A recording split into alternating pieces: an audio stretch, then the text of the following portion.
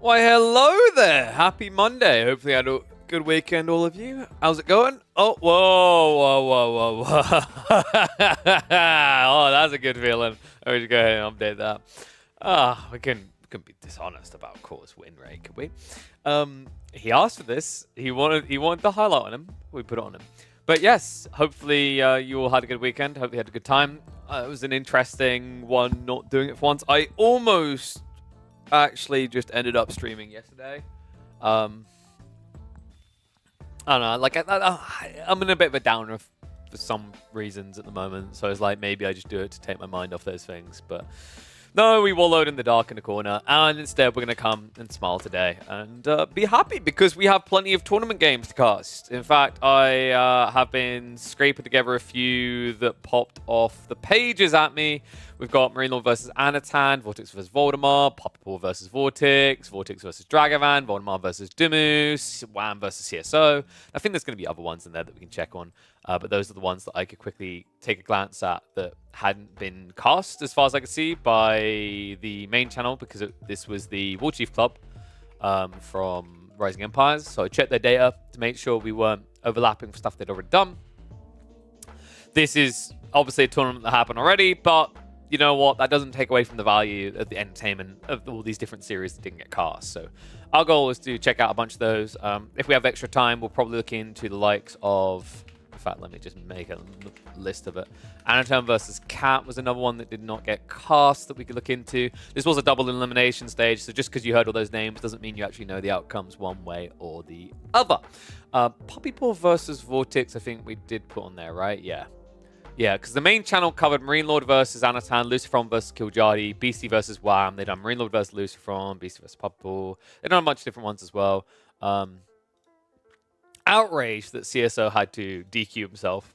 Would have loved to have seen CSO versus Kiljardi. I think that series would have been wildly surprising. The other way Marine Lord casts in French, feeling no obligation to have to confirm to English, makes me happy for some weird reason. I mean, why would he? He's streaming basically to a French audience, if you think about it, with the occasional English people coming through. And actually, in fairness, he clarifies that. I remember I've hosted before. He's like, I'm going to be and he just, hey, Kepi, I'm going to be casting in French. So hello, everyone. And just kind of goes from there, right? But I think, I noticed a few players were covering a few of the games the other day. What's up, Silver Toothache? By the way, once again, big shout out to Camian for the gifted sub at the very beginning of the stream. You're absolute legend. You're incredible. Amazing. Love that we've got a few people that just keep dropping loads of subs. If you guys are individually in possession of a sub, be sure to drop it. It actually goes a long way to help out the channel.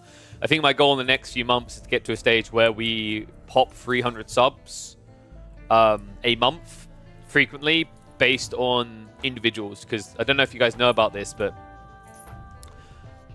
they still kind of rip you off. Twitch still takes 30%, but if you can get 300 separate people to subscribe themselves, then you will unlock a 70-30 split, because right now Twitch basically gives content creators a 50-50 split, which is not a good deal. 70-30, honestly, it should be 100 with the amount they make off of advertising anyway, but at least 70-30 is a bit closer. But to do that, you basically have to have 300 unique people sub themselves. Don't get me wrong, if you want to keep gifting subs, please be my guest. But I definitely recommend other people, especially if you've got those primers and you want somewhere to drop them, this is the perfect place. Because I think we said just the other day, I calculated it, we've done 150 hours in the last month. And, this is crazy, actually, because I'm going to be going on holiday in May. I'm still paranoid about it. I'm still paranoid everyone will just bugger off somewhere else by the time I get back. But even with me being gone about a week and a half-ish, probably close to 2 weeks, I still reckon we'll crack 80, 90 hours in that month alone, which is kind of wild to think about. I'm a degen. 30%, I thought it was 50%. I think BC said it was 50%. You get 50% by default. You get 50% by default, but if you manage to get a free, 300 unique different people to subscribe, I'm just as you just heard, I'm opening up my page now. If you look down, you scroll down, you'll see it. The plus goal, that's what that is. So the way that plus goal works is if you manage to get 300 different people to subscribe to your channel, then you will end up getting a 70-30 split. I think you need to do it for, I think it counts per month, but if you managed 3 months out of the year, then all the rest of the months default to that anyway. Yeah, here you go. If your channel qualifies for this program, we'll pay 70% of net subscription revenue in connection with recurring monthly subscriptions and gift subs for 12 months or longer, should you continue to qualify for additional months, until you reach the 100k annual threshold, which I don't think we'll be reaching for a very long time, if ever. But, you know, it's a nice thing to remind people of if they got extra Prime subs and whatnot. Don't ask me why Twitch done that way. That's classic Twitch being like, we're throwing you a bone, and you're like, yeah, but this bone's like a little bit smelly, a little bit old, and I think it belonged to my grandmother's leg. Yo, what's up, Brit Boy? Thank you very much, my friend. Welcome back to Swarm. Yay, indeed. Yeah, I don't know why they done it that way, but that's Twitch for you, dude. Like, I gave up questioning the things they do because they do a lot of weird things. But what we'll do is give people a little bit longer to just circle in. We should be getting underway shortly. Just a reminder what we're going to be doing this week. Actually, I did just post the schedule on Twitter, if you didn't see it. So we are going to be streaming today, Tuesday, Thursday, Friday, and Saturday. Yep, I'm a DGen. 5 days. Like, seriously, the amount of value you get. So we will be doing the tournament recap today. Maybe that leaks over a little bit tomorrow, because we do have a show match, but that show match will be a little bit later in the day, so I'm going to go live around 12 tomorrow, same as I do most days. And today, for those wondering, like for reference to where they are, I've gone live at 11. Usually I go live around 12. Sometimes I will come on a little bit earlier, but usually I should be online by 12. So I think the latest has been 12:30, but most times it's 12, between 11 and 12. I just put 12 to be safe. So 12 o'clock we'll come live. We will cast any extra tournament games we missed, if there's any. And then what we'll do after that is eventually I'll go and eat. And when I come back, as soon as I come back from eating, we'll be ready to go with a show match between Gully Deckle and Dragavan. That is going to be a BO5 featuring a new Civ, an entirely new variant Civ added to the game by one of our own modders, as well as a brand spanking new map, which is actually a little bit familiar to an existing one, but 10 times better. So we'll be doing that with BO5. Two of those maps will feature the new map, and 3 of those games will feature the variant Civ. I think all of the games actually will feature the variant Civ. It's just one will be mirror, others will not. And I'll probably look to set up another show match either, I don't know if it'll be this week. I might try and get another one going for next week. Just gives Cavallu a little bit of time to adapt the map if there's any extra tweaks that need to happen. But after that, Thursday, Friday, you know, grinding it out. Friday, we might try and do some low Elo Legends casts if there's enough interest in them. I did discover that Papa Samba has returned to being active on the ladder, which is a blessing. If you have not seen Papa Samba, you need to go across my YouTube channel. You need to watch the Bronze League Legends series. The guy is pure, well, not gold, his bronze. he is invaluable. His quantity is immeasurable. The things that Papa Samba does is the type of stuff I want to see all the bronzes doing. He's incredible. Outside that, we have, of course, got the show match on Saturday. That's going to be between Voldemar and Elyona. That should be going live at, and I'm just going to double check the time, but I'm pretty sure I was right last time, 3 p.m. my time. Okay? So 4 p.m. Paris time, 3 p.m. UK time. That is going to be, I believe it's a best of 7. There will be a French version of the cast. I think that might be on Live Rally's channel. And I am going to be doing the English version officially here. Boom. So let's catch them chat. If you need show matches, I can send you a list of people I got beef with. Jesus Christ. I mean, the problem with that, Philosberto, is I usually want best of 5s or best of 7s. So we can let you pick Mongols and lose, and then we can let you pick Byzantines and win. But then I don't want you to feel lost. You're like, there's more civs in the game? When did they add those? Cast one of your toxic English games. Have you D-ranked to bronze yet? Max 15 min game, or maybe not. People will cry about spreading degeneracy. Oh no. Yeah, when I glanced in the other night, I heard you saying you were doing toxic things. I was like, I feel like I don't even want to know more. Are you just trying to be the budget replacement for Donati? That is actually, I'm curious. If I check, when was the last time Donati was active? Dude, 18 days ago. Jesus, Don actually has a girlfriend. I'm calling it. What happened, man? That's not the Don I remember. I kind of miss him. Yeah, I'm glad we got Dragavan. We need to hunt down more people that are like Don. Dragavan definitely is slotting into that, especially the fact that he's willing to do challenges. Did you guys enjoy that challenge the other day where you had to build a proxy base? A proxy TC next to enemy base. I can't believe he went ahead and done that. After just a few days ago beforehand, having done the Ironbeard Weird Build challenge that was given to him by one of our donators to the charity stream. Right? Like, the guy is wild. But I want more people like that, man. The best part of all is he bluntly said, I don't have a Smurf. I was like, okay, carry on. What's up, Wicked Skies? It's vacation season there in the Netherlands. Isn't it always vacation season when you go to Amsterdam and just get high? Proxy base, you mean a Dragavan base? That's true, it is a Dragavan base. Dude, we're you know what I am? I'm a marketing agency for Dragavan's prospective future as a pro player, right? We've marketed him as the biggest choker, so big that honestly he needs a safe word. And we marketed him as the biggest Giga Chad. We marketed him as the guy who can destroy absolutely top-level players with weird proxy builds. We're doing the whole 9 yards here.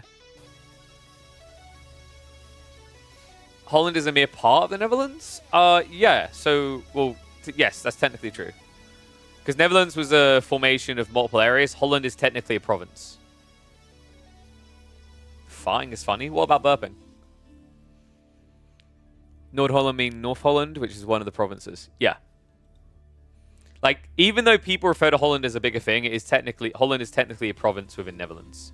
Because you've got the Dutch, the Flemish, and there's like 2 other cultures. Wallonians, I think. I'm going really old school on like the cultures, but there's a few different ones. But like, I think is that 5 different provinces? 4 or 5 different provinces. People from Friesland. Oh, yep, can't forget Friesland across the way from Holland. I mean, you got like actually got quite a few states, right? Because you've got, I mean, Zealand. Didn't they identify as a different one as well? Then you've got Brabant, Limburg.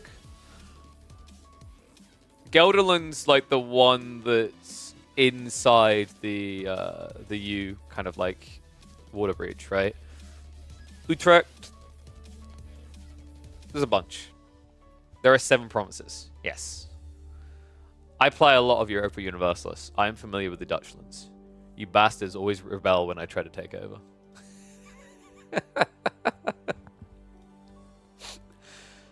Oh, did I... Wait, hold on a sec. The YouTube stream's still running, right? I just realized I accidentally closed the window that had the YouTube window attached to it, so let me open up that. Danish would be a great and very valid new Civ AoE4. Not sure why it's not there already. I mean, you kind of already got what anyone wants from them, right? You got the Vikings. You've got Varangians for Byzantines. You're kind of already there. You could argue Scottish would probably give you more, like, unique units compared. And there's other civs. I mean, like, I think Poland's probably actually ahead of Denmark in terms of getting in there. Yeah, no, I get you, Wicked guys. But, I mean, Don ain't got no time for holiday, alright? It's pure degeneracy. That's all that man is allowed to know. So, let me get the first series ready, because we're going to be doing up... We're going to be opening up, rather, with Vortex versus Dragavan. You know I had to do it. Oh, sorry, no, Doomy versus Voldemar. We'll get around to Vortex versus Dragavan. So, like, did he call himself Doomy? No, he didn't. Of course he didn't. We'll go to Voldemar's details. You hear bagpipes? You definitely heard. Like, you definitely heard them in your head. Like, technically you heard them. They weren't real, but you did hear them. Yes. So let's have a look-sees. Because I think the main channel done the Voldemar versus Louis game. Like, was anyone watching the Rising Empires? They did do Voldemar versus Louis, right? I'm pretty sure they did. Am I imagining that? Any watchers in chat? Guessing not. Oh my god. Alright, someone needs to give me the Spotify family. I'm a cheapskate. How much do... Okay. I said I wasn't going to do it, but I'm going to actually look. How much is Spotify Premium? What's the damage? 12 quid a month! Oh, you can try 3 months for free. Although I'm pretty sure that only works for new customers. Yeah, exactly. But only to people who haven't tried already.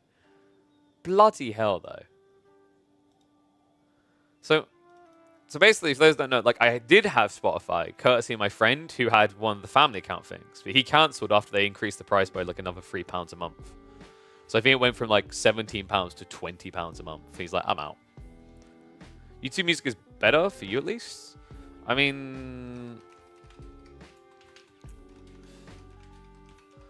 the only problem I have with that is it would probably be very difficult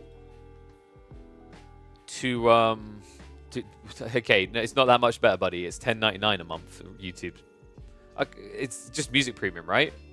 Okay, that's kind of cringe. If that was like Music Premium and like everything, that'd be not too bad. But yikes, the fact that that's just for the music. So like the thing as well is that to set myself up so that I do not get problems with my VODs on Twitch. You guys, anyone who's tried to watch my Twitch VODs will realize you never hear the music I talk about. And that's because of an interesting little channel option that OBS has, where you can basically hide that audio feed from the VOD while actually having it successfully pushed through to the live. But that requires you to identify a unique channel. So it'd be more of a ball ache to set that up with a YouTube browser source than it would be with an app. It's doable, it's just more annoying.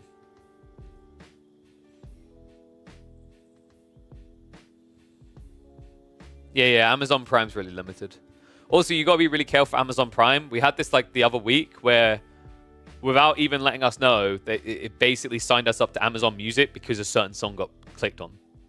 Right? It didn't even give it like a double warning, like, whoa, that will cost you. It's just like, it signed us up. No, Camian. No, I don't think we will. Not after the rudeness that Core brought to my Discord messages the other day. He knows what he done. If you just gave us Americans representation in Parliament, then you wouldn't be having to pay 12 quid for Spotify. You're right. I'd have to be paying 12 quid for Spotify and have to pay for any type of doctorate surgery I require. And I probably wouldn't be allowed to abort babies. Not that I go around doing that on a frequent basis. And I'd probably have to pay for all forms of education. Shall I continue? Oh, dear. All right. Let me get ready for game number 1. I think people have had enough time to sliver on in. I don't know why you guys sliver. Have you considered just walking?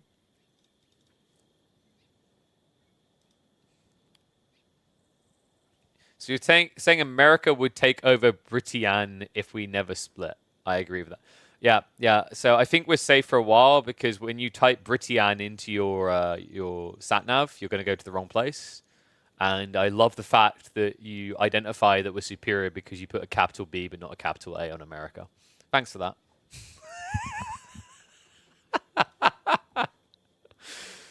All right, let's get into it. It's time for the tournament recap. These games came from the Warchief Club number 75, I think it is. God, those guys need to touch some grass. And maybe this game is too as well, because we've got Voldemar up against Dumu. This was a lower bracket elimination BO1. Jeanne d'Arc versus HRE. An interesting matchup, and one that I actually favor HRE in. With what we've been seeing recently in pro play, HRE actually has a lot of power behind it if it plays long feudal against Jeanne. And with Jeanne's tending to just trek towards this 2TC build, it's very easy for an HRE player to trip you up with that. What we haven't seen as much of at the moment is actually these 1TC Jeannes that try to all in the HRE. And that's for good reason, right? Although the HRE can play a long feudal, they can just as easily do the old school fast castle build. The problem is, whenever you try to all-in with Jeanne, the fast castle build just involved dropping an outpost on the gold, and then range Jeanne could do very little. Especially considering this is a Civ that has a healer, right? Like, one of the big advantages of Jeanne against turtly Civs who try to fast castle is that you can get the Divine Arrows and you can snipe down a few villages on the way.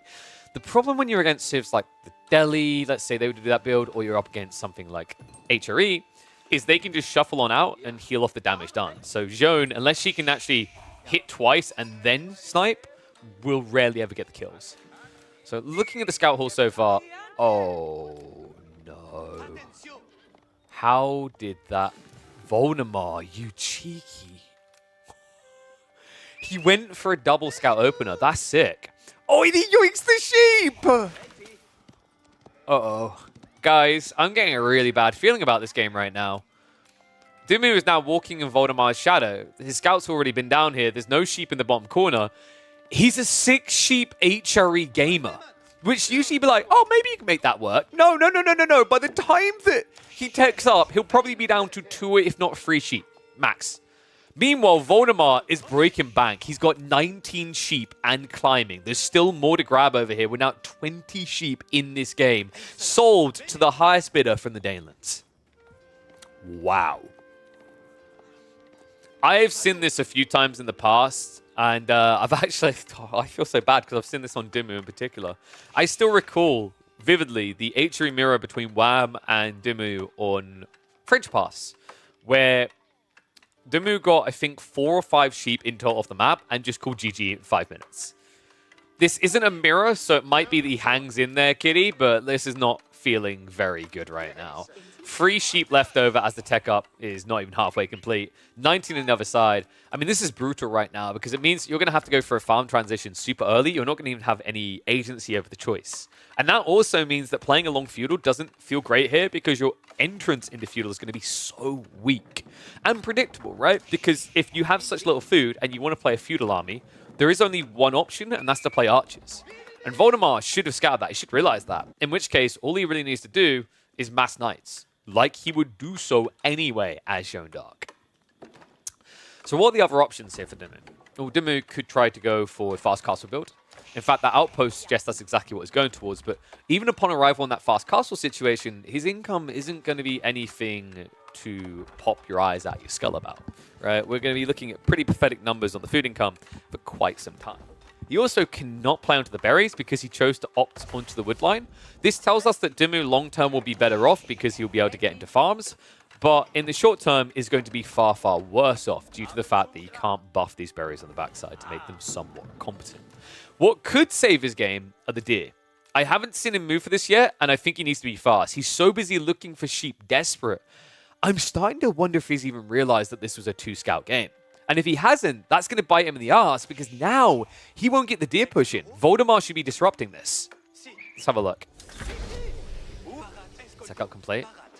Now, Voldemar, the worst thing you can do is not snipe these deer right now because if there's one route to recovery for Dimmu, it is exactly that. If he pushes these deer in, all of a sudden that sheep issue isn't such a big deal, right? Remember, this is 2,450 food. That is equivocal to practically 10 sheep.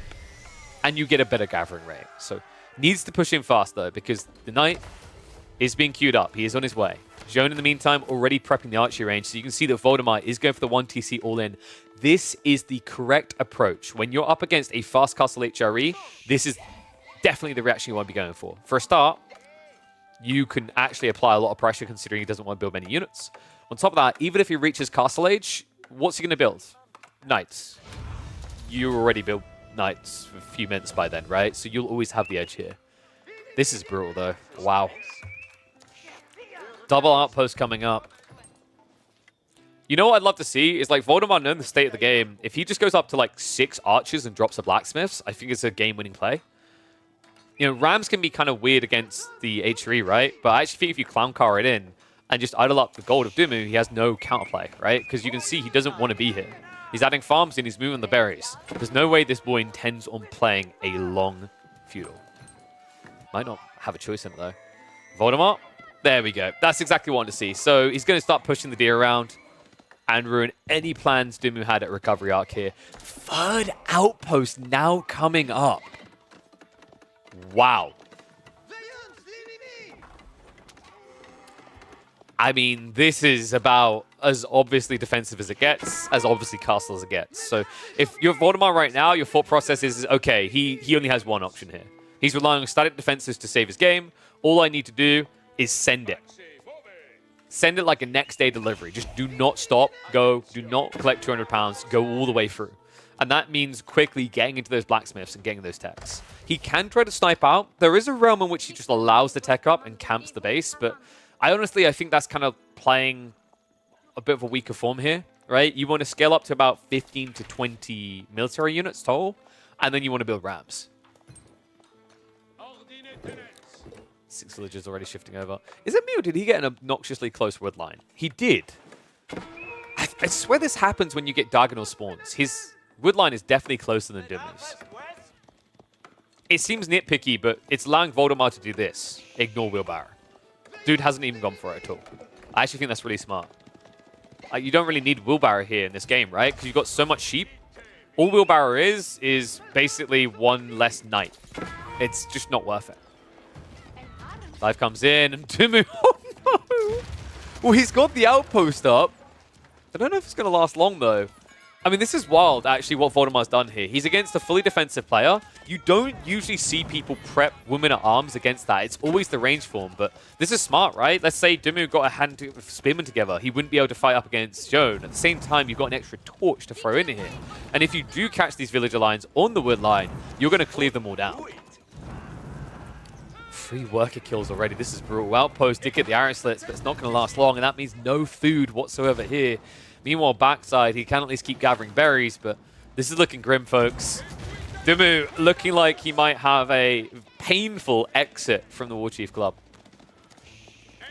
And it's crazy as well, because, you know, if this had been a more balanced sheep spawn, right, or rather, if he'd found more sheep, I don't think it wasn't a balanced spawn, it's that Voldemar, the double scout, was worth it, right? If this had been 50-50 sheep split. Let's say it was just one scout to keep it balanced and not say Voldemar got screwed over in that situation. Let's say they both only had 1 scout. They got a 50-50 split. HRE would have been in a good position here. They could have scaled into quite a lot of archers, some spears, and actually pushed this back. I actually do favor HRE in this matchup. But when you come into this and you get blindsided by a double scout opener, you can see how quickly this turns into a stomp. Because here's the thing about HRE, folks. Everyone talks about how broken the 40% gathering speed is. They rip their hair out. They mold. They make YouTube videos about it. But the thing you have to keep in mind is that you're getting your resources 40% faster. That sounds good until you read into what that really means. That means your resources are also gone 40% faster, right? So you're getting them quickly, but you're then finding yourself moving out from safety much faster. So lacking sheep hurts so much in these type of matchups. It's actually a big part of why I've been saying HRE should be double scout openers, because double scout is incredible. It gives you the flexibility to either go Regnitz or Burgrave. It strips extra safe food away from your opponents, which then you can punish if you go long feudal or fast castle, because you're either playing mobile archers or you're playing knights. And on top of that, it allows you to get that quick, necessary drop-off of sheep back at home, and while continuing to move out of the map and find additional sheep. And that is important because, remember, you're exhausting it 40% faster, so your scout has to come back sooner than other civs in the game.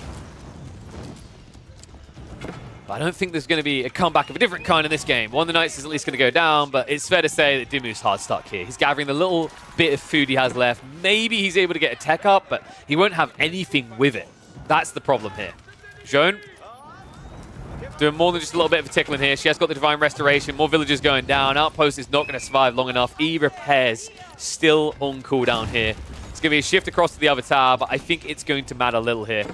Voldy just needs to remember W is win key, and then hop inside the ram, and from there, this should basically be a GG. All right, Voldemar is allergic to hopping in rams.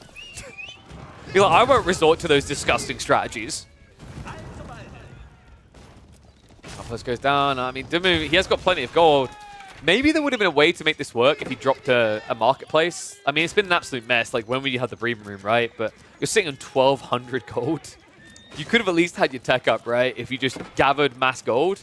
That's an underrated strategy here, by the way, when you lack food. Just gathering up a crap ton of gold and selling it across. It feels bad, but I mean, when the game looks this bad, you don't have much else of a choice. And I don't think there's any other choice but a GG now, guys. 24 eco to 34.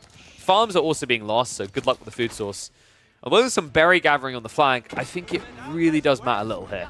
Like, what are you going to do? Build a proxy Burgrave in the corner? I guess you could do that? I don't know how that would ever feel good, but you'd at least get your Castle Age. Not that it's going to count for much. Yeah, clean execution by Voldy as well. In a meta where most of these Joan pickers are going 2TC, this was 100% the correct identification by him. He understood what the sheep hall meant, and what would happen if he went 2TC. If he went 2TC, Dumu would have got Castle Age, he would actually had a chance in this game. But by doubling down, I think this is something that so many players have gotten really good at doing now, is identifying the win condition, but not being afraid to alter it when their opponent's is blocked. Well, getting 6 sheep off of a map, when you're going fast castle HRE, I'd say that's a removal of your win condition. Dumu's out of luck here. Archer and Knight's coming around. I'm expecting a GG the moment that he gets flank raided here. I mean, this is a little food he's got left. He still doesn't have enough to give Castle Age after all this. And while Xiaozhao might have worked against one Knight, it's most definitely not going to work against 3. Really cool game coming out from Voldemar. We beat Dumu by 2 Scout all-inning. Yes. That is the lesson you take away, Philly. 2 Scout all-in to your heart's content. And this will be the outcome of Benny Boy. Woof, that was brutal. Well played. Yeah, I think that was what really impressed me about that in particular is that legitimately like every zone picker right now is going 2TC. Like 85% of the games at high level 2TC. It's insane. It's like it's overdone and it's actually costing people wins. But yes, cool first game to kick us off. A very fast one, admittedly. Wasn't expecting to be quite that quick. Let's have a look at what else we've got here. So I think we want to get like the BO1 territory stuff out of the way first. There was one between WAM and CSO. Let me see if I can find that in their data. And if so, we can watch it. I'm going to have to search through WAM because trying to search through CSO is a nightmare. Anyone who's ever tried to look at CSO's name knows exactly what I'm talking about.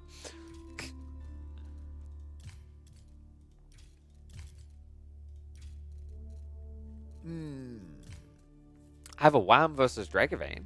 God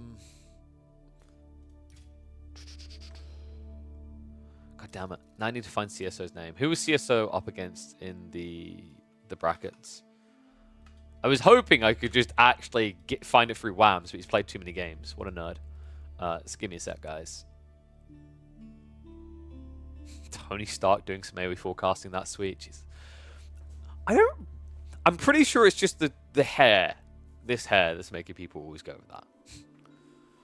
I don't know. What's my celeb look like, guys? I think I've had... Okay, so... Tony Stark was one I got a bunch before. Richard Hammond.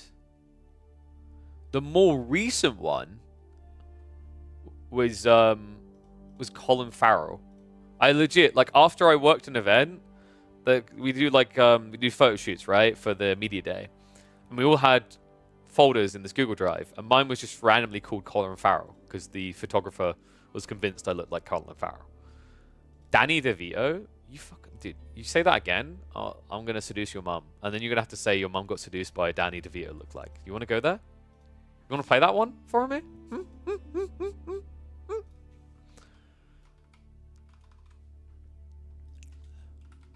Exactly. So Jesus. Also, didn't you spell Faramir wrong? I'm assuming that's what you were going for.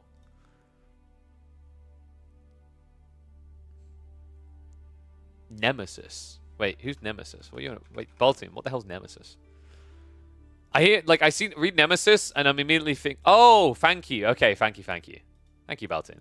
Dude, I thought you were, like, making some comparison somewhere. I was like, are you saying I look like the guy from Resident Evil? Bro, that's so mean. Really? I have to find names and you want me to lose my glasses? God damn it. Dude, I'm increasing the cost of everything again. I've had enough. Okay, that didn't actually help Baltin. There's way too many nemesis. I'm just going to go through the data.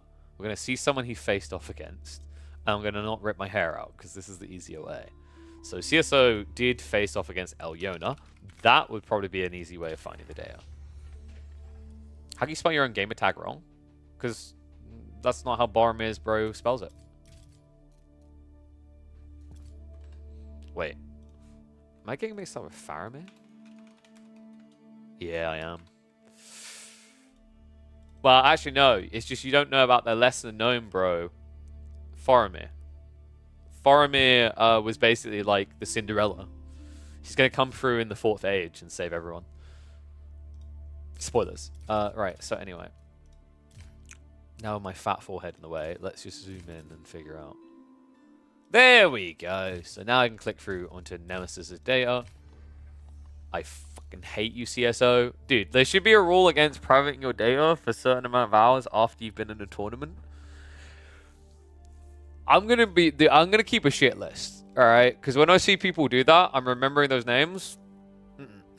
They ain't getting invited for show matches. It's common courtesy. Alright, so we'll scrap the WAM versus CSO one. We can do WAM versus Dragavan, though. Do you guys like WAM versus Dragavan, or would you like Vortex versus Dragavan? Dealer's choice.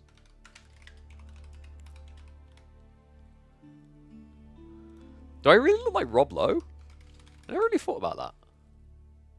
I mean, dude, that's quite the compliment. That guy doesn't... Like, that guy looks half his age. It's insane. Rob Lowe's like Rob Lowe looks insanely young. Who's the other one? The one that plays Ant-Man. He looks absurdly young. I've forgotten his name. You know the one I'm talking about, right? Like, when you look up how old he is, you're like, what? How? All right, let's just look at Vortex's data. Kobe from Lolcast. I don't even know who that is. Twitch suggested that. Don't blame Twitch for your choices. I don't think I know who Kobe is. I know a few of the league casters, but I don't know that one. Alright, anyway, let's get to Vortex's game versus Dragavan. Because that's a little bit of a grudge match, actually, if you think about it. Considering how things went down last time.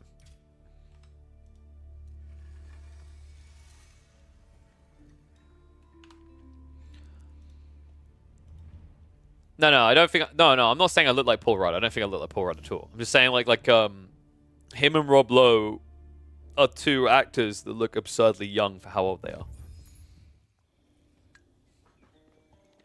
It's weird as well, because, it's a different cast of actors in that, when you think of people who look too young for, how old they are, it's usually the people that are child actors that are in, their 30s. But then it's this is a whole other class of people where it's it's not even that, right? It's not that they're being, pigeonholed to be a child person. It's literally just, you can put them in any movie because they never age. It's insane. So, wait, to turn Rob Lowe into you, I think all that would be needed is Rob's face would need to be squared off. Wait, is my face more square than his? I just looked at a picture of him. I felt that... No, his face is more square than mine. I mean, I think his chin might be a bit more pointy, but, I think no, he comes out in a very similar way. His jaw... I don't know if his jaw is more... his chin is more defined. I can't tell because I'm never shaving this beard off now, so we'll never know. I don't know. You know what? Okay, do you want me to explain quickly why I actually bothered to even grow this beard? Because I'm very self-conscious about having a fat chin, and this was a way that I could hide that ever being a possibility. It's pretty smart, right? No, it's Biz getting double banned every time, considering how overwhelmingly good H3 did. It's probably going to take either China or Roos's place. I still disagree on the Roos thing. I think that Roos is too good on too many maps. Byzantine isn't a surprise at all, though. They just ramp up too quick. But China's a little bit dependent on the map pool, so it might sneak through a bit more. HRE... I don't think HRE is completely unsolvable. There are solutions. Anyway, you guys ready?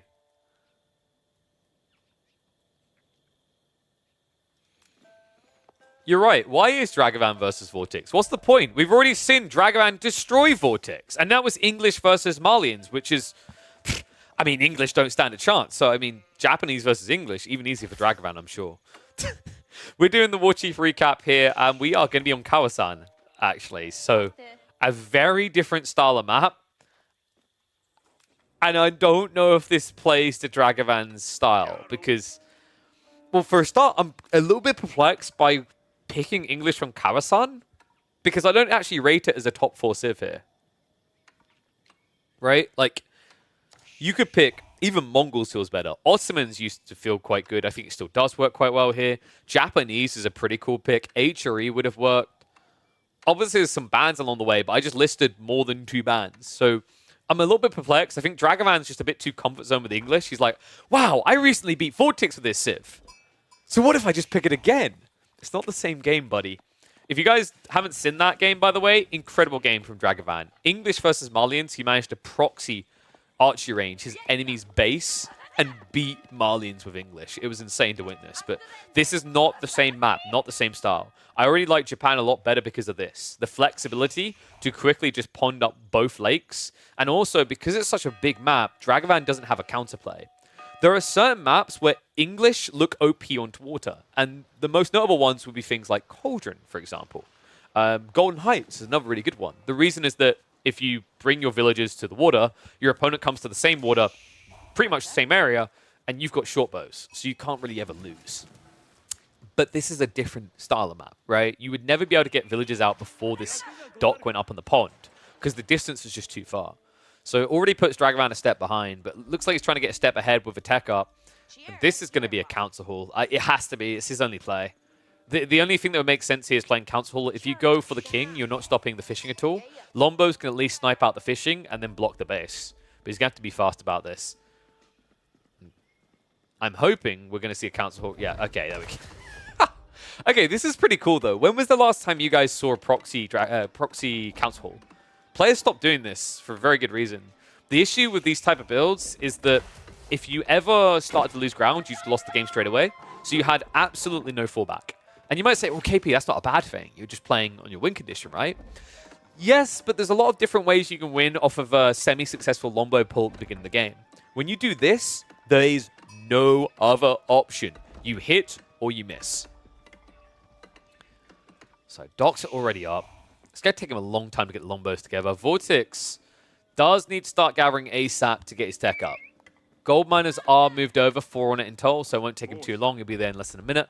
Food should be quite quick as well. It looks like he's got about almost 100 food or so waiting to come in, and he's got, what, 3 at home. A lot of wood gathering going on. That's interesting. So that suggests that Vortex is going to just try to defend this by getting a boat ready when he techs up. He might think about sneaking out in a second lake. I would definitely vouch against it. Like, you've seen nothing to suggest that Dragavan is playing ponds as well, which means that should be a quick tech up instead, right? But when you get this many people on the wood, it's either you're going for an archery ship or you're planning to outpost your gold. And I actually think outposting the gold would be super smart here. This is sick. Like, look at the spawn. It's kind of disgusting. You're about to be against Lombos. This is the jackpot spawn because he can't get around the flanks. If you drop an outpost here, your gold is fully protected. Remember, because you're gathering gold, getting stone. 20% of the gold you gather is given a stone as well, and boom, straight away. Outpost, I don't like its position. I think Vortex kind of... You can see the logic is that he wants to be able to garrison, but if he put it here with the arrow slits, it'd be very hard for Dragavan to dive.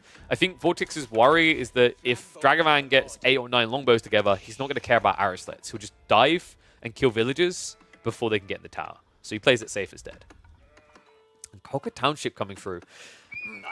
It's interesting because there's no real reason to do it, but you have to remember that Vortex doesn't know for sure there isn't going to be any pond play coming down the line. So this gives him a blocker ahead of time.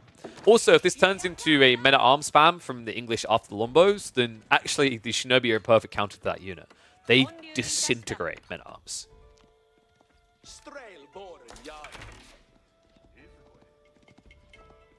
Think English no fish, GG. Japan will be too fast. Yep.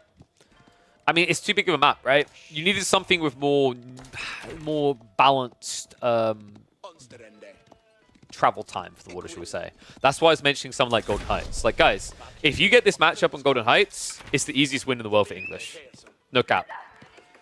I actually think, like, if you had to pick a map where English counters Japanese the hardest, it's Golden Heights. Because all you do is you walk out of 3 villages to the pond, you dock, and then you wait to hear the tech up. And the moment you hear the tech up, you drop an outpost, and there's nothing the Shinobi build can do. And then your opponent doesn't have pond, and they don't have farms, right? So they basically have lost the game. But this is a different ball game altogether, right? There's not that long of a distance to run. Japanese can easily set up the dock ahead of you.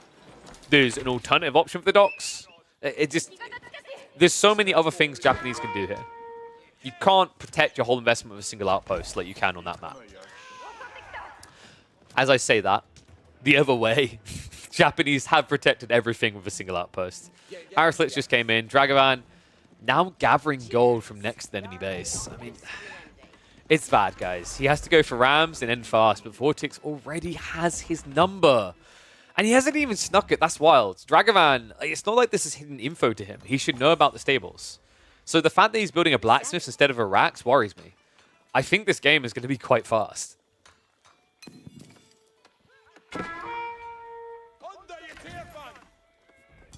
Longbows at least trying to circle, but unfortunately, with the way the woodlines are spawned, that nice little wall behind, Vortex is protecting himself. Love the archery range detail.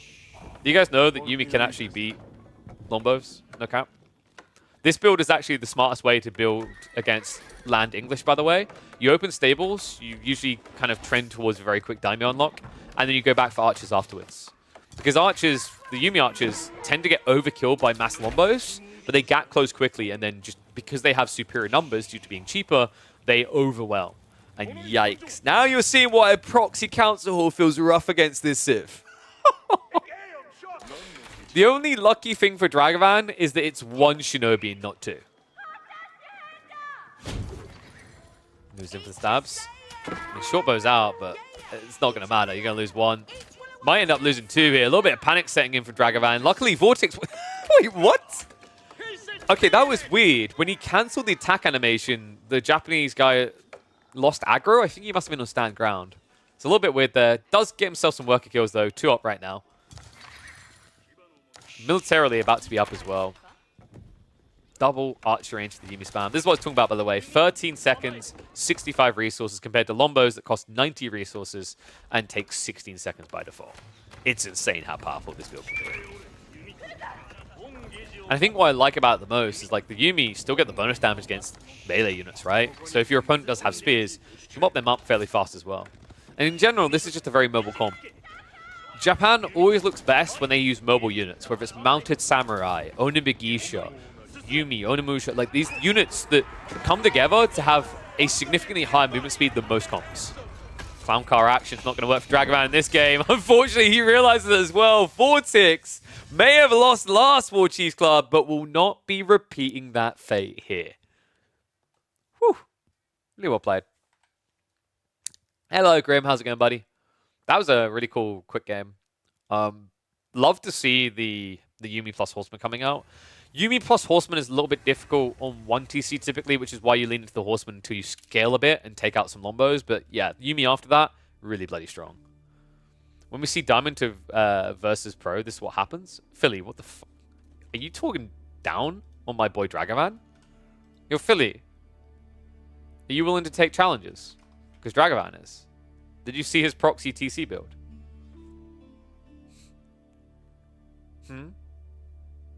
You would whoop him?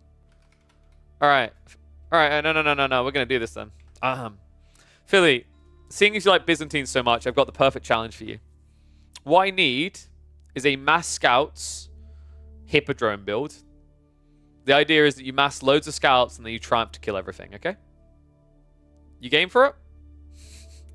Oh, wait, no, I just looked at Philly's data. He's no longer a Byzantine main. What's all this English, dude? All right, English is even easier. You need to proxy TC the enemy. Order the dragon as well.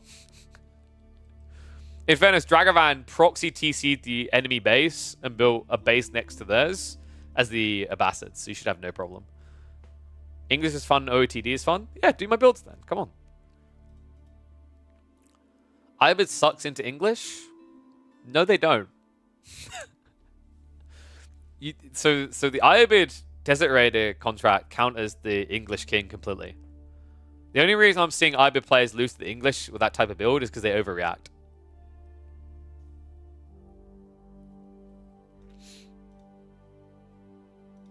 Like I think the thing that's underrated right now with the Ibids is actually adding in a few units with that Desert Raider.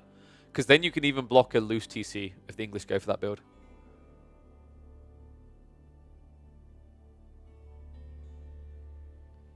Yeah, that's what I just said, Invictus. Why would you ever go king against Ibids? Like, a lot of people do it, though. I do think, by the way, you're going to see Ibid players revisit the Master Smiths build.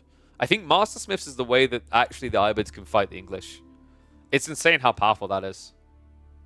So you basically want, like, I think for an Ibid player, it might even be worth waiting a few seconds on your tech up choice, so that if you see your opponent has gone for the Council Hall, you don't go Desert Raider, right?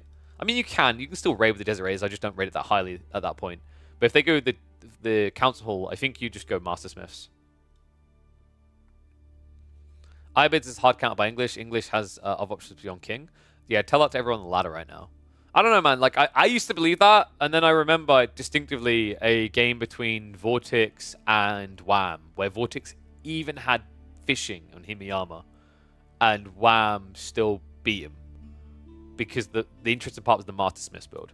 I think it was the Master Smiths into Fast Castle, and you spam Golems. It's really, really strong. But people just don't do it right now, because everyone's doing King. So Desert Raid is optimal, right?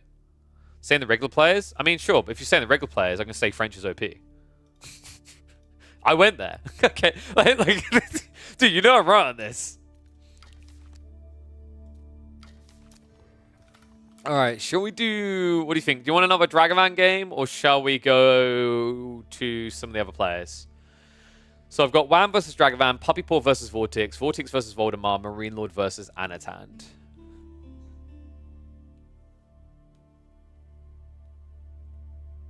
Should we do... What, you guys want Puppy? Pupa?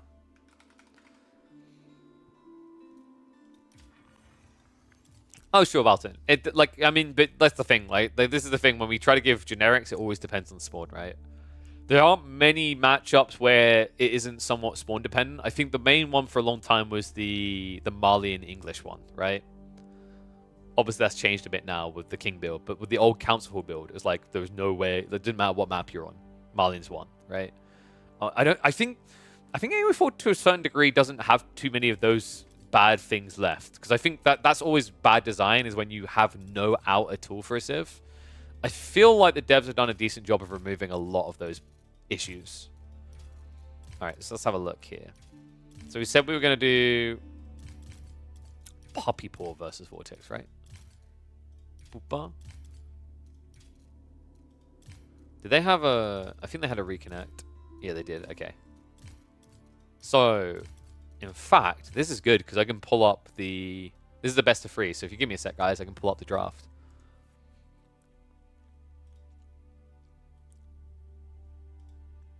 So we've got Kawasan, Regions, and Dry Arabia.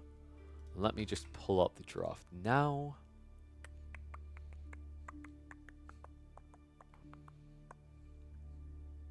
There we go. It's being a bit slow. Oh, I hate it when the names won't reset. It's so tilting. Oh, wait. No, it did. Okay, there we go. It's being a bit weird. All right. Fantastic. So, let me go ahead and switch. Wow. Look at that. People also forget that Ibids can do a sub 10-minute Tower of the Sultan Rush with Guillem's Clown Carring inside it. It's kind of nuts now. Okay, so I legit... So the thing I was saying is I actually think the better build is you... This is going to sound weird, but you Fast Castle with Growth Wing, and then you use those growth villages, or at least half of them, in the Tower of the Sultan, and then you keep repairing it whenever it gets hit, right? Like, it's a mobile outpost repair.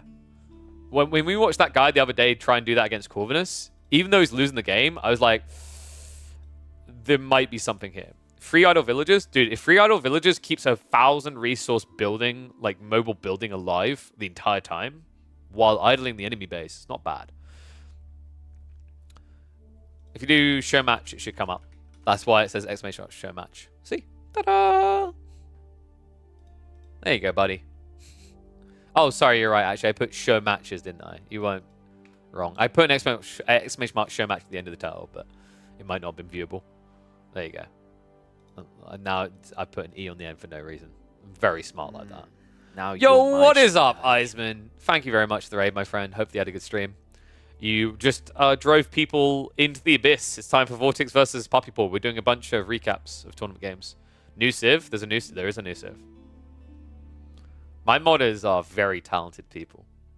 We have created a new Civ. I say we, I shouldn't really take credit. It was all them. Yes, Hosen, who makes a bunch of mods for us, has made a new Civ. They've made Persia.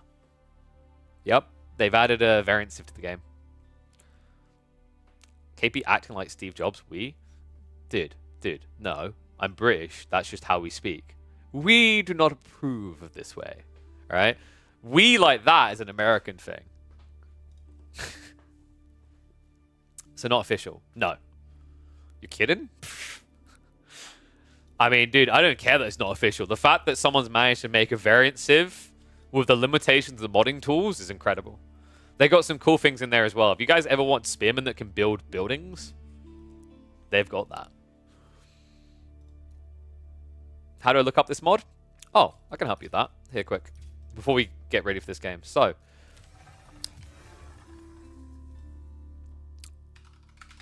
search Persia. There you go. And it's a tuning pack as well, so it doesn't take up the main mod spot. But they've created a new Civ. So you've got this Zamindar, which is a spearman that can also construct buildings.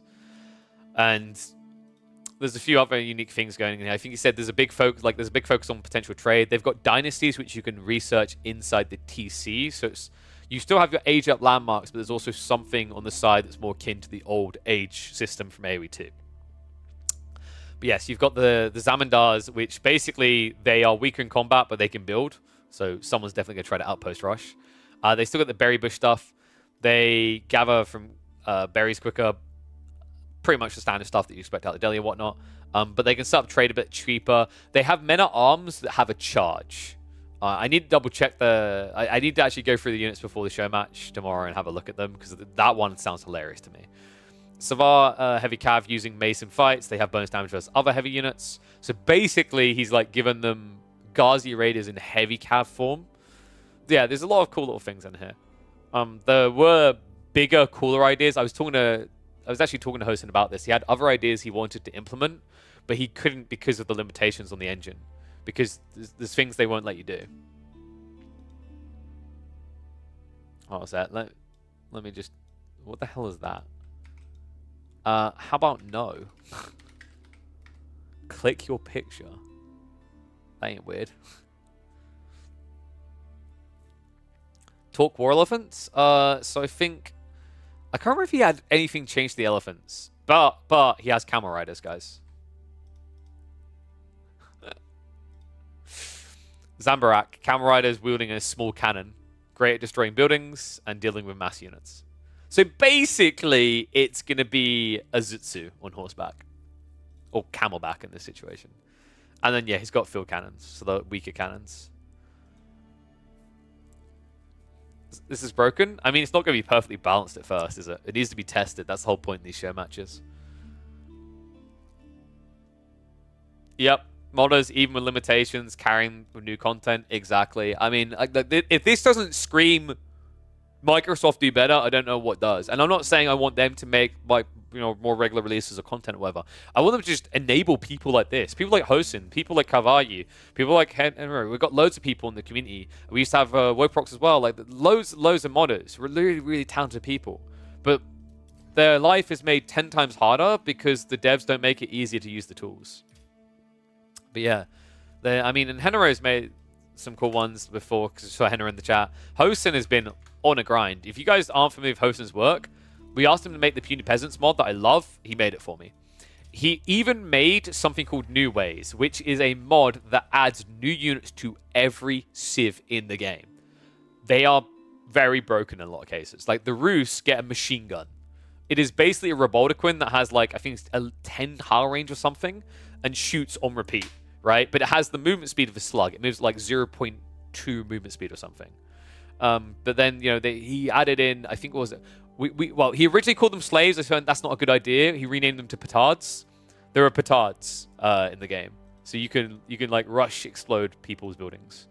He put camel gunners in the game for the Delhi. He gave them the immortal spearmen. He added a lot of different units. He even added unique water units. There's one for the Delhi that is literally a boat with an elephant on it. It's so dumb, but so great.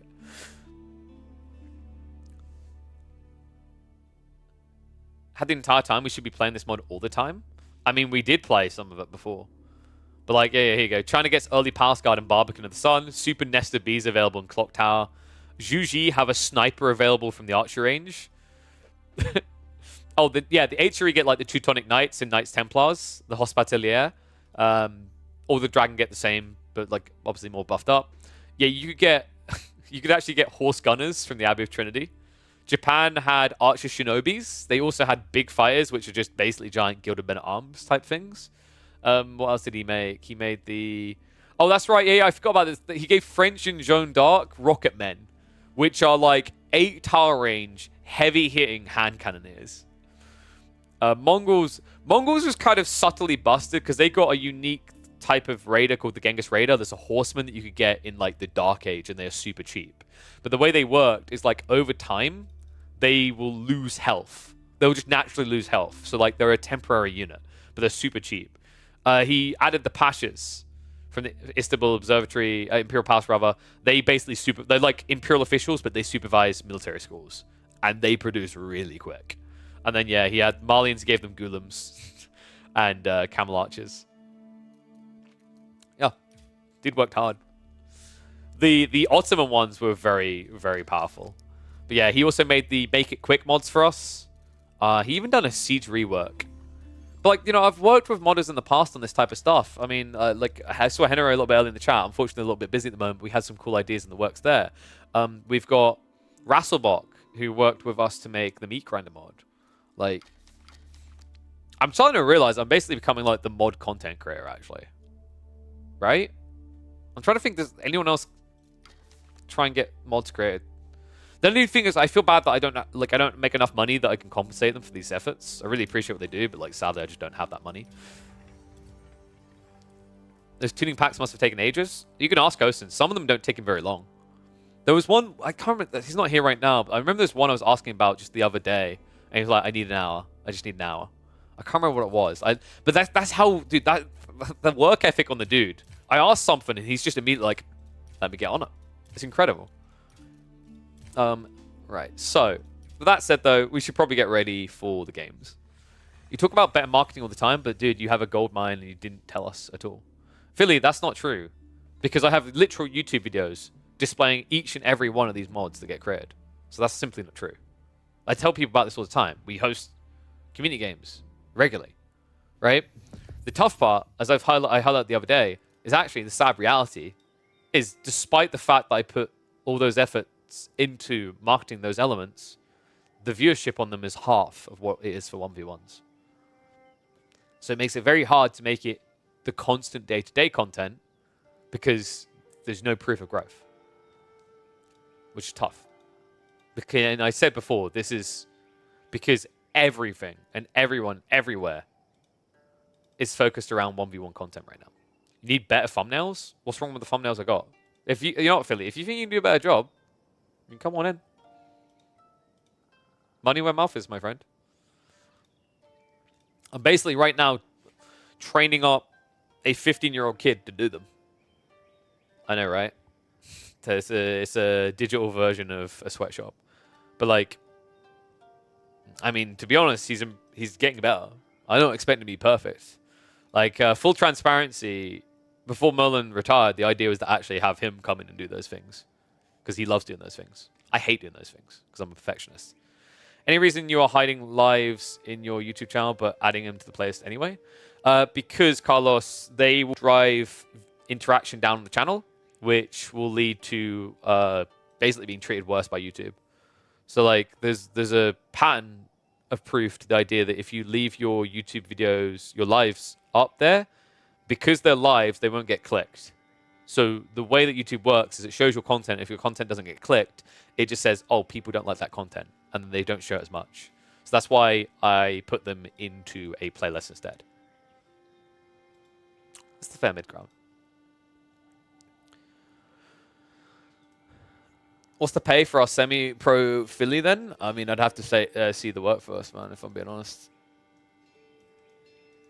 But what I will say is the deal that was going to be going on with Merlin was more of a rev share type thing. Because, to be honest with you, I am losing money each month on this channel. I can't afford to give someone a fixed salary.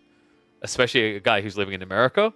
Because I'm imagining if Philly would want a salary, he'd probably want more than I actually make myself in a month. Thumbnails is a pain in the ass? Yes, especially in AoE 4. All right. I mean, Philly, if you it's like you want to propose some examples, don't know how to do business. Philly, you're high as a kite, mate. I just said a rev share, which basically means you get partial, essentially, ownership of the channel. That's actually how you drive someone to, like, sweat. To actually grow something. It's why every time I try to get involved in any business, I'm like, I want some sort of equity in it. You sell everything, and those things that you cannot sell, you invade and take for yourself. AI generated sexy AO4. I mean, I started to use that actually. Like in a few recent videos, we've used like AI generated units for that reason. Because like the reality is that AoE4 looks really terrible from a thumbnail capture perspective because the bit rates and everything means that what you're capturing don't look that good, right? So like they look blurry or they look discolored or whatever. So you actually have to really work your ass off to get things looking passable.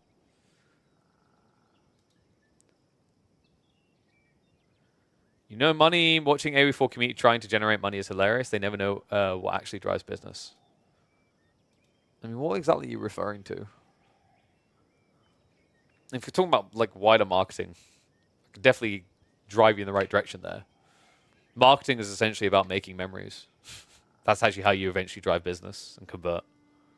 People relate to things they remember, is the reality. Like, best marketing is actually all about triggering emotions, actually, at the simplest level. That's why if a sponsor comes to me, is like, we want to integrate and put like our 30-second video in your stream or whatever. I was like, maybe pay me to create a custom 30-second video. One that will relate to the people in the audience. Just ask AI to make a supermodel for every civ and mix them up. Oh, Jesus. Yeah, like, I mean, I'm not going to pretend I'm a super duper thumbnail expert because I just can't be asked to sit there doing it. Like, it burns me out. The reason is, like, I've done it before and I'm a perfectionist. And, dude, like, there's literally, okay, we need to get in the game in a sec, but let me quickly prove my point on what I'm talking about. Is that I would put a lot of effort into some of the thumbnails, being adamant is like, that's the one. That's what everyone wants. And then, like, it would do terribly. So, like, if I show you some of the popular videos, you'll see what I mean. Like, some of them did work, like Chef's Kiss, right? Like, I literally freaking had to take a really crappy quality Streltsy picture, modify the guy out, put Viper in, right? And it done really well. Then at the same time, you get something as simple as this do really well, where it's just the names of a bunch of known players. I was really proud of the world map one. Yeah, here you go, dude. This is what I'm talking about, Philly. Like, look. There you go. Right there. Literally right there. But, you know, like, I remember some of these. So, there was some where a lot of effort went into kind of modifying someone into it. I think there was, like, one or two Dimmu ones. Like, yeah. Like, the amount of face merging and different filtering done. I was like, that'll do really well. And then it would do, like, 500 views. And then another one would... Like, this is the wildness sometimes of figuring out YouTube. Can you guys see that one down there? This one is still an anomaly. I remember I discussed this one with Merlin a while ago because he couldn't figure it out as well. Sometimes you just end up getting ridiculous viewership without even having a thumbnail. Like, look at that one. It's literally just because there's a wall in there. But it got 1.8k views, right? And then that done better than ones where, like, there was actual editing going on. So, yeah, it's definitely kind of a weird one. But it's like an art. It's someone to try and figure out and get used to, right? But the thing with me, like I said, is because I'm a perfectionist, I would spend way too much time on the thumbnails, and I'd burn myself out when they didn't do well, which is why I looked to partner with Merlin originally, and then why I brought in someone else to try and do them. Because it was just like, what I realized is it was having a negative spiral effect on my content here because of what was happening here. They look cool. Oh, thank you, Zuba. But like I think overall the thumbnails are improving, and the viewership's actually improving alongside it. There's still some that needs some work on, but this is what I mean by like the viewership on ones that aren't like standard do really bad. So like some of them just like this one needed some work still. This one didn't work out, but like, I mean, yeah, this one's not doing great. But like when you go a little bit further back, you know, the Meat Grinder one, 500 views for these team games or Meat Grinder ones, right? And then the 1v1s between, are doing like ridiculously well. The minimap mount clearing didn't do too bad, but like yeah, it's an art really. It's an art that takes a lot of time to figure out optimizing thumbnails and titling, for sure.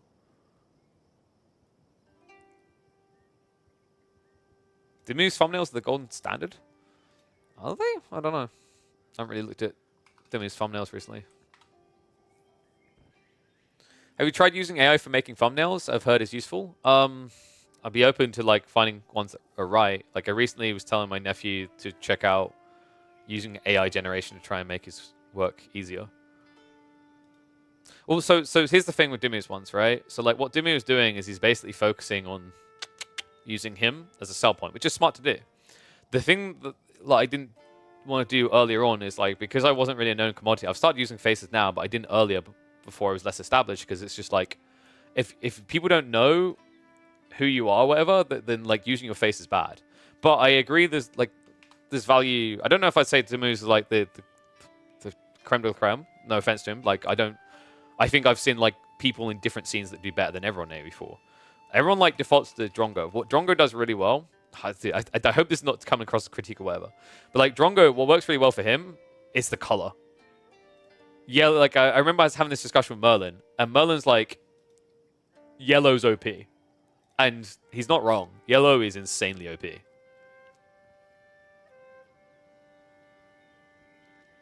But the point is you want to have your own unique branding. So if you just copy into yellow, you're a different person, right? Like you fade into their stuff. You don't have a brand. I mean, the branding is green, really, if you think about it. That's where you have the trims. That's the whole point, is that it was meant to be green. Which I think green can kind of work. There was an idea around like purple and yellow before, but that fell by the wayside. You have no arrows? Oh, we use arrows sometimes. I just think arrows are overused. You don't always need them. What you need is you need to create simple assets that have maximum 3 target points to like emphasize to someone, right? So like if you look, we'll hop into the game in a sec, 'cause I know people are like, oh my god, get out of here. But like if you look at some of these, you'll see what I mean, right? Where they have like 3 anchor points. I mean, some of them are confusing me. Like you can just tell us the Viper's name driving that, because that, looking back, that is ridiculously overdone. Like the flags do not need to be there. The Yugo part for Viper was great though. But like, yeah, this new unit has no counter. That was from a year ago. I loved it because it was just like meme, stats, and then something in the background, right? It's like do do do. You know, you keep disgusting. I love this. Like, it's just like, you know, not too many words. You can see something's attacking villages. It's weird, right? Like the Game of Thrones one should have been huge, actually. But the reason it wasn't is like, one, it's too long, and 2, it's hard to, like it needed to pop more. The text needed to pop more, I felt at the time. But I love this one as well with Serral, where it's like game's getting harder, it's quick, you read it, you understand it, and then it's just like everyone knows who Serral is, right? So it's all about like how do you, and you have to be very careful of that in AoE4, because AoE4, as I was saying before, is like a very polluted game. Everything tends to fade into everything as a background image, so you sometimes lose that level of detail. Even more so when you consider the encoding level. Like, I haven't got a good enough PC to have it record the most crisp, and even if I did, I don't think you'd be able to see that crispness, because it always blur a bit because of something they've done, the way that they've like created the game. I think it's to do with the trees. I think the trees just have too much detail to them, so they cause issues when you're recording.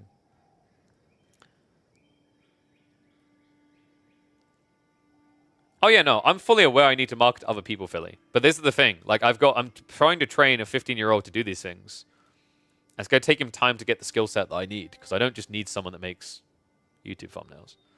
But like of the more recent ones, you know, to your whole point of branding, you can kind of see the branding coming together, right? The green is fairly consistent. I added in some different colors and tell them to do so occasionally because sometimes it needs it. But you know, the green on white is becoming quite consistent. And the faces definitely make it easier. I love this one, dude. I told him to do this one.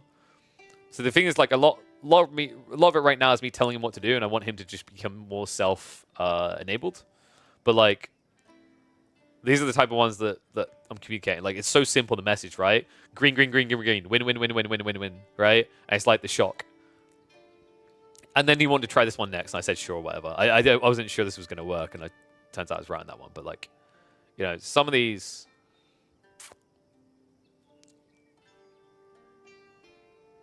Yeah, that one, he really wanted to go for the face, and I said, I think it would have been better with the map showing where that is next to the enemy base, maybe. But it's difficult to, like, not over-pollute sometimes. But yeah. Why is there a Born Dumu? Because he got crushed. That was the game where I think he couldn't get any relics. It's the one where he lost to the, I've forgotten his name, the one that we hadn't heard of before, the guy who just played Order of the Dragon all the time.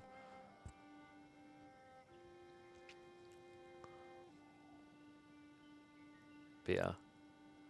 Infinite upgrades didn't do too bad.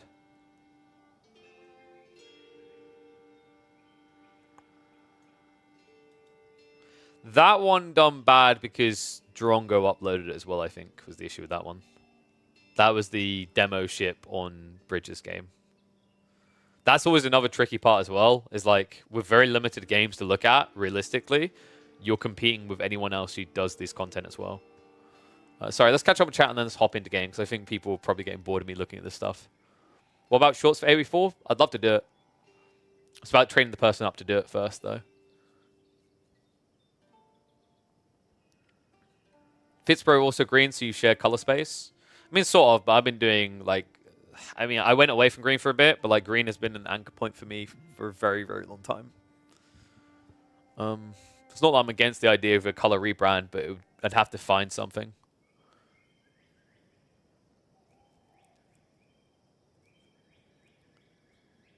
That is incorrect. I do actually pay the person. So, yeah, no, that's... Before anyone thinks that I've got someone working for free, I do not. I literally give them a share of what the channel makes every month. Which some people might not like, but my logic is I want the person to feel an ownership stake. I don't want them to just turn up for a salary job. Because if you pay someone for a salary job in this sort of environment, what you really need is someone like who's going to lean in above and beyond. And most people don't, especially of a younger age. When you give someone a younger age a salary, they do not lean in. Got you to talk too long? No, Philly, we're going to do this for like another hour. Duck you. You started this. Now I'm continuing it. But yeah. It's fun to, like, I mean, I've said before, I don't mind having these type of discussions. I'm pretty open about this type of stuff. I know some people will freak out about sharing these type of numbers, but yeah. I think it's important to give that kind of clarity. Because I always want to hear feedback. Oh, look at that, dude. It's my boy Corvinus. Hello. How's it going, big boy? Thank you very much for the raid, my friend. You got here just in time for Poppy Paw versus Vortex. We were just done talking about how I'm trash on YouTube. With some Faye versus Philly games to get back at him. Ooh. We would get him good. All right, should we get to it? Tournament recap time, folks. We have got a best of 3 between Poppy Paw and Vortex from the recent War Chief Club. This is going to be a fun one, actually. I was just checking out the draft. Some spicy picks on both sides. It looks like for Vortex, this series might start for Delhi, but we've got potentially Mongols, which I know you love still, Byzantines and Abbasids. On the other side, Poppy Paw, pretty OP on standard glance looking type draft here. English, HRE, Japanese, and Jeanne d'Arc. These are, for the most, quite dominant picks in a lot of people's eyes, especially those first 2, English, HRE. This one is a little bit more of a conundrum usually, the Jeanne d'Arc, but it makes sense when you realize the order of the draft. Vortex began this experience by going for the Delhi pick, and this Jeanne pick is a reaction to that. Poppy Paw picked this last, and guys, this is a hard counter right now. I'm actually still confused as to how Delhi solved this problem. The only thing that maybe makes more sense is the idea of going like fast castle, but I've yet to see a Delhi player succeed in that. I think I've seen 1 or 2 try. It just hasn't been paying off so far, because the thing is, usually when you go fast castle, Jeanne will just do the same thing. And I think the games I've been watching, like Guildhall or Royal Institute, can work. It depends how deep you are in before the castle comes out. But maybe Vortex has a better idea of how to approach this. I mean, these 2 players are always a pleasure to watch. The interesting thing to me right now is when we recently watched Vortex vs. Poppy Paw, you guys might remember the last tournament, that was a series we got into where we expected Vortex to be the aggro party, and Poppy Paw was the one pushing it to the extreme. That's what I love about Poppy Paw right now. It's why I think he's one of the trickiest and toughest opponents to ever come across right now in AoE4. Is that he has this level of flexibility in his playstyle. Once upon a time, you would have seen him as an all-inner or as someone who played more for the mid game. Now he can just as easily lean into the different partitions, whether it's early, mid, or aiming for an imp and beyond. And this is a matchup where you aim for the aggression. Delhi do not want to fight you. If they have to fight you, the reason why this is so favored towards Zhone is Delhi builds don't really involve healing anymore. Zhone feels weak against heal builds.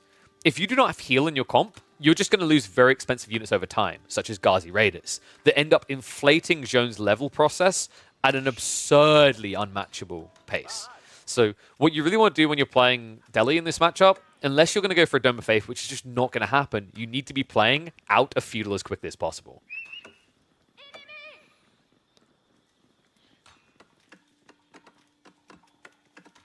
See, the interesting thing to me is, I don't think Dome of Faith would be the worst idea, but I understand why people don't want to do it. Like, it feels so bad giving up a 20% attack speed buff on all your infantry for the rest of the game, right? But it looks like we are heading towards that. Tower Victory on one side, School of Cavalry on the other. Looking at the spawn as well, relatively balanced on the location of the sacred sites, but it does mean you're going to have to come out into the mid-map either way. You know, I'm wondering maybe if a Delhi pick could work better on maps where you have a safer sacred site, because then you at least get some gold trickle. Because the issue I see in this matchup is you already see the confidence Papipour is playing with. Immediately moves out to the deer, does not even hang around at home. That's smart, because this matchup is very interesting. Usually Delhi dominate mid-map because they always open with stables into Ghazi Raiders.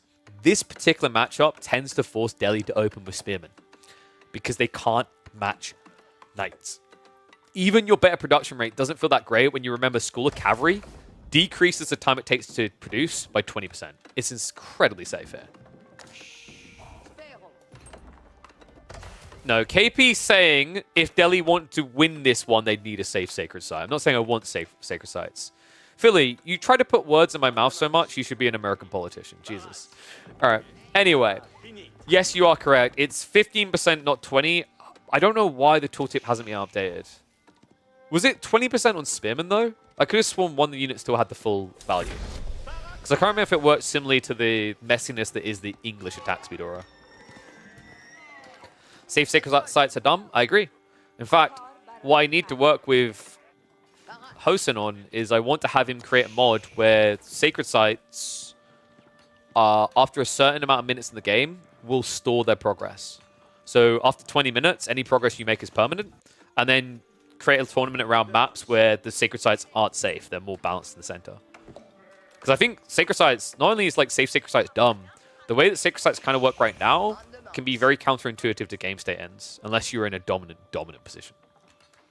It's kind of interesting that they partially brought that idea across from Company Heroes, but then shied away from trying a full implementation. So tech up complete.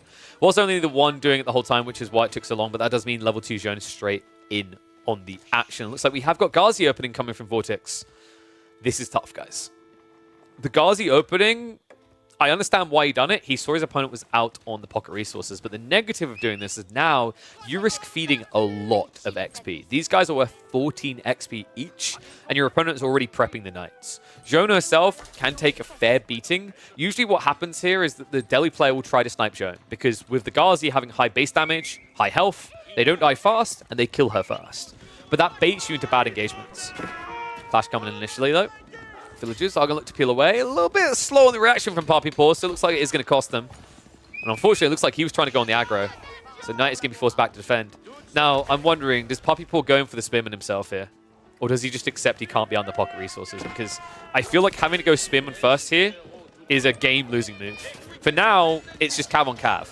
It could not be better for Zhone in this situation. Like, this is insanely good. Because over time, these guys are just going to get whittled down to death point. And you will eventually get Chivalry, which means you'll have a mobile heal on the go. So Ghazi are going to have to ride home. And this sucks. Even if you have the skulls to heal, right? Like, you only have 2 right now. So if you have to start pulling them out to pat the heads for a little bit, which is what he's doing, you're just sacrificing your optimal timing on blacksmith techs. This is where I would actually expect Papipour to just continue to double down in this direction. Maybe you even consider a blacksmith here. I kind of like the idea of actually insulated helms as a priority here. Insulated helms feels better than getting a melee tech increase, typically when you're outnumbered. And you should be outnumbered here, Ghazi versus Knights.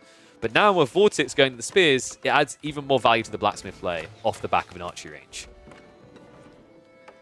And yes, Ghazis are quicker than knights. They have to be. They're horsemen, right? But their damage output is notably worse. Knights attack a lot quicker. They have a higher base damage. And they have better armor. They have better effective HP. And no, Ghazi are not slower than horsemen. They're the exact same speed. Ghazi are basically what everyone wishes their horsemen could be. You're thinking of Sipahi. Sipahi move at 1.75, I think it was.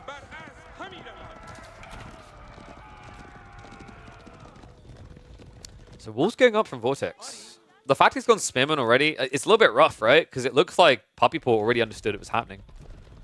I don't think he even scouted that, right? He just blind understood that he's going to have to add a second unit to his comp, and Ghazi cannot build knights. And you're not going to build archers into knights either, right? So it had to be spears. So just a logical assessment coming out from Puppypaw. He's back out on the deer. He did have to set up the outpost. That was the gluttonous thing in the first place. Kind of surprised he didn't do that originally. But back wall's also a really cool detail. You don't really see this often when all the aggression's on the left side, but it just guarantees that his main base, his wood line, all the sheep that he gathered are never going to get harassed. He has got a decent amount of sheep left over, right? And that's all because he went for the deer. He's still got 11 sheep to work with. Meanwhile, Vortex has 10. Now, the problem is Vortex also has an insane amount of bank behind him. He's got the berries, and he's got double deer hidden behind these walls now. So it's very important now that Vortex gets on the offensive, understanding that he shouldn't have to defend. If Puppypaw is allowed to constrict the map now, it means Vortex is just very much behind here, right? The berry gathering rate is better, for sure, granted. But when you consider the savings Joan's getting with the consecrations over time and the fact that she's not wasting as much resource on setting up defenses, that's where you'll start to see the Delhi fall behind, because they're not really in a position to take a sacred site yet. In fact, he's going to try, but this is a bad choice. I mean, funnily enough, these knights could easily just pile onto the two spearmen. I think Puppypaw, yep, he's considering it right now. Goes in for the clash. A worthwhile exchange. So that was cool, actually. Vortex caught a little bit out of position here because it looks like he was moving for a gank rotation with his Ghazi. He's going to try to chase now with the spears, but archers are arriving, and this is where things could turn against Vortex quickly. Needs to be careful. Knight chasing on the skull and pushing him back. Joan has got the cleave charges to work with, right? We should be looking, yeah, mass cleave charges here. So if you can't sniper out in the first few seconds of the war, you're just going to end up feeding over level 3. And by the way, that's another reason why you go for the melee form Joan in this matchup. Obviously, you don't want to be building archer form against the Ghazi, but the other cool detail is the difference between archer form and melee form is if you can get melee form in a feudal matchup to level 3, it's usually a win condition straight away, right? It's hard, impossible to fight. If you get ranged form in feudal ages, it doesn't make a drastic difference. It's a strong unit for sure, but it's not the type of unit that can suddenly cleave and dish out 400 damage with one button press, right? They can snipe and do 100 damage, which is cool, but it's not as valuable. That's why usually when you see the level 3 range form come out, you won't see GGs, but we've often seen cases where someone has GG'd immediately when the level 3 comes through for melee. Joan? Remember what we said about the Ghazi? That's the one way they can win, right? And that works because of what was happening over here. Puppypaw was a little bit gluttonous going for a raid. Buyback does come in on Joan. Understandable in this matchup. This is a matchup all about time, right? The time it takes to get from feudal to castle off the back of having 2 sacred sites. The time it takes to get from level 2 to level 3. You simply can't afford to be missing your hero unit for 2 minutes when the first 20 minutes of this game are so crucial on both sides. How do I feel about Delhi Tricomp? I usually feel quite good about it because the idea is that you're shifting away from Ghazi, which are a good unit, of course, but in this matchup, they don't really have the insane value. By going for the Tricomp, you are moving to a heavier comp that is buffed, right? You're basically playing into your attack speed buff. You're playing into your biggest edge. Ghazi typically get played way too long in a lot of matchups where we've seen them just lose out. For now, not a bad choice, though. Jumps in on the archers. Knights are only now coming home, so Puppypaw may be slightly overextending here, but the cleaves are adding up. You can see the hesitation. Vortex needs to be careful now. Now that Knights are home, this is a bad fight to take. Even though numbers are on his side, their health bars are dangerous. You could very easily, in this one fight, give level 3 Joan. Cleaves coming in. Farm begins. And you see the hesitation, right? This is the awkward thing about having so many Ghazi. there's such a high price in your army, it's more difficult to find that commitment point. That's where Xion really thrives, is when she has these matchups where her opponent plays into Horseman. Horseman's something that's more easily countered. The impressive part is that Poppypaw is doing that without even leaning into Spears. I think that's another reason why Vortex switched into Archers, is he was anticipating the 1-1-1 build. Someone that is kind of outdated about that full process, though. The 1-1-1 build is less impactful for Xion now than it once was. Because you used to get the melee tech for free. And actually, Raxes were one of the most efficient things to consecrate in the early game because of how quickly you produce Spearmen. But ever since they nerfed Xion so she doesn't get the melee techs for free, I think the Spearman element of the comp has fallen off pretty hard. Knights and Archers tends to keep their own much longer, and in this matchup, it's exactly what you need to do win.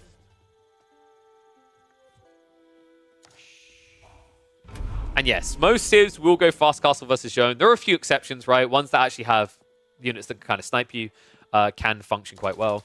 I actually don't mind Long Feudal with HRE against Xion. Your men-at-arms are quite tanky. You can get Spearmen that can easily just buffer away the Knights, and you have Mass Archers, which scale so quickly that they'll always snipe Xion. But yes, for a lot of civs, they don't really have that type of eco and production inflation that gets them to that quantity. Like, this would be a good game for Vortex right now if he was like Mass Spears, Mass Archers against Xion. Because you could be up to, if you took all the Ghazi out of this equation, you could have 40 plus Archers, right? Hitting for 6 damage each. Which means that Xion's going to die in 2 flurries. Little raid coming in. A few worker kills so far for Vortex. They're not looking too bad, and he's starting to save up for the Castle Age. One big thing that I think has worked well for him is north side here. I don't think Poppypaw's decapped this for quite a while. So that was a smart read by Vortex. It's much easier to play flank with Ghazi than it is to Knights, because if you send one Knight up to decap, you can easily get swarmed by 4 Ghazi, right? It's just a quicker reaction. TOV and FC.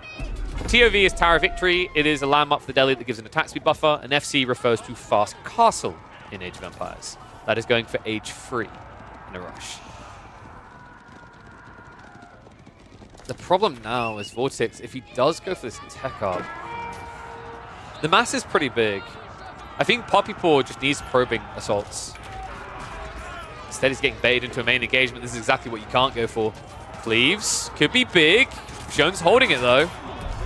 Knights just trying to waste a little bit of time here. Xion now front lining. No cleave coming off cooldown. Quick enough. Divine Restoration used, but the panic sets in. And Poppypaw loses the critical component. And it is all falling apart. Vortex found the mass, found the timing here. Poppypaw just a little bit gluttonous in the wrong location. That slight hesitation is now going to cost him a lot here. I don't think we have Chivalry. Even if we do, it doesn't really matter at this stage, right? The health bars are way too low. Divine Restoration's already used. And this game looks over. Wow, that was impressive from Vortex.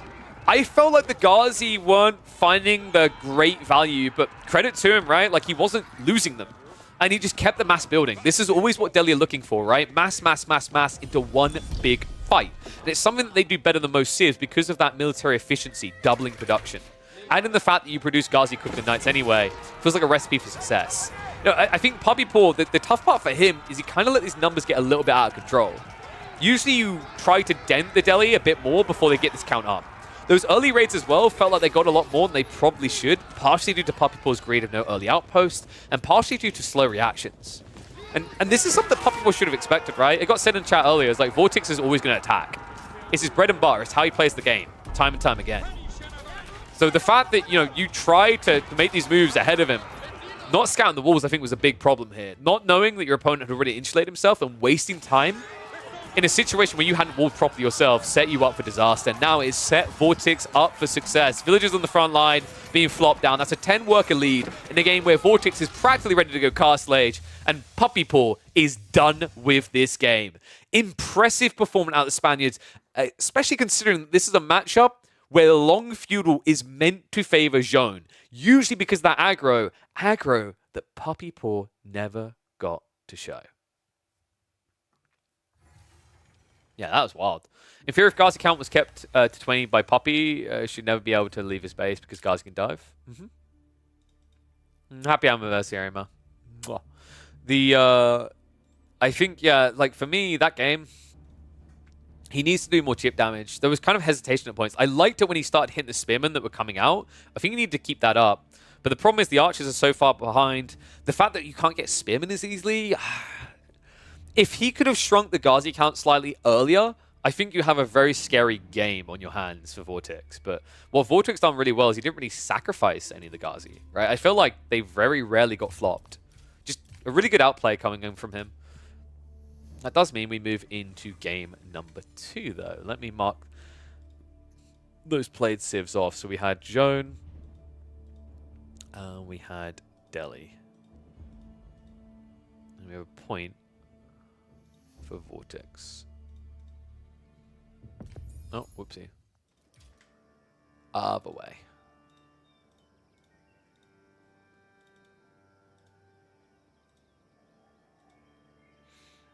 So what was that? Why do people actually bother with expensive Knights of Feudal when they just lose the spears? Because you can do many different things with them than A-click into spears. The problem was he didn't do those things, right? The walls coming up very early from Vortex was very smartly done. And the whole point is like you just keep fake pumping to force spears to commit.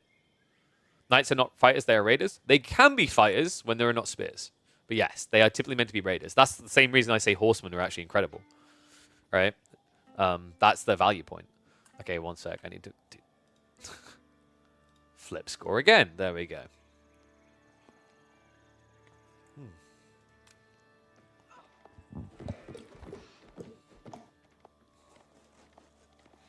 Game number 2 of Puppy Paw versus Vortex. Vortex with the early lead off the back of the Delhi play, showing his sheer aggression. He now faces a new aggressive threat. One that is once again quite knight-oriented. Puppy Paw with his English on the south side of the red. Vortex isn't underwhelming here, though. Abbasids has been creeping up in the power rankings for a lot of people at the moment. The small tweaks and changes have made their castle timings a lot cleaner, a lot more optimal. And I'm wondering if that's what we're looking at here. I'm already thinking this could be interesting because right now, Abbasid players and about 80% of matchups at this point, it feels like, go for military wing. I actually think this is a matchup where you do not do military wing. Puppy Paw is likely to go with the Abbey of Kings, and I don't think 2 spears, 2 archers makes a difference to that, right? The king can over time just whittle you down. Sure, you block him out, but I actually feel like you can go a few different ways here. Melee wing can have some value if you want to commit hard into feudal. The alternative is to go for the culture wing and a fast castle build, especially if you think your opponent's doing the same, which if English are committing to TC likely they are. We've been seeing a resurgence of the culture wing. I can't even believe the words are coming off my lips, but I've even seen that build as an effective counter to civs like the Ibids. And the reason I think it could work here is right now the English meta has shifted away from infantry to cav.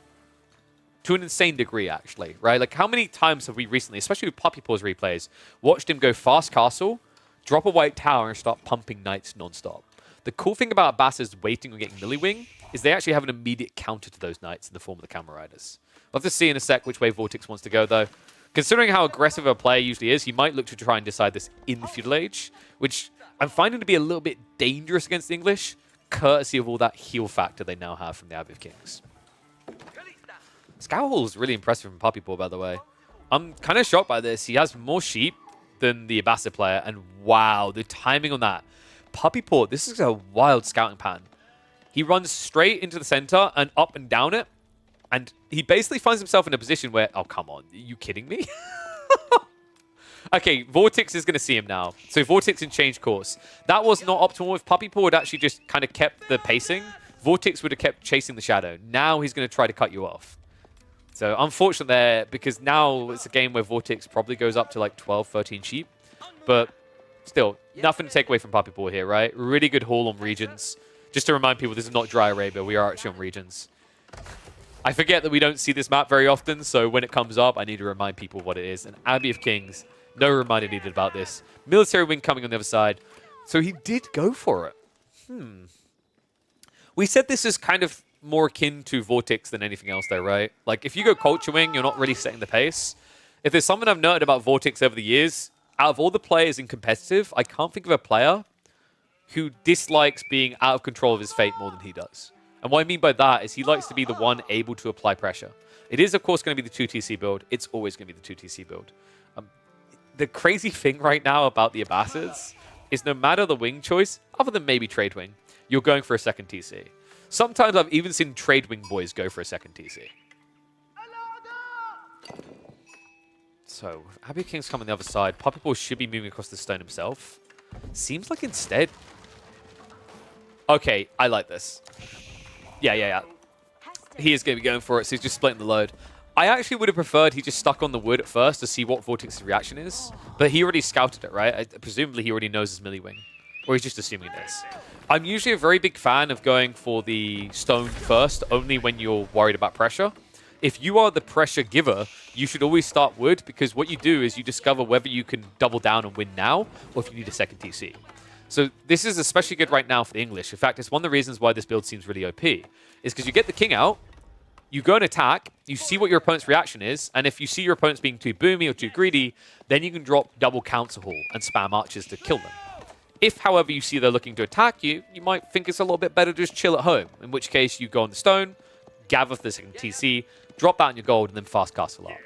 I'm expecting this to be a fast castle build from Puppy Paw. I mean, you could play a long feudal against the Abbasids. I just find their food income is so good, though, right? With fresh food stuff savings, the berry gathering rates, and the Golden Age 1 as it kicks in, it's very difficult for the English to compete with that load, especially if your plan is to go into archers, because they can just react with horsemen. I do think, by the way, that if the English happen to lean too hard to men-at-arms, Abbasids do have a pretty cool into camel archers. It's just very difficult to find the timing with that build, especially due to being lombos that you usually face.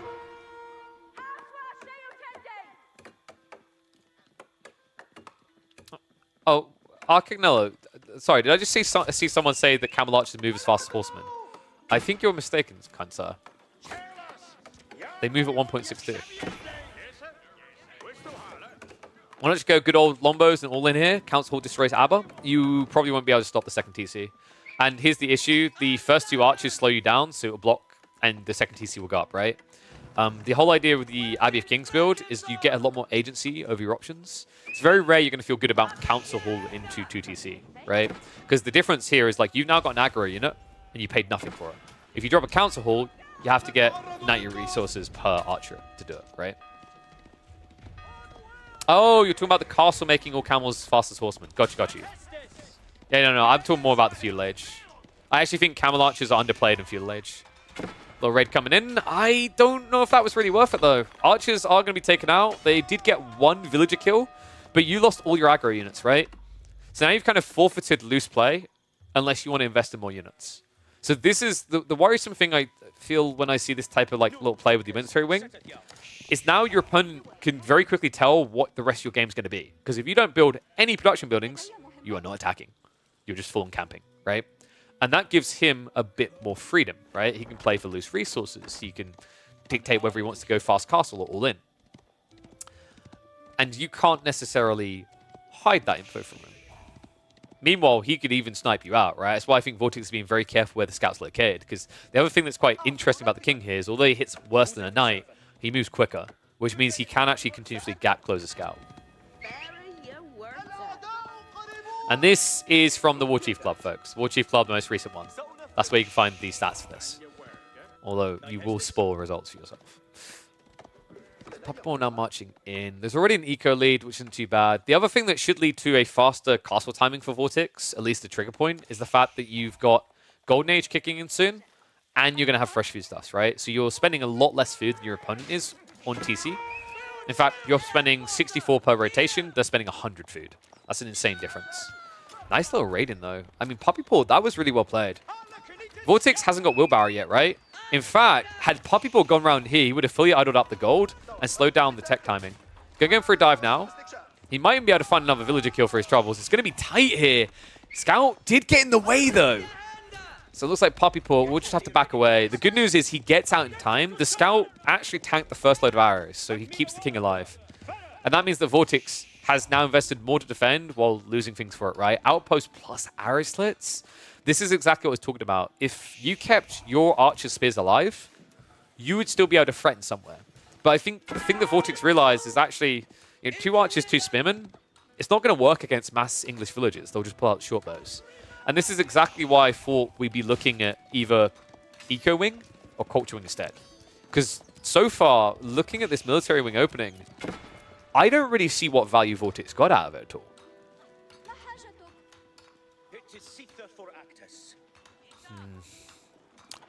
And considering his goal is fast castle, right? Like, Culture Wing would have been 10 times better. Because if you get Culture Wing this early with Pock, I've said before, I don't really rate Culture Wing for fast castle build. Because it just doesn't feel that great. Like, if you can trade, trade's better. You're not going to trade in this game, though, right? 1, we're on regions. 2, there's the king.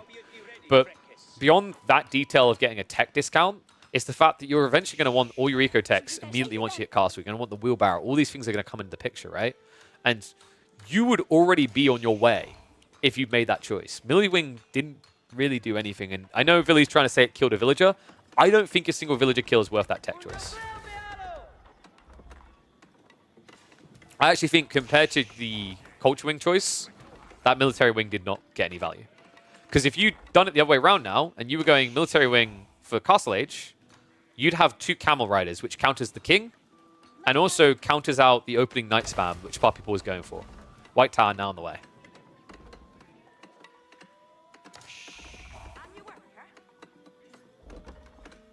And yeah, like I said, Trade Wing you wouldn't do on this map. There is no trade post on regions, for those just wondering. But I do think if you're on a map where your opponent isn't playing aggressive, and there's a neutral trade post, Trade Wing will do better for fast castle than Culture Wing. But if you're against an aggressive civ, Culture Wing is always the way. Tech up complete. Puppy Paw immediately queues up the Knights. Other side of this, Stables is already pumping out a few horsemen. This is another tricky thing when you're in this type of position, right? It's like, because you took so long to trigger that tech up, you're now holding on to surplus resources, so you have to invest them somewhere. I'm a little bit confused at Vortex's choice to go horsemen here. There's no way you expect anything but Knights, right? Like, maybe this is about chasing down the King, but the King just got upgraded into Castle Age. You're not going to beat him with 2 or 3 horsemen. In fact, this King is starting to hit pretty hard, guys. Almost 300 HP. Normal sword hits for 20 damage. 26 on the lance. This guy's pretty threatening. So Culture kicking in 30 seconds. Now, the nice thing about this type of build, by the way, the reason why you're seeing a lot of people go Culture Wing at the moment with the Abbasids in Fast Castle is because look at his techs. He hasn't got a single thing. So you actually get insane value out of Preservation Knowledge. It does, however, slightly delay your timings on unlocking any techs again, right? Because you have to wait 30 seconds after you complete the tech up. Sometimes that kind of sucks, right? Like if you need Wheelbarrow because you're moving out to risky resources, you're not going to get savings there. Wheelbarrow comes in a good timing here. Textiles as well as a smart read by Vortex. But you see what I mean? The fact he had to get Wheelbarrow and Textiles already took some of the value away from him. With tech up complete, this is where I'd really like to see Puppy Paw just going for the relics, and it looks like he already has dropped the Monastery. Smart choice here. That might be why Vortex opted for the Horseman, is he anticipated this part of the build. But it's very difficult to guard the map with just 4 Horsemen, right? Not really going to reign in the Apocalypse you're looking for. So there is going to be a dive. One villager is going to get sniped out. Other side of it, looks like Knights are looking to cause a little bit of havoc, though, as multiple ones arrive in the Abbasid base. Yeah, I feel like a lot more value is being reaped on the other side of this. You've got 3 different locations being raided in the Abbasid Empire. And although they haven't lost many eco units yet, the idle time is adding up here. That's scary. In a game where Puppy Paw is already trying to dictate pacing and take control of the outer map, you having to invest more into defending is the worst possible outlook for a player.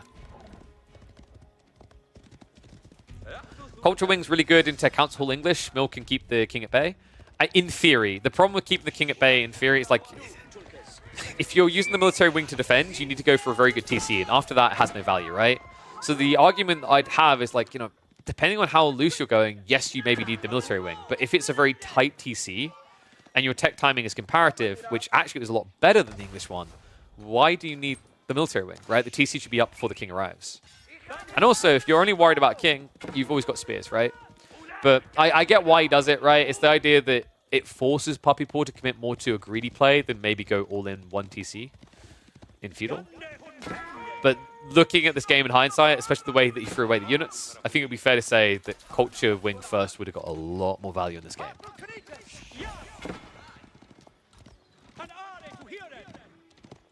King's still staying alive. Knights in the meantime still chipping away at this. So Relic's now coming in. What worries me is the Knights in the mid-map from Vortex are just outnumbered. Like, this is the thing that right now is making White Tower look overtuned, by the way. The double production gives you insane release time on your Knights. You're producing every 18 seconds immediately. And, you know, you might not think that's a lot. Oh, just drop double Stables on the other side, have the same effect. Even then, it's the time these units come out there, right? Like, I'm getting my first Knight at 18 seconds into the age. You're getting your first 2 at 35 seconds. Sounds like a small difference. It's really not when you're talking about these mid-map engagements. It's exactly why the Japanese feel really powerful for their fast castle build right now. Puppypaw, asleep at the wheel in the meantime, though. What? What is he looking at? I mean, he just lost the king as well. Okay, a lot of things are falling apart here. More knights are at least arriving, so Lance is going to be shut down, but I cannot believe the value he just got out of that. Vortix now ahead by 10 villages in a really weird situation that never should have occurred. Wow. Okay, Puppypaw. The good news, at least for Canadian fans here, is he's the one gathering relics, right? So it kind of offsets the losses somewhat, but that is a substantial hit to the economy, especially against the Civ that's going to have better gathering rates with Golden Age anyway. Yeah, you've got these farms. Yes, you're adding more of them in, but that's one resource type. So being down by 10 definitely hurts. Yeah, I'm a little bit perplexed by that. Then again, I don't like what Vortix is now doing, actually. This is really risky. Even with this many spearmen, this feels very dangerous to be doing. He's moving out for the berry patches.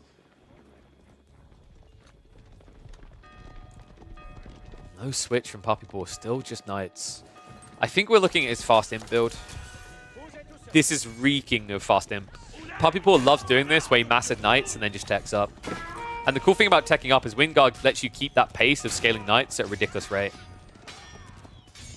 They're just getting raided again, though.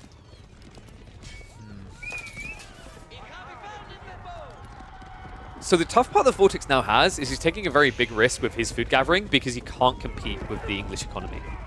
The reason he can't, what I mean by that is it's the farms, right? If he went for Eco Wing, he'd have Fertile Crescent. Farms are affordable.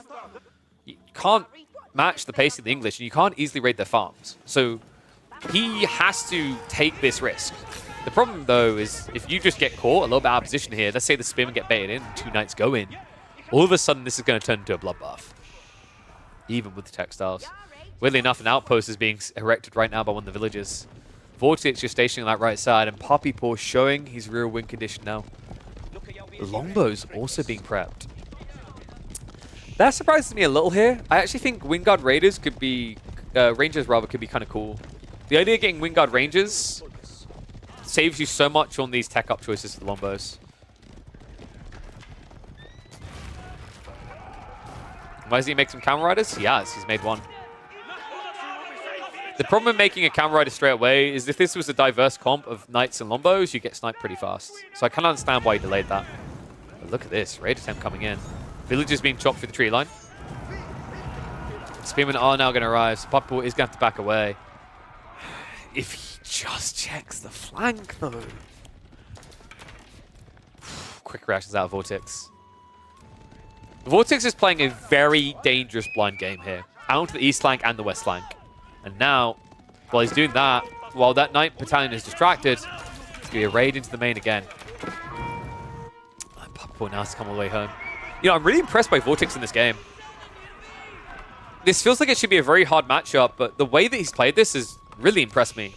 He's taking very big risks, but he's also finding ways of kind of setting the pace, right? This is exactly what you'd expect out of Vortix. He's not really known for being a defensive player. And it's forcing Puppypaw to constantly react. And what's crazy is the amount of value Vortix is getting against the Civ that are insanely effective at playing defensive. And it's all because of Puppypaw's decision to go Knights, right? This is not a defensive comp. This is an attack comp. Vortix read this and outgunned him. However, Vortix is now at risk of being outgunned in a different way. Wingard Pass now on the way. Why no walls from Puppypaw? I think he assumes that by having Knights, he shouldn't need them, which kind of makes sense, right? Like, you know, you've seen it before in French mirrors where the player who has to wall is the player who's losing. It's kind of seeming logic. He doesn't want to spend more resources on it than is necessary. Poor micro here by Vortix, though. A little bit weird not to hang around for that fight, considering he has Spearman on the way and has the Camel Rider. And now with the tech up coming out, Vortix is in trouble. He's going to have to dive. He's going to have to fight. And that's why now it makes sense all these English Longbows that have been prepped. It gives you a counter to the mass spears. Wingard Footman already queued up. Archers sniping down the spears on the retreat. Knights just start a step retreating to make sure that the Longbows are somewhat protected. This is buying an insane amount of time right now. If he gets 2 loads of Footmen out, this army dies. Footmen have bonus damage against Cav and are insanely tanky. Does need to keep producing some Lombos alongside this, though. That's the critical element, right? Lombos plus Footman. And this all dies. Footman that good? Footman most definitely that good. Footman are the S tier unit out of this right now. I like Rangers for timing attack. I love Footman for most scenarios. Rangers situationally are ridiculous. Footman are ridiculous. Don't let anyone tell you otherwise. This is a unit that already has its elite techs. It has 280 HP. The only downside is it has low melee armor, but you just don't care here, right? Like, the fact that you're against Cav and Spearman means the melee armor doesn't hurt as much as if you were against, say, Golems. And the other thing is, because you're against Lancers, you get +5 damage to offset that loss of armor. Then you add in Armor Clad? Jesus, don't get me started.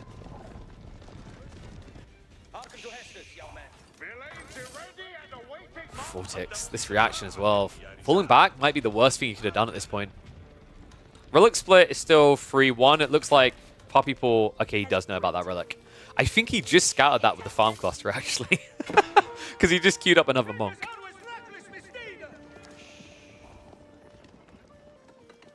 And here we go. So Puppy Paw immediately says, if he's not going to fight me, we're going to raid. This is why I say Wingard Raiders are insane. He's producing 6 Cav units, and look how long it takes him. 25 seconds. That's without Military Academy.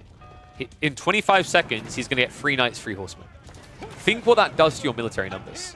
And here's the other crazy part. You don't get the fattest discount, but you are still getting a discount on this, right?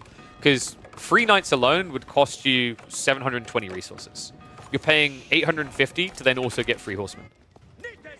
Now, the only negative, of course, is you're going to have to upgrade your Knights, right? That's the pricey element. That's why it's more focused on raiding. It's literally in the name. It's not really focused on taking the main fight. Speaking of the fight, Lancers now diving in the main. Vortex going for the Eco Wing behind this.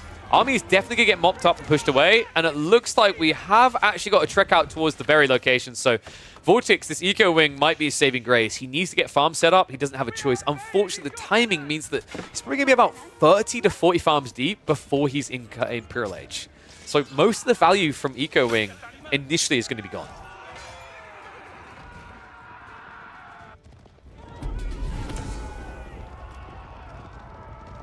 Looks like Rangers have been cancelled out, so more Footmen coming instead. Armor Cloud on the way.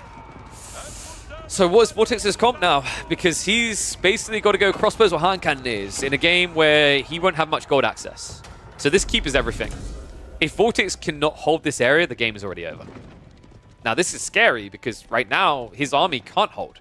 If Puppy Paw dives with 12 Footmen, 12 Knights, and these men-at-arms, this castle dies.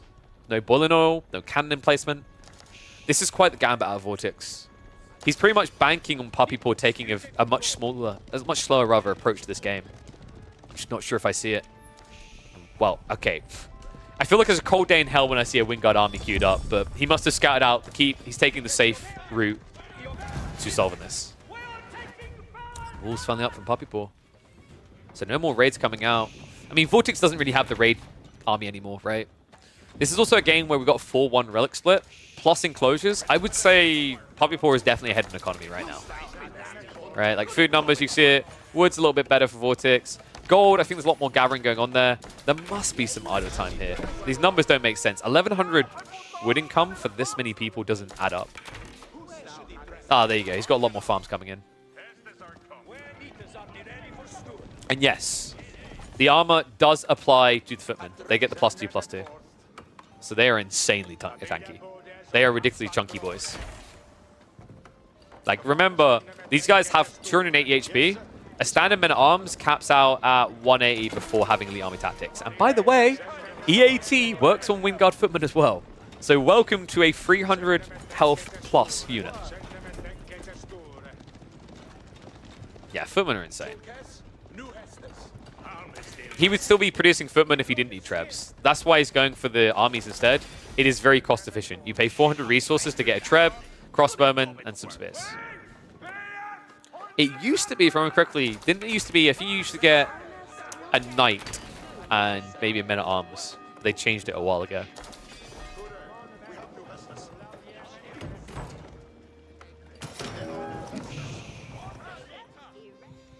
Treb Siege coming in. Vortex This is the difficult part, right? Shark Trigger's upgrade is on the way, but it's still Trebs. You have to move so far out of position to try and snipe them down. Hand Cannoneers have been queued up. This is Vortex's hope, is that this will be good enough. Here's a tough detail for you guys. Footmen have lower melee armor. Their ranged armor is not lower than meta arms. That means this much more tanky unit can take a lot more shots and reduce a lot more damage, even from Footmen. Like, you know, don't get me wrong, Hand Cannoneers over half the damage definitely still going through, but shrugging off 7 range damage is no small quantity, especially in a game where Puppy Paw is yet to even get the ranged armor upgrades for Blacksmiths. Another thing that worries me when I see Hand Cannoneers like this, they suck against mass lombos. If you have attack speed plus volley, you destroy Hand Cannoneers. Yeah, I actually think Vortex needs mangoes. He's got 2 right now. Needs a Corvin to defend them, just in case someone's come out on the other side. So there's going to be a dive. This is crazy, right? Like, if it wasn't for the siege, Lombo's counting the entire army. Nice now wrapping around the backside, looking for the siege, though. I don't think he's got enough Hand Cannoneers here. Oh my god, he pulls away the spears, he intercepts the second wave, and all of a sudden, just a few meta arms leaking around the back. Onto those mangoes. Archimass looking fine. Vortex looking anything but. One mango goes down, second one is going to be saved, but the villagers have been massacred in the process. And Vortex, all of a sudden, with only 10 Hand Cannoneers, being shot off of his gold. Trebs continue the siege in the meantime, and this is just looking done. I mean, Vortex, the problem I'm seeing here is production rates, right? Like, you're sitting at Golden Age 2, you haven't even got the production increase. He hasn't got Military Academy either, not that he could afford it. His Hand Cannoneer count simply isn't big enough. Meanwhile, the English are only going to get stronger from here. Elite Army Tactics now on the way. This is before Incendiary Arrows. There are 2 power spikes coming in the next 2 to 3 minutes for Puppy Paw. Vortex doesn't really have a clean bump, right? With the difficult access to gold, he can either choose to scale Hand Cannoneers or get Unitechs. He can't afford to do both. Castle now going down. That's gonna be it. The Wingard timing is actually so... Dude, Philly, wait, Philly, weren't you the one arguing me the other day about, like, the production didn't matter? I'm telling you, dog. I've been telling everyone, if you're picking Berkshire, you're choosing to make the game harder to win. Wingard has win in the name for a reason. Lombo's now diving in. You know what's crazy? This could have been even stronger. He doesn't even have volley. Volley would not make this even look close. Hand Cannoneers just now having to chase out. They'll never touch target. I mean, he's got 1 mango to work with, but he's got no front line to really protect it. Yeah, this is looking over. Even Rangers now getting added in. Elite Army Tactics is about to complete. At that stage, his men-at-arms are simply going to be too tanky. It's going to be his temporary retreat, but Vortex now queuing up Gulums. Oh, I don't like this. So Gulums hate playing against English. The attack speed plus the armor clad makes them way too tanky, right? Your double strike doesn't do enough damage. And the attack speed aura in return means the DPS output is just going to be higher the other way. And you're paying more for Gulums anyway on top of it. It's just grim tidings. Trebs almost done with the second keep. A third one looking to be dropped by Vortex, but good luck with that. So it looks like we are going to be going to a game number 3. I just don't see a world in which Vortex gets enough together, right? Like, his army looks pathetic, and he agrees. GG gets called. Puppy Paw, proving why him and his bro are the 2 most lethal English pickers in AoE 4 right now.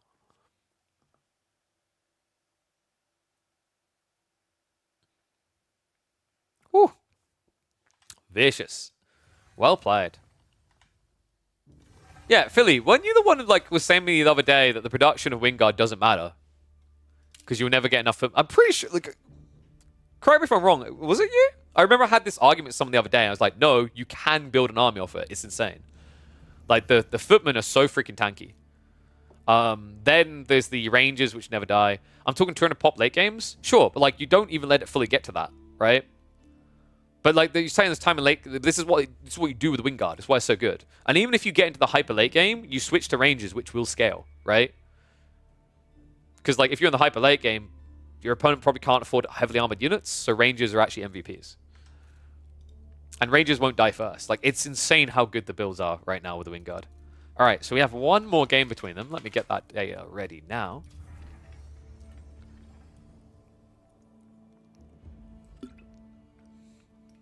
English has always counted Abbasids. This is nothing new. That's not true, actually. There was a patch where the Abbasids beat English a lot. So it started off English always won. Then there was a small stint in, I think, year 1.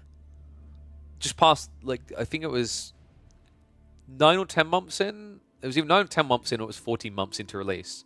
Where Abbasids had this really disgusting fast castle build that destroyed the English. And then I think it got nerfed. Because what would happen is English players would mass Lombos, and you just go fast castle and build double Mango. And they die. Right? I think that was before they nerfed Mangoes. That was a really, really powerful time, actually, for the English. For the Abbasids. English used to hard counter Mongols. Yeah. Well, sort of Philly. Like, water hybrid maps, like, actually, Mongols were really good there, if you remember. Because you build horsemen. Because the Dark Age Men at Arms spam just got beaten by horsemen. Do you remember that? There was literally a time where the only counter to English on water hybrid maps was to pick Mongols. It was the only way you could beat them. Because they would just build 2 men at arms and block you. And then, what was it? There was a potential other counter. The other counter that was proposed, for maps like Holy Island, it was like you pick French and you'd rush feudal, but then you would have picked French on Holy Island, which was cringe, right? All this balance talk is irrelevant for 99% of players. You can get conked by making vills only. I mean, that doesn't make balance talk irrelevant. Balance talk, like, balance still trickles down. It may trickle down in unexpected ways, in different ways, but it's still relevant. Like, by that logic, screw it. Let's stop patching the game, dude. Like, what the hell's the point, right? Balance is 100% still important.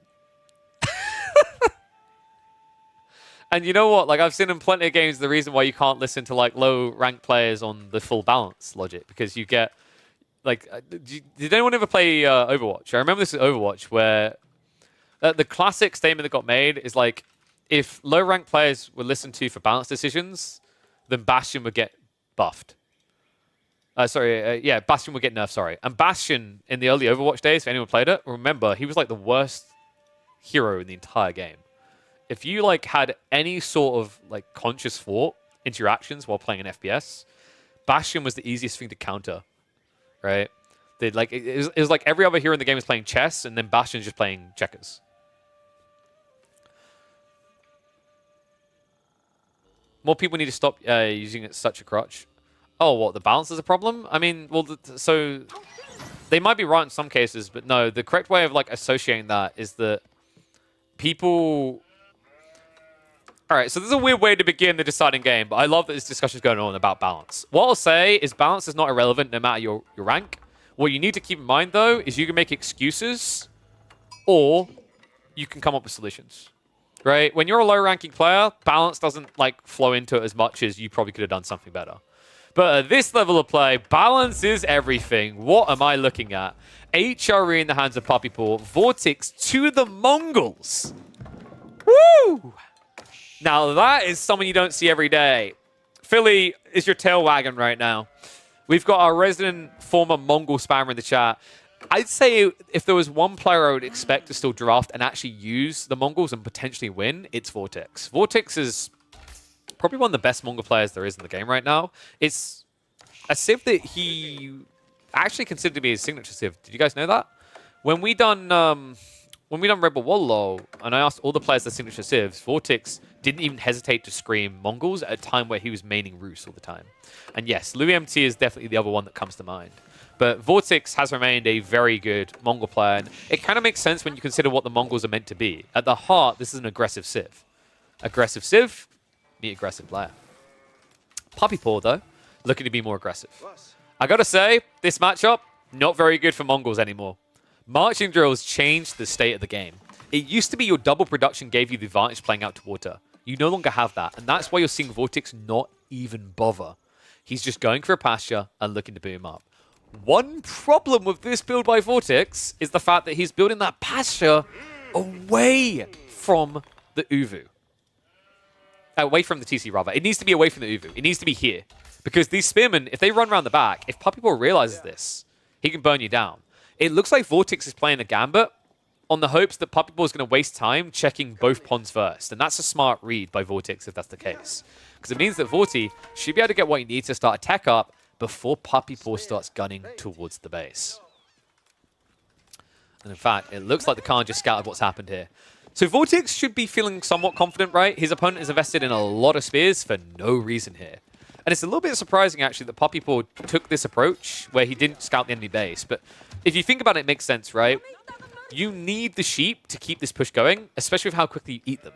Now, you might be wondering, well, I mean, can't you just run down the center and get all the sheep? Not really. This is one of the tough things against the Mongols. The Mongols will get to the center of the map quicker. So what I need you guys to realize is when you're against a Mongol player, more so than any other Civ in the game, you cannot rush towards the same location as them. Maneuver arrow will always get them there first.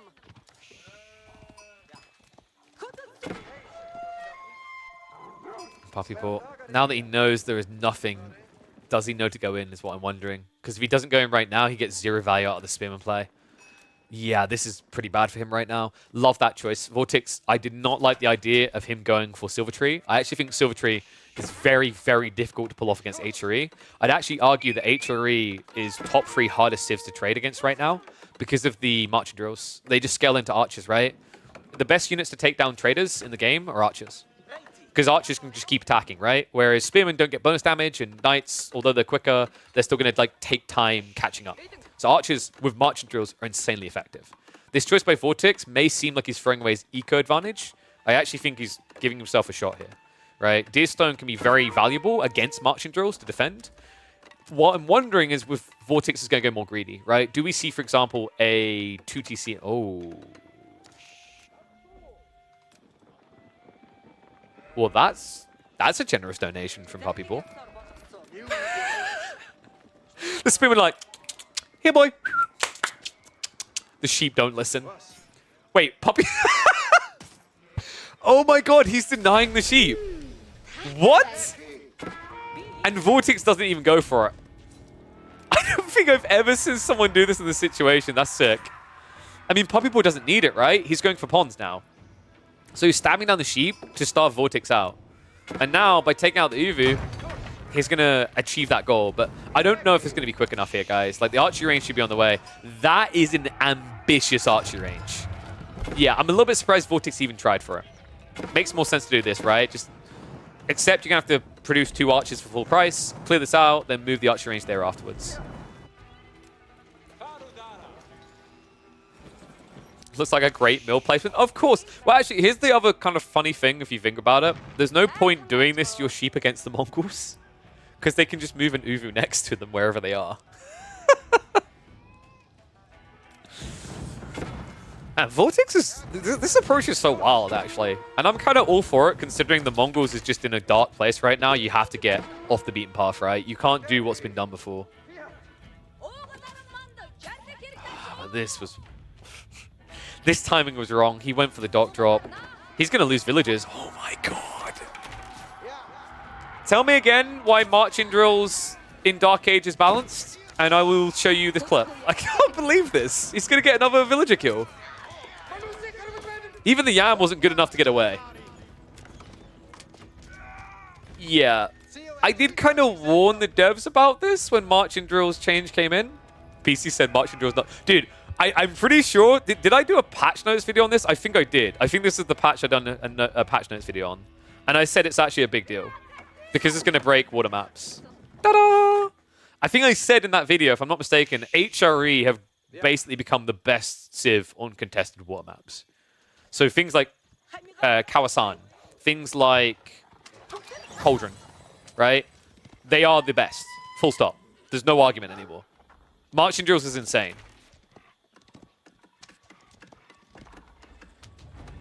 Oof, nice attempt there. Puppy Paw almost saving the villager. Not quite, though. I mean, overall, losing 1 or 2 here or there doesn't really matter much when you consider he has got fishing, but it looks like... Oh, Vortex. Cheeky. I love that. So because of that dive, although Puppy Paw got good value, he lost the guarding spearman, right? So Vortex sneaks out. So dock drop in. Love the fact he's got a spearman guard in the other pond. He might be moving for that soon, but he needs to contest the land issue first. Puppy Paw only now, just shy of 7 minutes, reaching Feudal Age. Lock it behind Blacksmiths at least. That would fix it. That might make it notably weaker. The funny thing is, like, we're now in a state of balance in AoE4 where we're saying lock Marching Drills behind a Blacksmith, but we're also simultaneously saying Master Smith's Ironbeard should actually get the upgrades without a Blacksmith, right? That's kind of comedial. Ooh, good micro. Looks like he's going to get rid of one of those archers. You could just build 2 men-at-arms here. Yeah, there we go. And this will push this away. Not the best of micro there from Poppypaw, though. Vortex is getting more kills than he probably should with this play. Archer ship now coming out. Looks like we have got a snuck second dog. Okay, Vortex, he's doing things to my brain. He's doing things to this game. Comes in with the Aris Let's Play. Remember, you generate stone passively over time. It is worse than it once was. I can already hear Philosberto reeing about that. But it still allows you to quite freely and easily get into Aris Let's emplacements in the docks. And looks like actually Poppypaw done the exact same thing. Poppypaw needs that second dock. It's very difficult. What? Or hear me out, guys. Who needs a second dock? If he wants to dock, he can dock all day. And you just go to the dock side of the map and do this. This is wild. Poppypaw with the 2TC transition on Kawazan at 8.5 minutes in the game. After going pond, after forcing all this investment from Vortex, right? Who will try to fish, but guys, unless this dock gets removed, he can't fish, right? The Arislits are just going to screw him way too much. Ooh, can you get out of range? You should be able to. But that means you can only access one of the 4 here, right? Without being attacked. This is tough. This is crazy. And with a Deer Gathering rate, I mean, you could go for a second Prelate. I actually like multi-Prelates when you play multi-TC. It's not the worst of ideas, and then it has a knock-on effect of you going to get Relics later, right? It looks like for now, he's just going to accept the normal rates. Gold Gathering as it is, it's starting to look like a Castle Age build, folks. Vortex on the other side can't rush Castle. I don't really feel like you get any value out of doing that as the Mongols here. You have to play along Feudal. You have to try and handcuff your opponent a bit. Nice guys coming in, just trying to deny some of the food equity. I love the fishing boat pull. So we said you need to get rid of this, right? Like, the only way that you can play this game if you're Vortex is now double pond after taking away your opponent's defenses. Unfortunately, demo ships are on the way.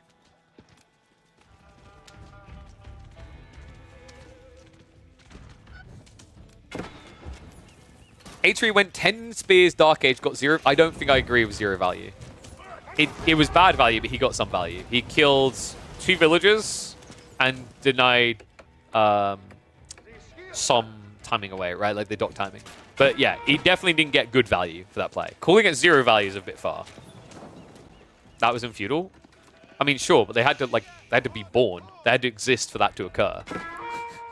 They wouldn't have been there at that time if he'd done it the other way around. I do agree that it was not a high-value play. You are correct about that. But you need to slow down, because Philosberto, you're at risk of sounding like a crackety HRE needs nerf video. Chill. Men-at-Arms now arriving. Second dock is up, though. I mean, Vortex's game doesn't look terrible from this state, right? Like, there's going to be, over time, a bigger eco-inflation for Poppypaw, but this is at least a game now where Vortex looks like he can exist. It's not a pretty existence, because Castle Age is definitely on the way, and that's where I'm a bit worried for Vortex's land economy. He's trying to prep for Kha'Zix, but Kha'Zix versus Knights here, an age behind. It doesn't really paint a pretty picture. This is another reason why I love the idea of the Yam, by the way, is like he could actually have kited infinitely with the archers against men-at-arm spam. And I think that's another reason why Poppypaw hasn't bothered to engage with the Age. He understood this. Like, if it was Deerstone, sorry, if it was Silver Tree, you engage, right? So like, that's your balance point against Mongols, is especially playing HRE like this. If you see a Silver Tree, it's worth investing in the feudal army. Shut him down. If, however, you see a Deerstone, just be greedy, right? Because unless your name is Philosberto and we're going 3 months in the past, you're not using Deerstone to multi-TC, right? No one's doing these multi-TC builds right now. So this is more of kind of an all-in aggro approach from the Mongols.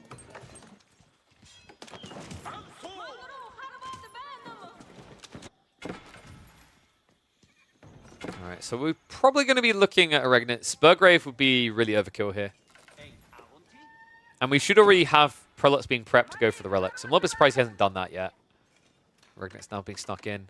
The funny thing is, if he moved with the Prelates now, he could easily grab 2 relics on the flanks, right? I don't think you go for the center ones due to the Keshiks. Now, this is an interesting situation. You'd think you want a demo ship here, but Puppy Paw's making the right call. Demoing is a big mistake here. Because demos won't insta-kill, remember, they do 95 damage. So what would happen is you'd almost kill these Keshiks, and then before the next demo comes out, the Keshiks would heal up, right? So it'd just be a depressing waste. I'm expecting double stable drop probably coming in. No, Puppy Paw, weirdly enough, just going to go for the spears. Okay. Interesting choice, but I think it gives him a quick timing to secure the relics, right? Whereas, I guess if you go for knights here, the knights will be outnumbered, so Keshiks will win. So not the worst choice, especially considering the difference in production rate. Although I would have expected a second Rax. Puppy Paw only now producing that second Prelate. Yeah, I'm a little bit worried about that choice by Puppy Paw, because he could have been in a position to start dragging these relics home ASAP. Now, Vortex has time to get in position and create a blockade. Dive underneath the defenses. Keshik. Haven't even got the undermesh. But great micro there. Vortex is finding 2, getting out. Khan is going to die, but whoop-de-doo-dah. No one cares about him. And now the stables drop coming in. So Puppy Paw will still look to play raid. I think this is cool the way he opens spin, though. I think that is the correct call. You don't even need to put them up to castle. You just need enough of them to scare the Keshiks away. Let this be a lesson to people who do this type of build. Actually, no one's going to do this type of build because this is so off the beaten path. But if you find yourself in a game where you're building knights and your opponent has mass Keshiks, think again. These units take 35 seconds to produce. And Keshiks, even an age behind, if they outnumber, as long as you don't micro like a goldfish, the Keshiks win. Because you see these injured ones, you just pull them back, right? And then after the aggro switches them to full HP one, you bring them back in. In fact, you're already seeing it kind of happen against Spears here, because Puppy Paw is rushing out of the base. Vortex about to tech up behind this himself. How do I feel about the idea of Step Lancers here? I mean, it's such an expensive tech for what it is. I feel like you need 10 plus Keshiks to justify it, right? And I don't know if you just want to stick Keshiks alone. You're against HRE. There's a high probability they're going to switch full infantry, spears plus men-at-arms. So I think, if anything, you're probably likely to shy away from Keshiks. Probably go more towards crossbows here. So Kurtai now on the way. Could be a big boon for him, but in the meantime, he needs to do more to defend these relics. Puppy Paw pushing back from the mid-map means he can now access the flank relics. In fact, he's already got one at home. Second one now being grabbed. Third one seems very achievable here. And that's difficult now because Vortex has taken so long to tech up that he can't just say double Monastery and take mass himself, right? Because he doesn't have enough army anymore. Not against what he's facing. Like, remember, his military numbers are a lie. They're a sham. Half of it is into Navy.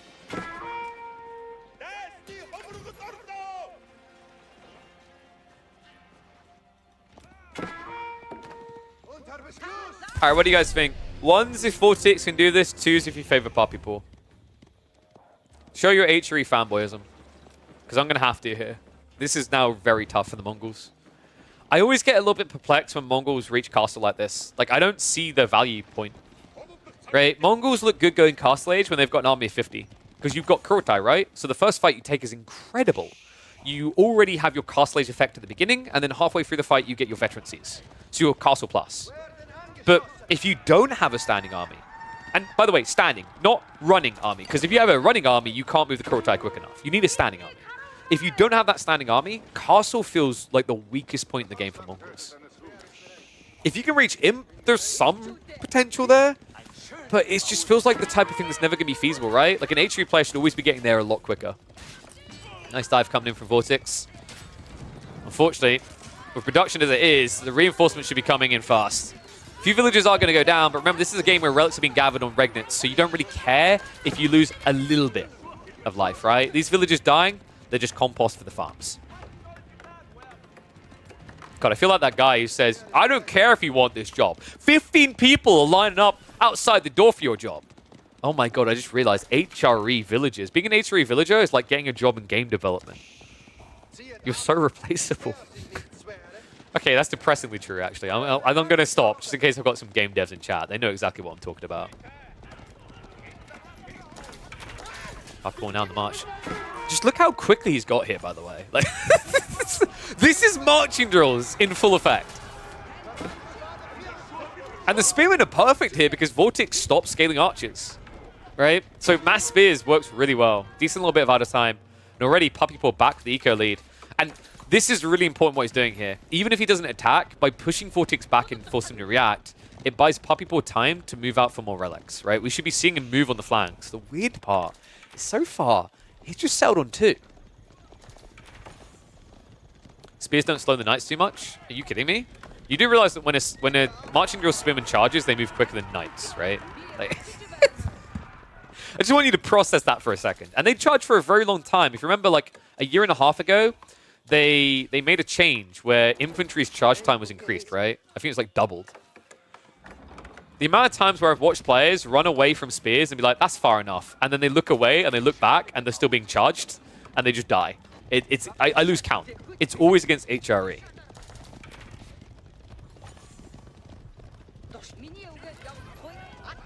So raid. I love how there's just one villager out here for reasons undisclosed. A little bit of extra food, right? Goes the mile. Honestly, at this stage, I think Vortex needs 2 TC. He's actually going to go for Pretent instead. I feel like he's being baited here. Sure, Puppy Paw still has left 3 relics on the map, but I can't believe this. Look at what he's doing. He's sneaking it down the center right now. And Vortex, despite everything in the area, Puppy Paw has found the one route where he doesn't see.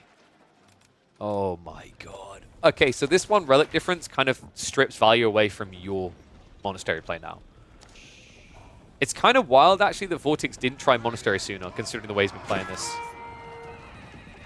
If he'd opened immediately with Monasteries, I think I could have seen the value. But now you're talking about a game where it's going to be a 3-2 split, probably. Might even be worse than that, right? Because you've got Knights guarding the right side flank. And behind this, well, we've seen this site time and time again. I am just going to say it. This landmark needs to be changed. I tried to avoid the word nerfed. I'm just going with nerfed. I do not understand for the life of me why Pounce of Swabia has a discount to it. This landmark gets built 95% of games. It gets rushed in still the majority percentage of games. And yet somehow it's cheaper than Elsbach. Now, it worries me a bit if it does get nerfed, because I think Elsbach is, like, in the right situations, OP. That damage reduction is insane, but the fact this is still the go-to for this Civ says everything it needs to. I don't know what the creative rework would be, but I'd love to see something. Mango Warp's coming out. Spro's trading out, but one Mango still left alive. I mean, this tech up, you think it'd be dangerous, but the cannons have been queued up. And this is exactly the way I have watched countless players lose games against HRE. Mass Spearmen and 1 cannon is all they need. Archer's trying to clear this up, but the Kurultai isn't here. That's the problem with this dive. It makes it impossible to even stand a chance. And even if you had the Kurultai, what would you do with it right now? How would you win this game in this moment?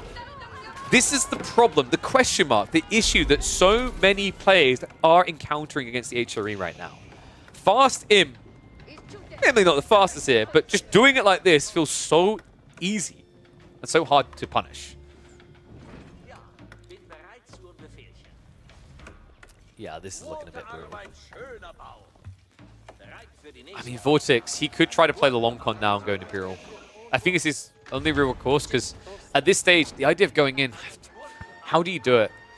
Keshix plus the archers, if you can get enough springs together, but that's a big if, right? Like, the problem I have is your whole comp now relies on siege. And anytime you rely on siege when your opponent's imp, it's an uphill battle. Especially when that Civ has culverins. And in the cannons, I mean, I've said it before, said it again, I actually think the cannon placements are too good for HRE still. I'm trying to think if I've seen a Civ that has more ridiculous successful defenses than HRE fast imp with cannons, and I don't think I have. It's still the most bafflingly ridiculous defense strat I've seen in AoE4 in like the last several months. Historically, there has been more ridiculous. But right now, like this... Okay, hear me out. I'm going to say something wild here and shut me up if I'm wrong. But I said Pounce of Swabia should like take away the discount. I've got another very interesting tweak. E-repairs gets disabled.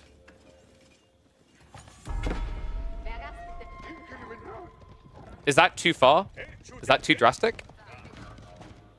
Because I think that's where this gets ridiculous, is E-repairs, right? With this eco-scaling. You have to spend so much time on an outpost that you can't kill unless you've got a ridiculous advantage already.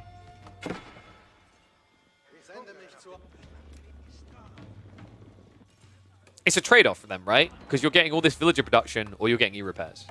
Maybe you make it so buildings that are chained into Palace of Swabia, which would mean that it would override the primary. Maybe from a coding perspective, that's too difficult, though. And looks like we have got Imp on the way. So correct choice by Vortex, right? Like, denting this base is not going to work. I'm glad he shied away from it, but now you arrive in the late game. And the thing that scares me when you go into the late game against H3 like this, they'll reach cap quicker than you will. Much quicker. Especially with this eco escalation now. You're pretty much capped, right? You can't get more out of the ponds. So you're 1 TC versus 4. That's a very big uphill battle. The only upside right now, like, you know, it hasn't come at the super hyper-fast Imperial timing we usually see out HRE. There's still, you know, there's not as much left to gain on village count. But it's still going to be a notable lead, right? Like, probably 30 ahead. Yeah, more than that, because a lot of this is on fishing, right? Like 24 of the economy for Vortex isn't villager, which means it's quite limited. It looks like the gathering is going to be limited. Spearman flank around under the gold. So Vortex now with his tech up doesn't really have much gold income coming, right? That's most of his gatherers. Walls up on the other side of this. Another tough thing for the Mongols, right, is the lack of walls here. E-repairs is such an unfun ability. I mean, you could say the same about Network of Castles, right? I think I was saying Network of Castles needs a rework. I think Network of Castles should be an activatable ability, right? You activate it and you get an attack speed buff for X seconds. There are a fair few defensive type mechanics that could be seen as making the game less fun.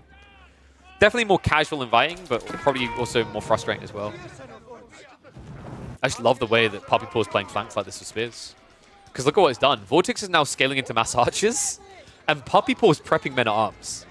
This is so disgusting. Food income is going to start soaring as well. Like, still got to get precision crossbreeding. Farm count is already sitting at what? Probably 40? Yeah, 36. Keshik's are just going to ride in and throw their lives away here. Another worrisome thing. Now with Culverins and Springlords, you can lose your fishing. And I think Puppy Paw will look to do that, right? You just park along the shore and shut down all of the eco. And I don't think the Vortex is ready for that, right? He's barely got any sort of land production. I think he has the single pasture he built at the start of the game, and that's it. And in the meantime, the massacre on the tree line, Vortex. 10 more villages down. All right, this is pretty much done. I don't see a way in which Vortex wins this now. It's a Zerg. And it's a quality Zerg. 40 men-at-arms up against about 40 archers. No incendiary arrows, but elite army tactics I'm sure will be on the way soon, right? Uni should be being dropped around now. Looks like Puppy Paw needs to gather a bit more wood and get it down. What a brutal one, though. I mean, it was said earlier in the chat, right? Like, this opening play from the HRE really done nothing. He got value eventually, but he could have done it on delay, and he would have found similar value. He could have just went for a faster feudal and been more impactful. Even with that choice to go for the Dark Age all-in, where Vortex didn't engage, but where Vortex got the upper hand, where he done it right, it couldn't have looked more wrong. He still somehow loses out. HRE with marching drills is wild. The gathering rate, all of it together, is making for quite the spicy S, bare minimum A tier Civ, and it is one that will get Puppy Paw the upper leg in this best of 3 to take the win. Woo! No way losing water still wins game. I mean, it's a different kind of water though, right? I think that's a less oppressive type of water because it kind of, it caps earlier is what I'd say about that water.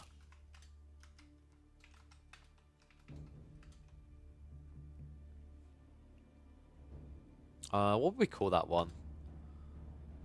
Most pointless play? Something like that.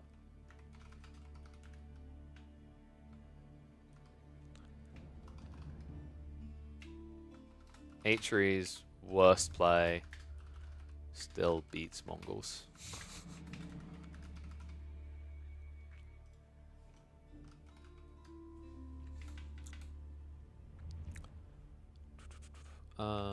Puppy Paw gets 0 value.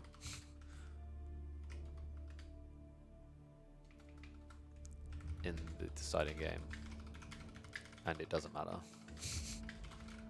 gonna have to figure that out. It's way too long of a title. Yeah, pretty cool game though. Very hard for Mongol to win if no trade. Well, you can't. That's the thing though. So what we were saying is you can't trade against. You can't trade against the HRE. I actually think like HRE is the hardest civ in the game to trade against right now, because marching drills, because they just scale archers. Like archers are the de facto best way to deal with it. It's insane how strong it is.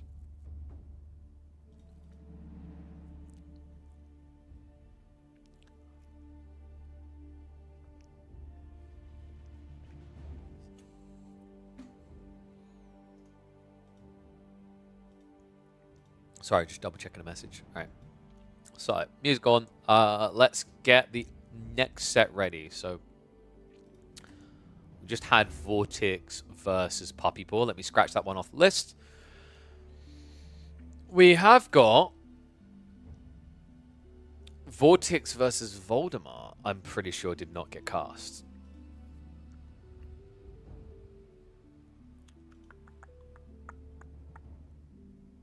Do you guys want Vortex versus Voldemort or Marine Lord versus Anotand? Should we mix it up a bit, actually? Let's go Marine Lord versus Anno.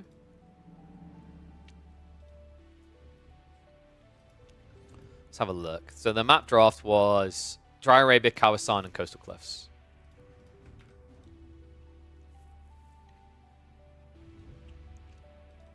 Mongols, Oilers, all matchups if both sides play correctly. Yeah, I mean, the funny part is they were already kind of trending that way.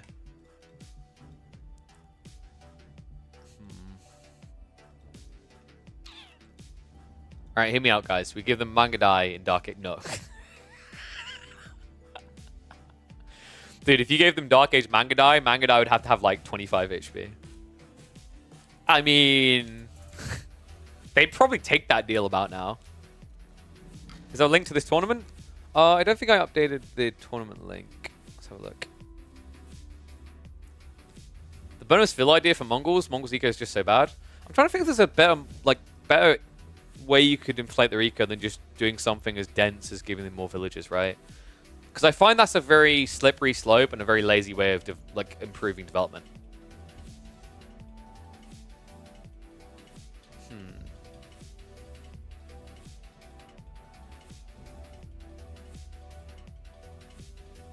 Make pastures better?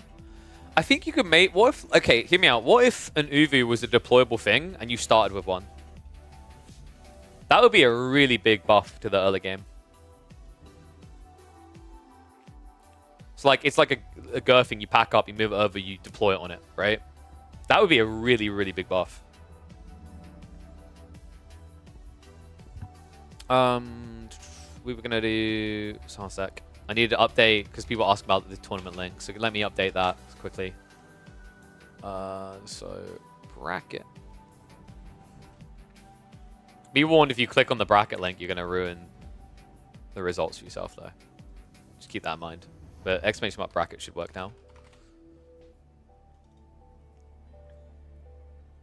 Oh, Tower Rush will be back then? Possibly.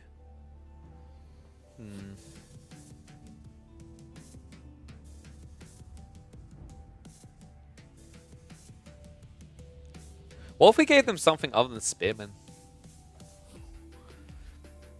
I mean, you can't give them Dark Age Archers, right? Dark Age Archers would be the most broken thing ever. That's just a given. Wait, what did Liquid do to get banned? What the hell? Or timed out, rather. Gone. Enjoy your 5 minutes, sir.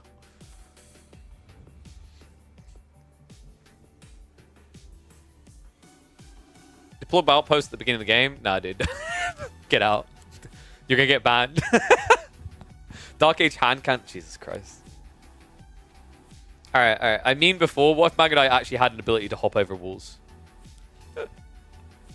Tell you. Just let him jump walls.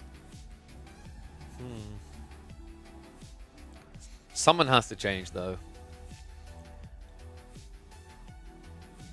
Wait. We kind of, like, okay, what if you had a hybridized unit a bit like the Desert Raider? Like spears and archers, right? Right? Are we cooking then? Because that seems more fitting to the Mongols, right? Like the warriors were masters of many weapons, if I'm not mistaken. So you can have like a spear archer hybrid. A Spracker. What's a Spracker? I was just Dota 2ing it. I wanted to troll Warlord. I don't know what. Spracher. I see what you're going for there. Well, no, it'd be a Spiriture, right? You'd be a Spirit because, yeah, a Spiriture. That's what you want. Not a Spracker. You'd be a Spiriture. Boom, like that. I mean, it's an interesting idea, right? Maybe you make them 90 resources each. And then what? They need a mutual counter. So, like, I guess they get countered by archers. That's interesting because you have... Well, because if you think about it, like, you might get countered by archers, but you have Keshik. So you have someone to repel archers. It's not a bad idea. Generate free Mangudai every minute might not be so bad. Oh, God, get out of here. I mean, Mangudai are a tough one. It feels like they need some sort of rework. I actually feel like Mangudai are more in need of the gallop ability than horse archers are, right? All right, sorry. Let's get this new series ready. Okay, so I'm gonna warn you. Like the whole idea, like, dude, Mangudai just like randomly being spawned. Careful, slippery slope. Remember what Desert Raiders is doing to the game right now.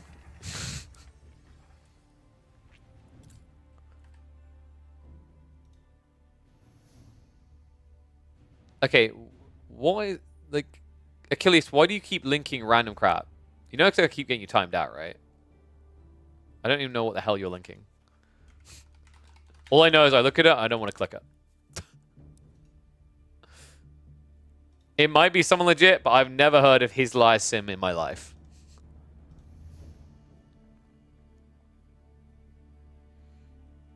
And crap Mangudai like Zhong Crap's MAA. There you go, dude. Make the Khan a proper hero. I mean, I've said before, I like the idea of every Civ having some sort of hero. Oh, is it actually legit? Because someone like Virus checked it. Sorry, so Achilles. It's just like you probably should have chosen a more known image website.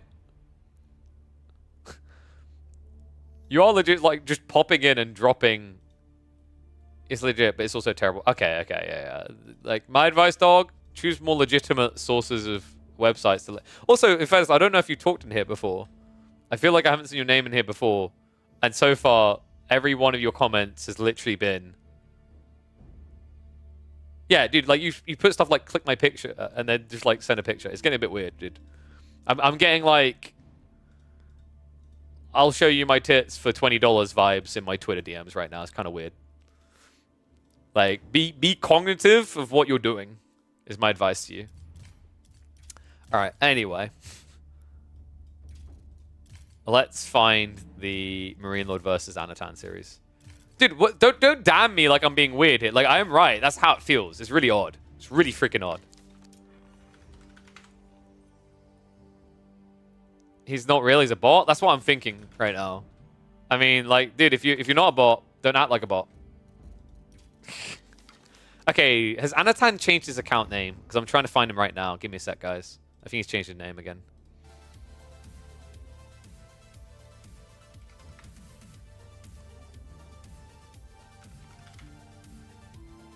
Wait, did Anatan get picked up by My Insanity, or is that memeing? Did I miss this? He's got MYI in the name. Oh, crap, dude. He got picked up by My Insanity. I didn't know that. Oh, that's sick. Good for him. I don't know if they pay or whatever, but, like, good for him.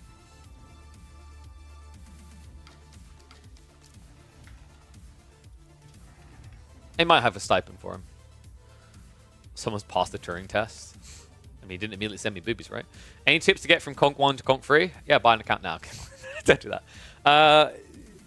I would never recommend just taking a tip if you're talking about like a cheesy trick, because what that doesn't teach you is how to be good. That just teaches you how to cheese something up on a rank. So I could tell you right now, just pick Atrium Byzantines, and that'll help you, right? But that doesn't really improve you as a player. I'd have to like see your games, right? Am I gonna have to start charging people for coaching? Maybe. Yeah, Philly, that's how you get banned, bro.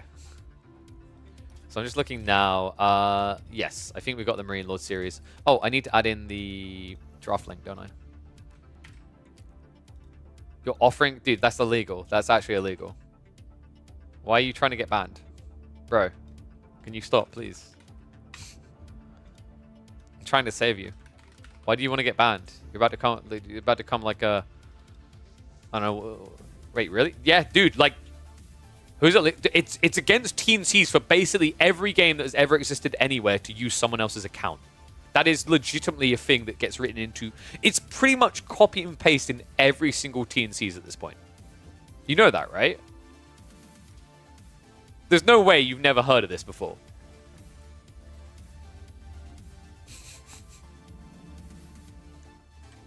Dude, you live in an age where some different devs even ban using Smurfs. Like, if you're part of Dota 2, like that.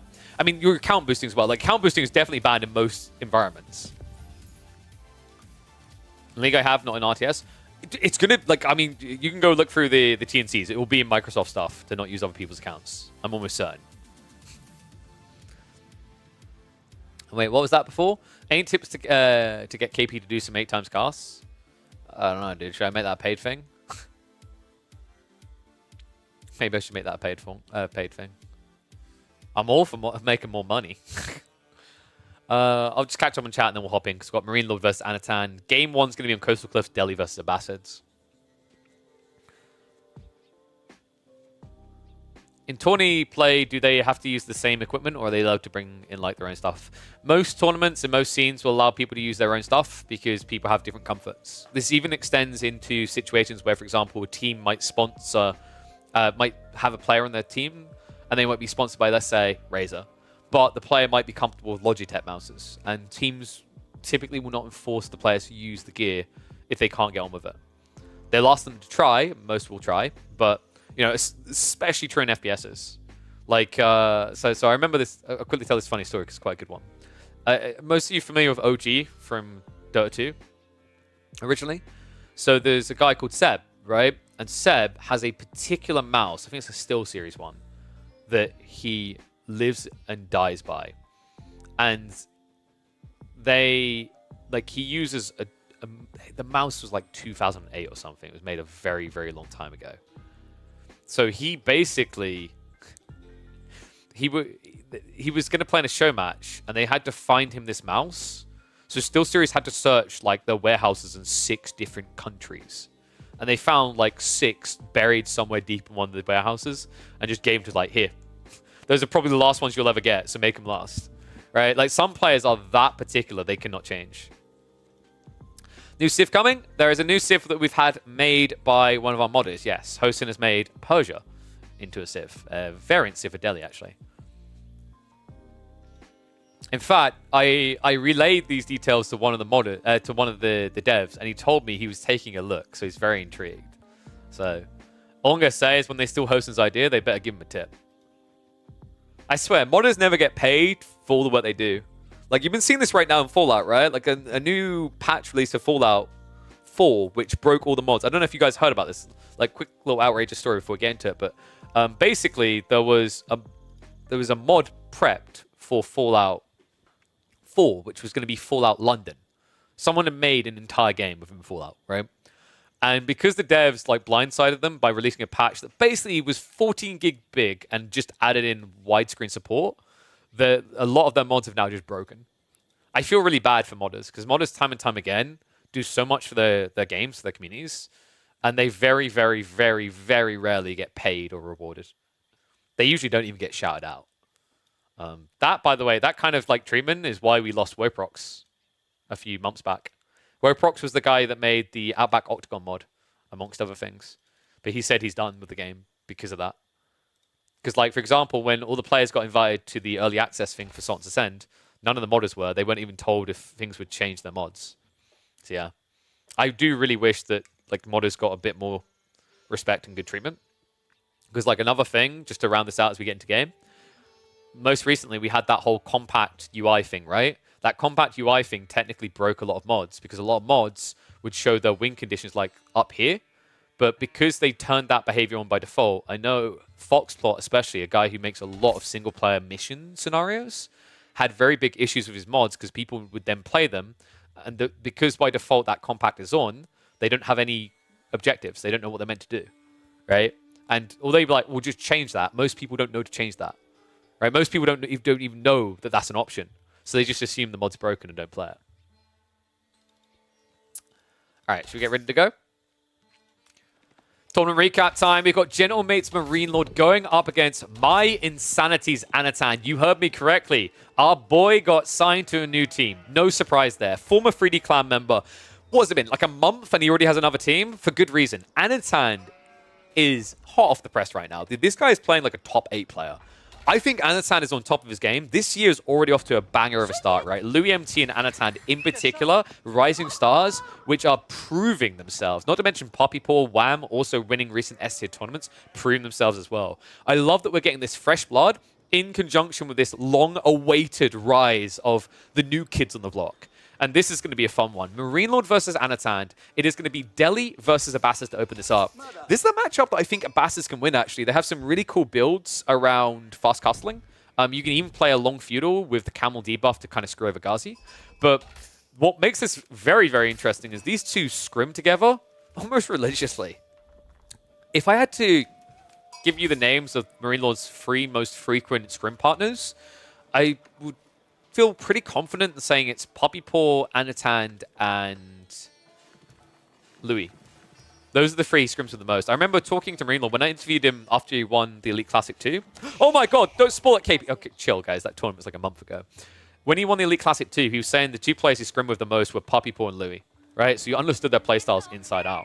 And we know that he scrims regularly with Anatan. In fact, he was scrimming with him just the other day. So let's see who's learned more here. Anatan has a wild beginning to this game, by the way. You guys saw that, right? He went double scout on Coastal Cliffs, and I'm not sure why. He got slightly more sheep, right? We've got a 14 sheep split. Made that 15 compared to a 10. I don't think this was worthwhile for him. Even if he has like 3 or 4 more sheep, right? In a different matchup where this isn't about berries, it would make sense. But it, to me, seems very confusing in this matchup. I guess Anatan's thought process is always going 2TC, so sacrificing a villager now doesn't hurt him too much. I think that's a bit of a bait, because by missing a villager now for the next few minutes, like you're missing out on 40 resources per minute, the next 4 minutes, that means you missed out on 160 resources. So that means from the cost of like a TC perspective, you missed out on a quarter of the cost. So you actually have missed out a lot just by missing 1 villager. And that's especially important up against the Delhi, because if you're going 2TC, your timing is now weaker, your pressure on your opponent is lower, and it means the Delhi player should more easily pick these sacred sites, which will put them further ahead. So yeah, a little bit of a wild build there. I do understand double scout on certain maps, even in berry-specific matchups. It can kind of make sense on, say, Dry Arabia or whatnot. This at least makes a bit more sense out of it. But what Anatan is doing here, he's lucky he's getting away with it. He's only getting away with it because Marine Lord was busy chasing the shadow. Had Marine Lord come across here and scout this early, this would have got blocked and you would have got no value whatsoever out of the double scout play. Because remember, in a berry on berry Civ matchup, having 5 extra sheep isn't that big of a difference. What matters more in this matchup is who has map control. Because if Marine Lord has map control, to hell with the extra sheep, he'll play the berries and the deer. Wow, looks like he's fully going to get it. Marine Lord not only is discovering, he might be able to snipe it down, but it's too little too late, right? Like, ideal situation, Anatan gets the deer here, and then snipes, and then he has the TC on the gold, right? That's the best case scenario. Looks like Anno is going to have to start sniping them now. Yeah, interesting that he's chasing the enemy scout instead of just going for the deer denial. It's kind of making this a worse spread for him. But in the end, this should be a fine one. So Anno, you might just go ahead and drop the TC on the gold anyway and drop a mill on the forward. That would probably make a lot more sense here. And because it's Culture Wing, this is the fast casting build I was talking about, guys. I really do like this build against the Delhi. If you think about it, like you're going to get the tech up complete at 4.5 minutes. You can have your TC going up at 5.5-ish. Be up by about 6.5 minutes. The Delhi aren't going to start capturing sacred sites until 8.5 minutes. So that's a very big window to start scaling a lead. And then if you're just hunkering down to go castle behind it, very powerful timing. I don't think Delhi are that great at denting this type of 2CC build. It's possible, but it's a very hard needle to thread, right? So more likely what we're going to see out of Marine Lord is he's going to see this choice and say, I'll tech up as well. That's where this game gets interesting. If you have to fast castle the Delhi here, you're not fast castling with Compound Defender. You're fast castling with House of Learning, because your eco's too small to get value out of castles, right? But by doing that, it means your men-at-arms, with the attack speed, can destroy Ghoulems.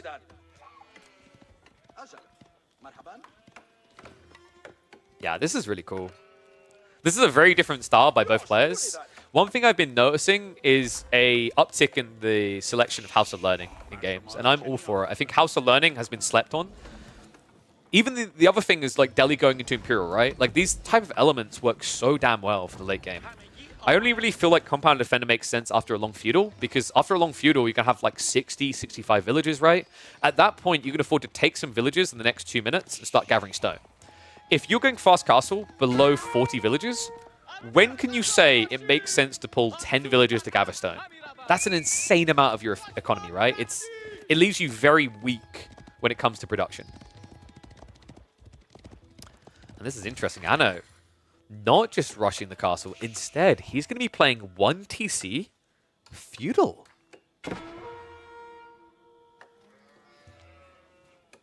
I'm finding myself liking this build a little less now. 2 TC would have made a lot of sense. I'm a really big fan of 2 TC. I've seen multiple players make it work. We've even seen players who get a little bit too greedy. I think my favorite one for it is like Voldemar is very good at 2 TC versus Delhi. Just don't ask him about his games where he goes 3 TC.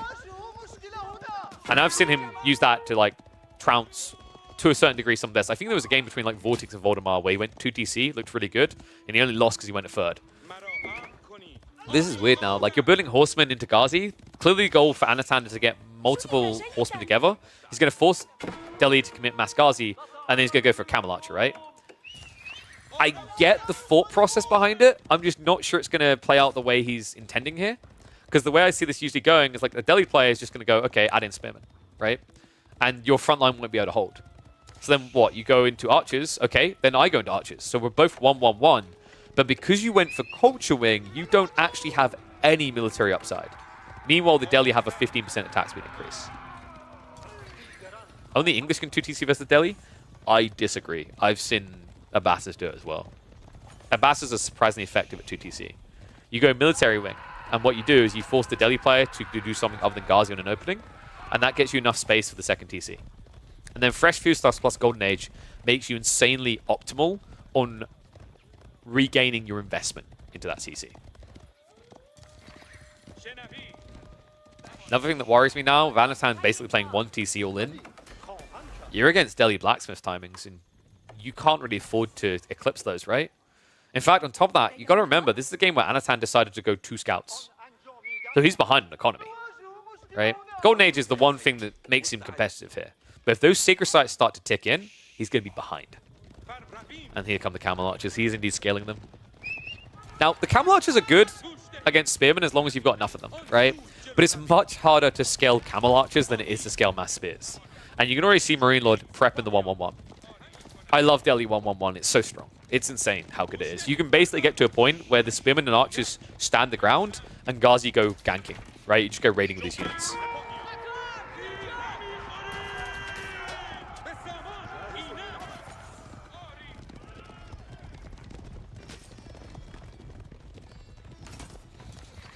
A bit of poke damage coming in. Wait. Oh, that's a mistake, actually. Marine Lord, he took the scout out, so I was wondering why he kept getting stabbed.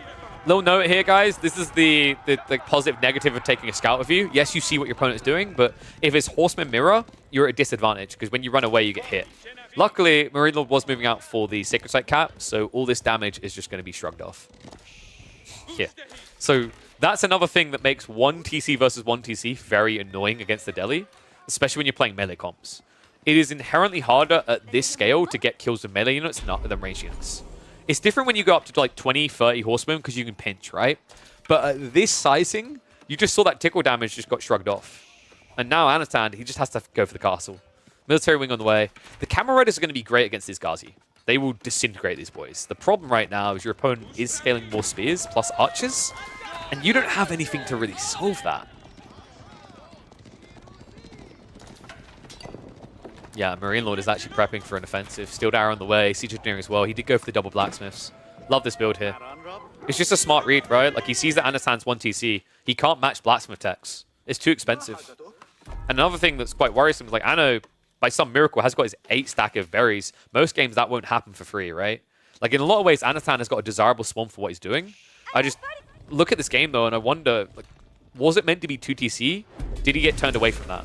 I can understand why he would, because someone I didn't mention here, what would have made 2 TC weaker, I guess, is like This is Coastal Cliffs. I was so fixated on the Abbasid need to do it, I forgot that this is the map they can't. So remember, guys, Avali intentionally designed Coastal Cliffs to spawn the stone away from the base so that TC booming civs get punished. I actually think this might be one of the worst maps for Abbasids, because practically every successful Abbasid build I've seen involves a second TC. And you just can't grab it. Right? Like, at least China has the logic of they get songs, so they're scaling better eco anyway, right? But you don't. Like, you've got nothing to really smile about here. Fresh food stuff is nice, but it's not crazy. Castle Age is at least completing soon. Golems are being queued up. Marine Lord... I mean, Sacred Site should be an easy peasy cap, right? He's not saving up for an age up, so that's the redeeming factor for Anno. And he's got a lot of food and gold in reserve here. So we should be seeing quite a few Golems. My worry is if you get caught trickling Golems, you're going to die. You actually have to wait before you fight. Some raid in. Marine Lord was a naughty boy here. Yeah, that is definitely someone who did not get textiles. So a little bit of a mistake made there. Usually when you see your opponent has horsemen like this, textiles is just a nod and accepted.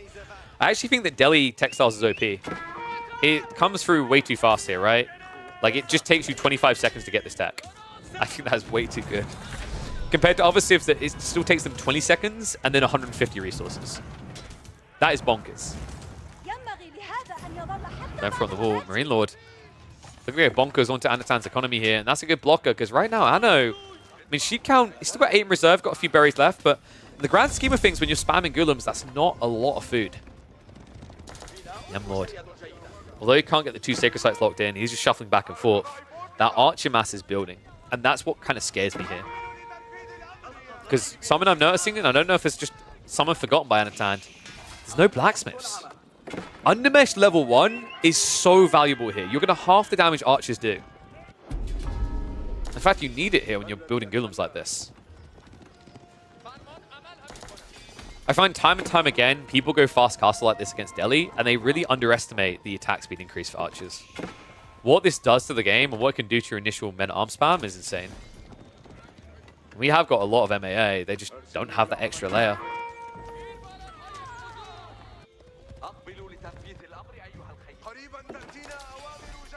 This game is getting quite discombobulated. There's a lot of little micro arrays that Anatan's attempting. I love that he's just trying to keep this up. Marine Lord is not an easy player to outplay with this style. He's very good at tracking all these different raids and finding the one that matters. Like, if there's something I've noticed about Marine Lord over the years, there are going to be 6 different raids going on. He understands he doesn't need to address everyone. He actually does a great job of defending against most of them. But what he'll usually do in that situation is identify the one weak point and double down on it. And that'll snowball him, right? So what's very important for Anatan is that he doesn't leave himself exposed here. Don't split up and have 5 different Golem groups going. Because Marine Lord will find the one that cascades everything.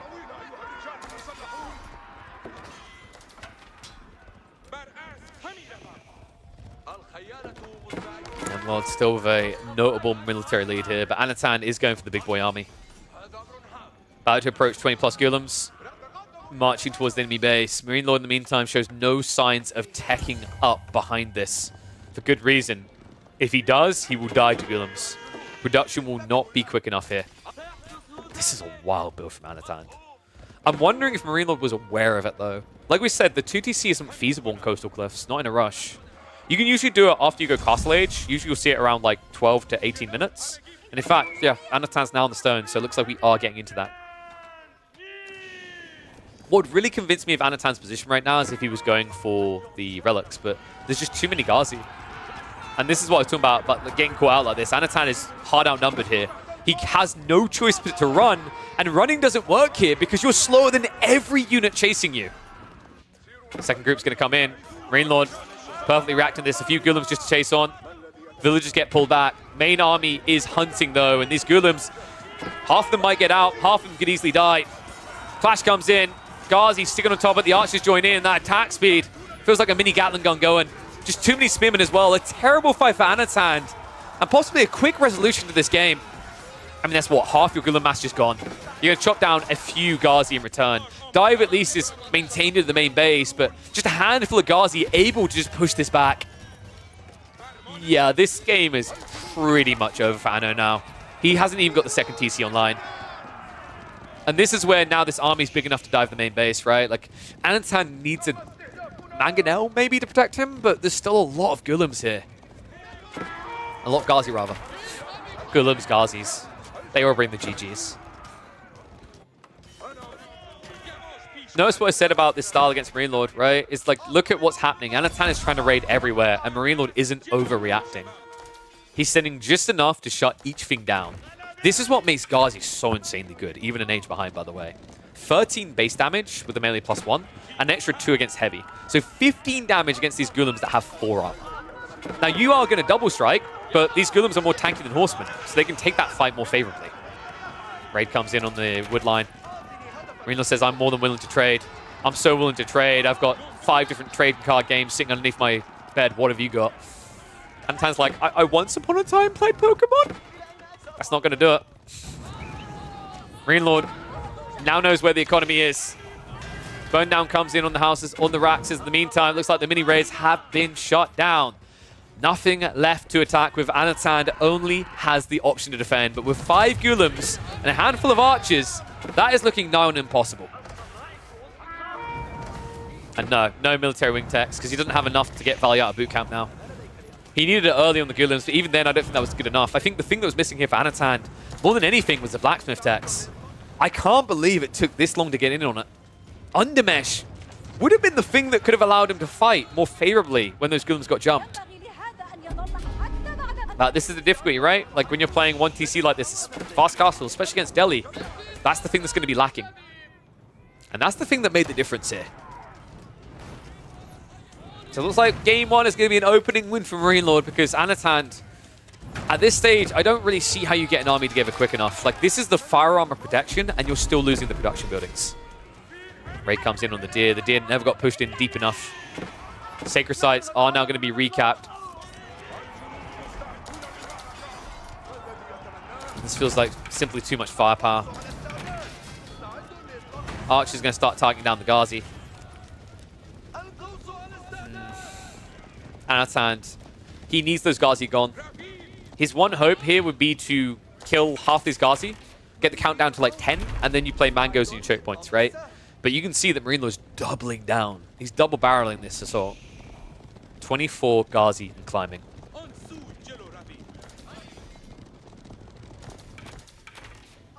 I can't believe Anatan's been teched up for so long and still has no relics in this game. This is so suffocating.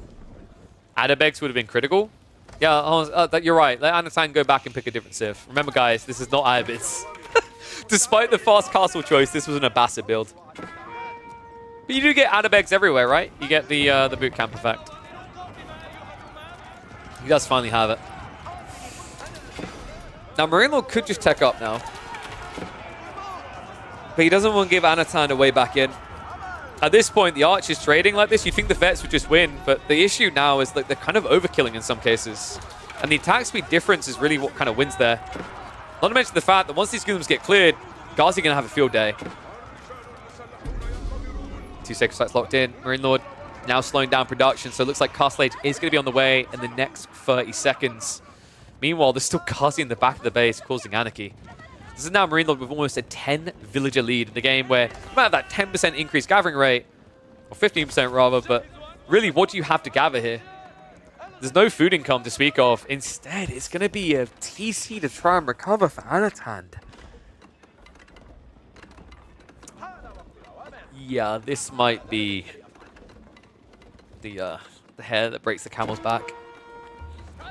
I mean, this TC isn't really securing that much, right? He's got some deer on the forward, but I think there's like half the deer value left here, right? Oh, less than half, right? It's 3 full deer and 1 practically empty. And sure, fresh food stuff is cool, but it doesn't get you the full distance. In the meantime, that's you side investing away from defending yourself. That's going to justify the tech up from Marine Lord. And that's also going to give him time to get away with that tech up, right? Whereas otherwise, if Anatan was still all-winning army, he might be able to attack. And well, that's going to force a fight. The other problem with this TC is before he was fighting in choke points, look at how open this ground is. You have to march up to it, and that means Marine Lord can flank onto the archers. It's going to be a back away. Not enough damage done to take it down. Second wave is coming in. Marine Lord baiting him out into the open here. Could get us around if Anatan keeps chasing like this. fact, Marine Lord. Does he consider it? Gulam counts only 7. Tech up completes, and he's sitting on 24 Ghazi? If Anatan keeps chasing like this, he's going to die. Relic's now being picked up as well, and here we go. Marine Lord's going to turn around for it now. Ghazi chase on in, and Anatan realizes he's overextended. Archers get grabbed, and that is going to be a wipe of the army. Big mistakes made by Anatan. He knew he had to do something, and all he could do is send himself into game 2 off the back of a loss. That should actually just be a GG. Archer Mass has been completely mopped up. Marine Lord gave him the option to cut his losses. Instead, Anatan, feeling lost, took the worst possible fight imaginable. And I can't believe that. Marine Lord just got the most value possible out of a Feudal Age army. Anatan, meanwhile, with 2 TC, no army to speak of, and still 10 plus Ghazi to face off against. This should be an easy dive into the base. Behind this, we've got farms coming in as well, so Marine Lord's not going to run out of food. Veterancy for Archers will complete in time, minute and 20 seconds away, and if I'm not mistaken, I thought so. That did look like a fight without composite bows.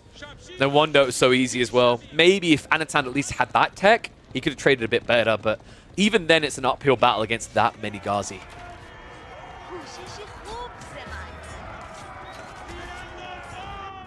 Surgical execution by Marine Lord, man. You know, I feel like we always talk about this player or that player for their Delhi, right? Like Pugbore's very interesting builds, Vortex is relentless aggression, but Marine Lord's just always been there, a stable and strong competitor on the Delhi. He might not have, I don't think, like, outside of the fact that he was the first person to do the fast castle 5 relic immediate pickup thing, I don't think he really has something signature that stands him out. Like, he's not like an Abbasid player that goes camel arches, right? It's more just his execution is pitch point flawless in practically every game we've witnessed with the Delhi. I don't expect nothing less from the reigning champion in AoE 4, right? Like, this is a guy on a Civ that has been figured out. Really, the Delhi just has this clean execution in the first 20 minutes. That hasn't really required any innovation.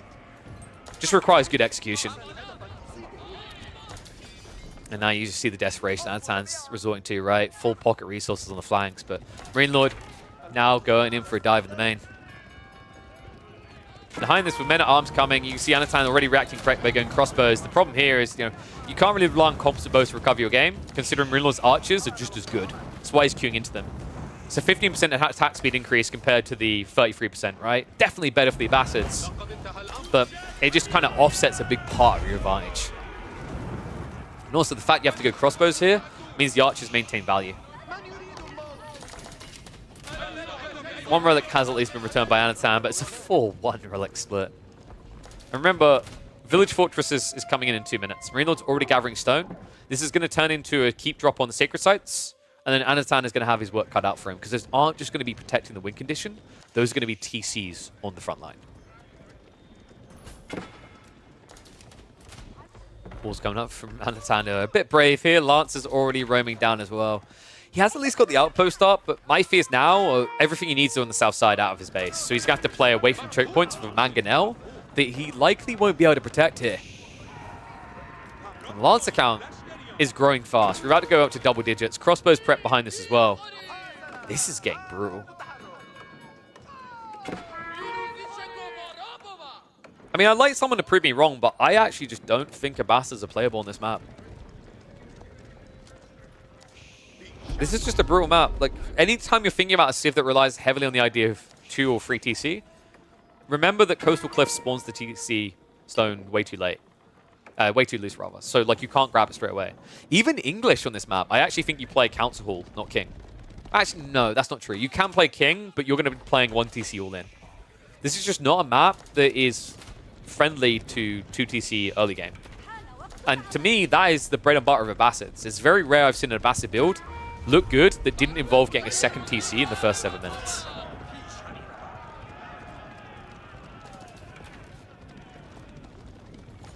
Walls aren't going to be going up here. Army is moving across the south side. But the sacred sites are now locked in. Village Fortresses is about to complete. And we should be looking at, yep, first keep now coming up. So this could be like another 10-minute game, potentially. Marine Lord doesn't really strike me as being in a position where he wouldn't try and end it, but he's pretty much in a cozy position if he wanted to delay it, right? Like, the gold gathering that's going on from Anatan, the comp he's building into or trying to, is going to drain him dry pretty quick here. That's one of the big kind of interesting facts about Coastal Cliffs that I like. Not just the stone being loose, but the gold being limited safely. You have to come out quite quickly on this map. That's why Delhi feels so good, right? It's like you get to that mid game with this huge army, you know they have to come and fight you. That's why Delhi, I think, has been one of the most picked maps, civs rather, on this map by far. Lance Raid coming in, Anatan not pulling the villagers away, and the siege goes down straight away. Mango lost. I mean, this is it. Ano's not going to be delusional anymore. The amount of villages he's losing, the size of this army, I don't think there's any turnaround here. Archers, looks like they have at least got the composite bows, but it's just not going to be good enough here. Simply too much cav, and simply too big of an army to face down. But it is the best of the three, guys, so we'll be seeing more of Anatan.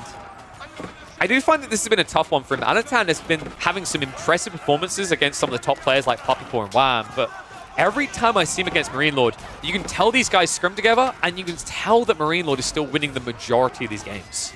This was just surgical execution.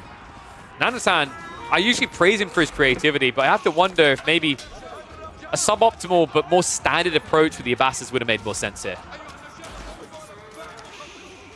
Smallville's dying behind it. Looks like all the farms have been completely abandoned. There's even a Lancer now into the tree line, which hasn't been shut down straight away. I mean, this is it. We're talking about 80 to 45 eco. Marine Lord, the only thing wrong that he's doing here is he's mismacroing. He needs to actually get more food, more farms down. But outside that, there's really nothing you can criticize about the Frenchman here. Maybe Abba could have competed feudal. I'm not sure they could have. The issue with this whole idea of just getting horsemen plus camel archers, the Ghazi are just that damn good they don't care. GG gets called finally, though. Game 1 will go to the Delhi, as it often does on Coastal Cliffs. And often does for Marine Lord. 2ZC there could be said to be a bit map specific. Wait, what's this? What am I going to be casting? An English 2TC game? Is that what you guys are on about? Ing 2TC versus Delhi. I actually think you don't need to. I want to see someone try Mass Horseman with Abbey of Kings actually against the Delhi. Because you have Chivalry, right? It's like you just have better heal as you scale the army than the Delhi have. And then you come in with Lombos on a delay. Because Lombos are really good. I actually think English can do that with 1TC. They don't need 2. 2's a bit greedy. You need to, like... I think what's really underrated against the Delhi is going 2TC on a delay. Do something to beat the Delhi initially, then go for a second TC. Don't just jump into it when you've got no value, right? Like, that's a losing play in a lot of cases.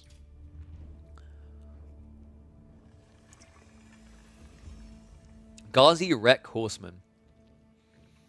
How long ago was it tried? Was it tried recently with the new king? I've seen it tried with the old Abbey of Kings. I've seen it tried with Council Hall. I haven't seen it tried with the new king. Also, the better food eco is true, but remember, like, you know, if you do start to get some good trades, you can basically play out onto Deer. Some maps you can just play Deer by default.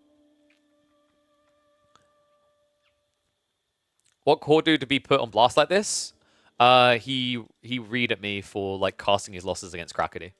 So this is the price he pays. I'm a fair man.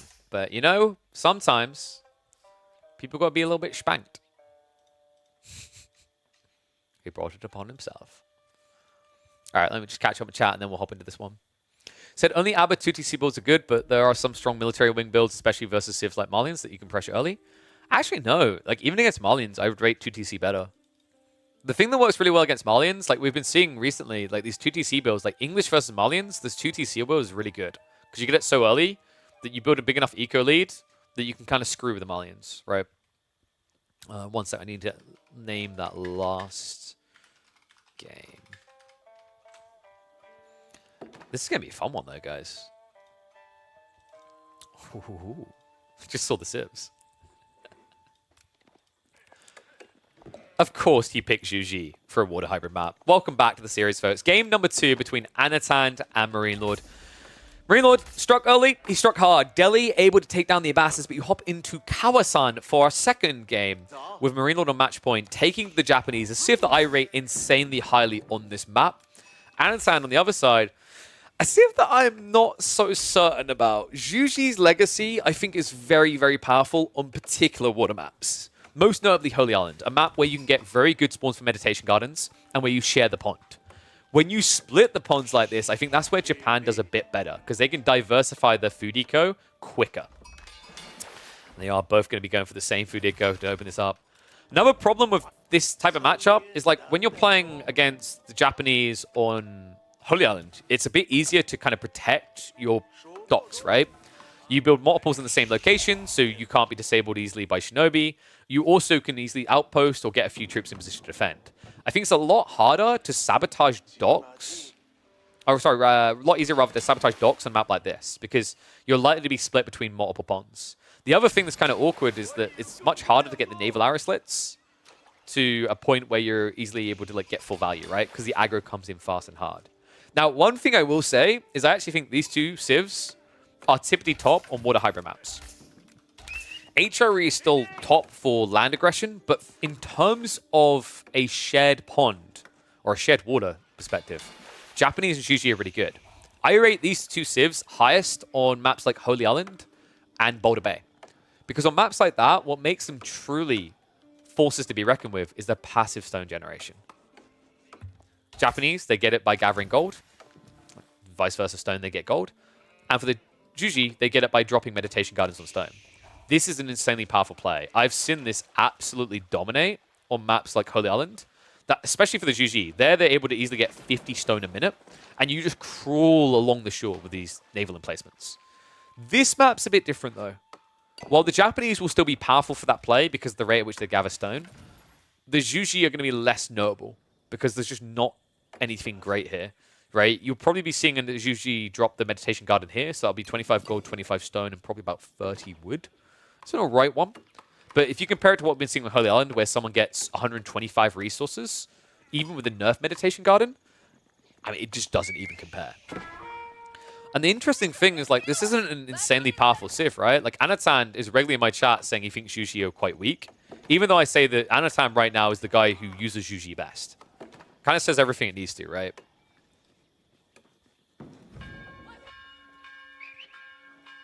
Tech up should be the priority now. Marine Lord, I imagine he's just going to rush this, and he should get to age 2 before Anatan does.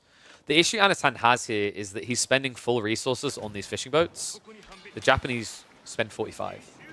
And ever since the nerf to Juji in Chinese, that 20% reduced to a 10% production rate advantage on the docks, you're saving 2 seconds while spending 30 wood more per fish.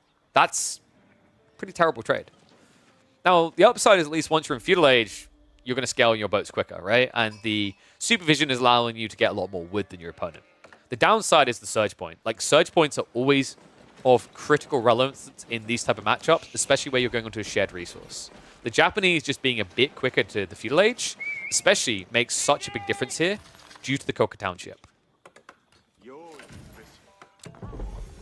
Nice indeed on the way. Meditation Guard in the meantime. Ooh, what? What did I say about Anatan, guys?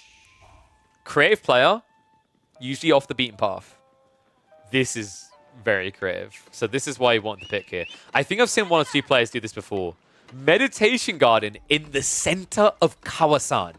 So that is going to end up being, what? About 110 food? 112, I think, to be exact. Because he's got 3 clusters of 6. That's 36 per. Which is going to bring him up to 102. But then I think he's going to clip probably 3 here as well, actually. So an extra 18. So he's going to be at, what, 120 food a minute? That's kind of wild, actually. So what? We're probably looking at, I'd imagine, Horsemen to open the age. The only issue with Horsemen here is Horsemen lose to Shinobi and they lose to Onobugisha. So it feels like it has to be your Shugenu. I actually think Shugenu is the only way this works. So probably going to see an archer drop in the center, right? I don't want him to see do another dock, because I don't think a dock has value here compared to the archer range.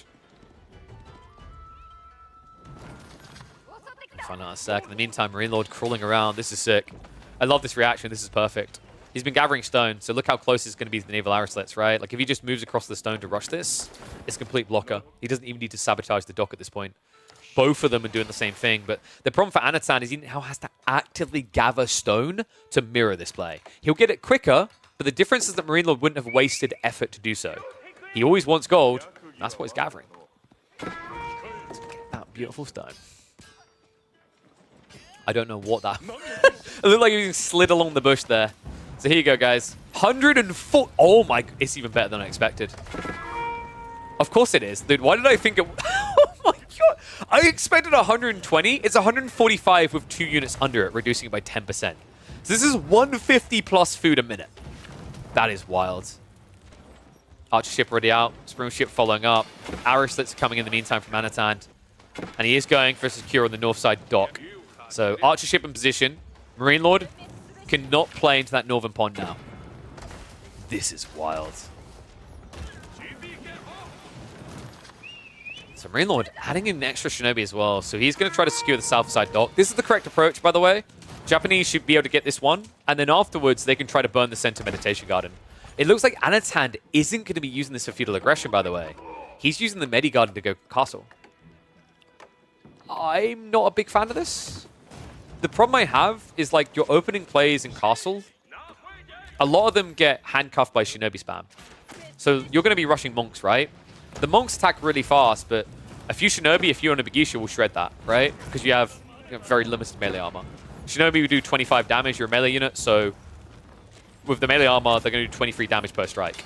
And they attack a little bit slower, admittedly, but you can micro them, right? So if you go up to 4 Shinobi, the monk's going to be in trouble. The alternative is, like, what? You go Lancers? That has a very slow scaling point. And if you start playing the Lancers, if the Japanese come in behind you slightly delayed, Castle, Onimusha, or Mounted Samurai will destroy you. Great play so far by Marine Lord. The sabotage really adding up. I'm wondering if Anatan could have just played feudal. In fact, I'm almost certain he could have. I'm a little bit shocked he shied away from it. Maybe he's played this matchup and has found it to be weak to stay in feudal. But, like, you're up against, what? Shinobi, Master Shuganu can shut that down. It is a bit annoying in small quantities, but once you get 10 plus, the Shinobi can't really dive you. And if you keep scaling Shinobi, Shuganu rather, even the Horsemen struggle against Master Shuganu. I'm a little bit shocked he didn't use 162 food for that. Because 162 food, that equates, I mean, raw, full value. If it was just, they only cost food, they're going to get an extra 2 Shuganu a minute. But in terms of the food cost coverage, that's getting you an extra, what, 5, 6 per minute? Absolutely wild to think of. But here we go, Shaolin Monastery now on the way. So fast castle it is. Meanwhile, Marine Lord, this is ridiculous. He's not even behind. This is the problem with this play, I think, for Anatan. He went for the second dock, right, because he needed the extra food. But that means instead of just getting ahead, you lost your investment on the south side, reinvested in north. So you actually didn't have a lead, which is why you're seeing this weird situation that looks confusing to most players, in where Marine Lord is able to match the tech timing despite this Medi Garden. That's why. Anatan spent 150 wood here. He built an extra 5 of these fishing boats. That is going to be another 375 wood. He built an archer ship. Several hundred resources goes into this. Then there's the idle time of 4 villagers coming out here that whole time. That's why Marine Lord isn't going to be far behind. And remember what I said about this tech up. You've now gone for the monks that can get blocked by the Shinobi. Your opponent is now going to be matching your pacing towards the relics. But on top of that, this should be mounted samurai, which can easily just disintegrate the Shaolin monks. Wow, this is brutal. And he is playing into Lancers. This should be supervised, right? Yes. He'll at least have a decent timing, but my worry is if you're building Lancers versus Mounted Samurai, you're never winning that matchup. Mounted Samurai right now are fast being discovered to be the best heavy knight in Castle. They are so painful to deal with, and the big reason is the offset of initial damage. In a charge, your opponent's hitting you for 36, and you're missing out 36 due to deflective. So that is a 72 damage output difference, if you think about it, right? You're missing that damage, and they're getting it.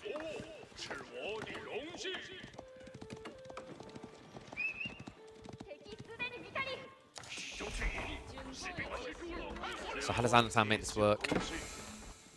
I don't know if I really like the Chiganu detail. Kind of felt like an irrelevant detail. I think he's worried about Shinobi diving, but now it feels like a wasted investment. And the other thing that worries me is, like, these Shinobi still have extra value. Like, look at what they're doing. Eventually, this meditation gun's going to be removed. Remember, we used to always see this left alone because if you burnt it down, it got rebuilt, it doubled the value. But now that bug's been fixed, so it always gets taken out. So now Anatan, with a mobile comp, has to station himself on one location to defend. He's at least trying to raid around the back of the Lancers, but Marine Lord's not going to give over much. Now the Mountain Samurai outnumbering the center. This is the point where Anno could easily end up losing the Medigarden. And that's a lot of food to be giving up. 145 food per minute. That's equivalent to what? 3.5 villages? In a game where Marine Lord is already 8 ahead. So we've got a second dock coming up. So Anno, I wonder if he adds in more fishing boats. Looks like they are coming through. But behind this, you know, I'm looking at the relic race situation, and Anatan has yet to return a single relic. He's moving out for a central one, which I find insanely dangerous. If you get scouted here at all, these many Mount Samurai will just kill you. And these are expensive. 200 food per Shaolin Monk. Luckily for him, it looks like Marine Lord did not have the scout nearby. Unluckily for him, it is going to be a Yorishiro archery range follow-up. This build is sick.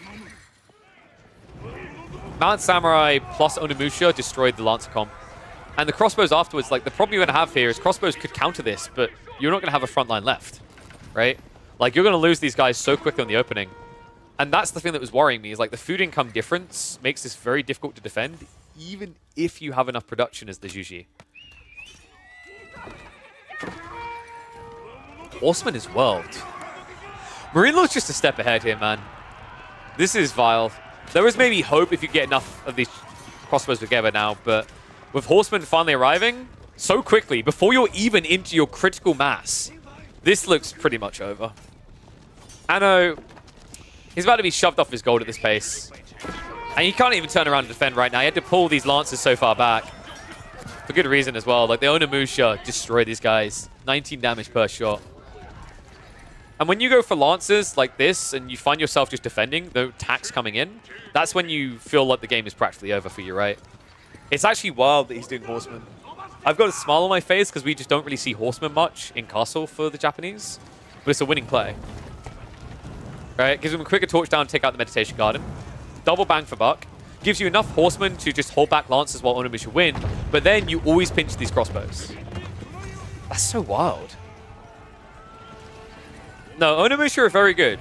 Onimusha are actually really, really good against a lot of Castle opening plays. Because if your opponent goes Lancer or Men-at-Arms, you kill him. Onimusha are very, very strong. You just need to micro them. In fact, little tip for people, if you see your opponent going for like opening Cav, right? Let's say you're in against Ibids. Let's say they open up with Camel Lancers.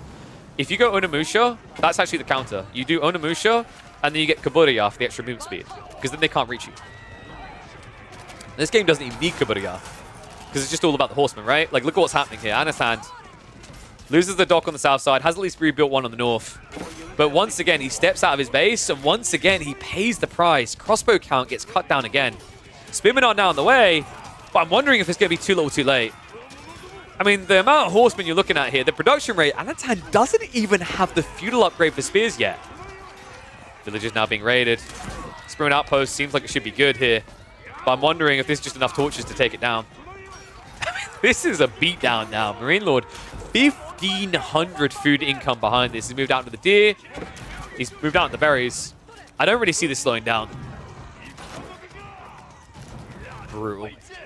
First relic home. Second one now coming in for Anatan. But I feel like the rest is out of his control at this point. Outpost has almost been dealt with. Love the fact he's using Onimusha to snipe down the spearmen. It's not often you see just dead brain horseman spam like this to win, but this is a pristine example of how effective these units can be.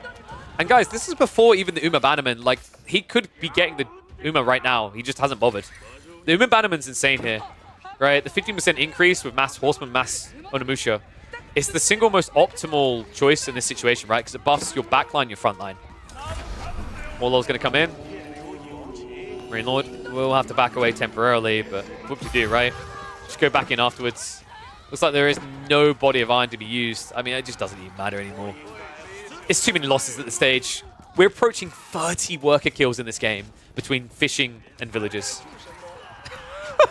And Anatan, if you want to know how panicky he is about the mass cav, just look at the amount of racks he just built. It still doesn't matter, though. He's not going to get them out quick enough. Onimusha extra range is quite handy. It's a bit deceptive, actually. Usually I find the attack speed's too long and everyone gets in range, but not in this case. GG called. Marine Lord versus Anatan. It's a duo that scrim together frequently, and in those scrims rather, Marine Lord definitely come out ahead. Once again, showing exactly why. Just seems to be a step ahead of his training partner. Love the fact that Anatan got creative, but can't hold anything back here. This was sick execution by M Lord. Yeah, well played. Why did they make a whirlwind move with their bows before shooting? Because they watched too many Call of Duty Modern Warfare 2 montages, and they want to be cool. Yeah, very tough series for Anno. Anatan versus Marine Lord G2.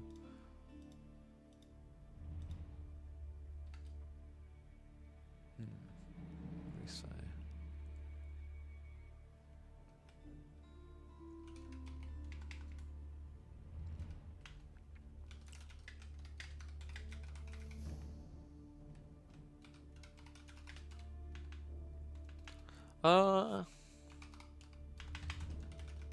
Bassett can beat Delhi, but not like this.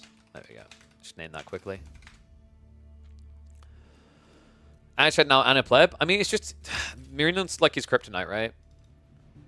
Feels bad man for him, but it's just like it's not a desirable matchup in my opinion for him. All right, so that is a Nuva one done. Let me have a look here. So we have got Vortex versus Voldemar. We've got Wham versus Dragavan, and we've got Anatan versus Cat. Where to go? DIY heroes, we've got work to do. Couldn't be you. Never played Marine Lord? Ever? Don't know if I believe that. Should we go to Voldemar versus Vortex? Sup, Hamza? How's it going, buddy? You know what? With everyone in today, it's probably a good time to remind people about their Twitch Prime subs. I bet some of you still got it. Actually, does it reset at the start of the month? All right, this is your early warning. 2 days. Twitch Prime subs, get them in. Boom. I mean, it's free, right? Well, not free. You paid for, but like, you already paid for it. It's a free sub. All right, so let me have a look here. We said you guys want Vortex versus Voldemar, right? It's after 30 days. Does it not just reset each month? Oh, okay, so it's not first. Well, it's always good to remind people on like a weekly basis. Where you been dropping your primes if not here is all I'm going to say. Oh, I think we're like live. I don't think we're live more hours than everyone else, but we're probably top 5, top 4 for amount of hours live per month now. Dude, I'm a DJ. I spend way too much time casting AoE4. All right, let me get that series ready. So Vortex versus Voldemar. Here's what I'll do. I'm quickly going to grab a snack. I'll be back in a sec. I'm going to put the draft up for you guys to dissect, and you can speculate what you think is going to get picked and where. Let me just enter the names. I'm quickly just going to grab a snack bar. So I'll be back in a second. So I'll put the music on for you guys. Apologies if it runs an ad. I'm a cheapskate. I can't afford Spotify. I need more primes for that. But be right back 1 second. I'll run the ads now, 90 seconds of ads now, so you guys don't have to worry about it. Look, I'm so nice. So nice. Woo-wee wow.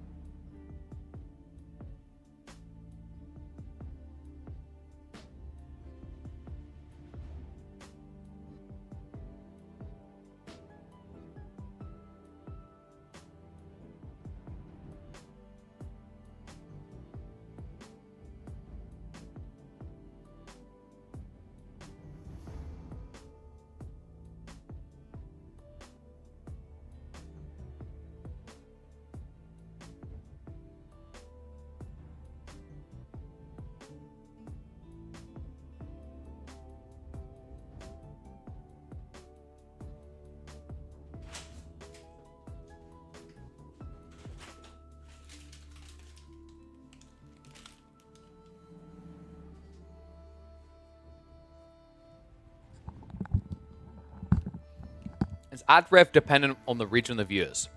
That's a good question. I'm not sure about that. I haven't explored that deep. The problem is ad rev isn't that good at creators. I'm in the bandwagon of like, if I could, I'd just disable it. But, you know, at least they give me a little bit of summer, so I might as well. But without getting too specific, so I don't know, I can't remember the TNCs how specific they're allowed to get. But like, the last stream we had, I think we averaged 200 viewers across quite a few hours, if I remember correctly. I think it was like 11 hours. And I'm pretty sure that generated $40 from ads. Pretty low.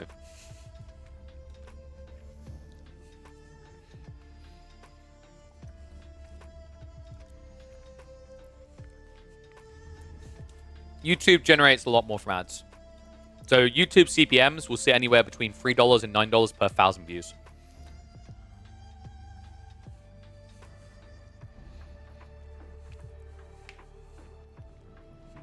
What's the last core win mean? It's how many days since we last watched core win.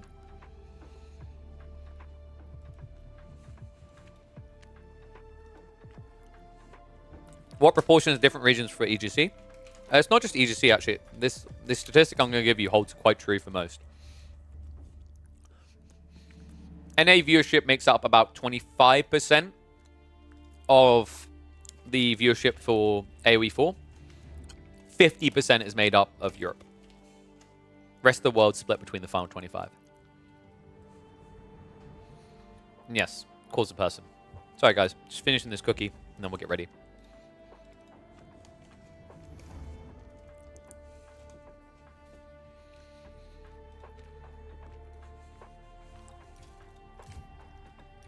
So basically, from a demographic perspective, AoE is technically a gold mine.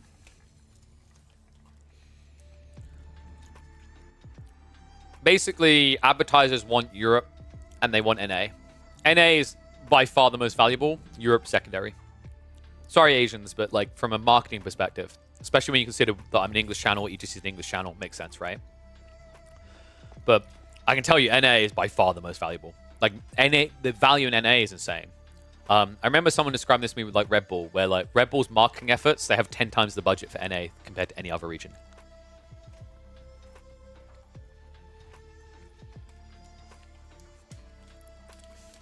So you said NA better than EU? Yeah, for getting your money.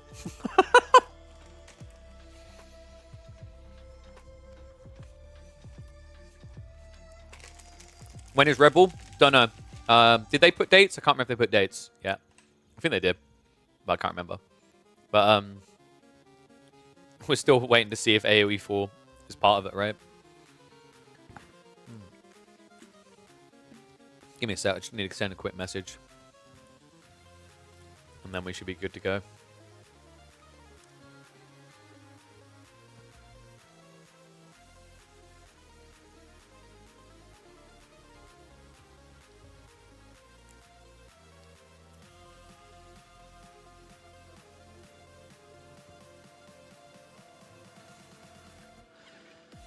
It's technically not announced yet. Or like, was it someone? So wait.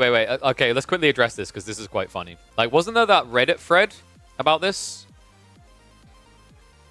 Where someone's like, "Oh my god, it's happening! Look," but like, there's a few problems with that. Someone could very easily have just photoshopped it. Honestly, I'm trying to find it now quickly. Let me have a look.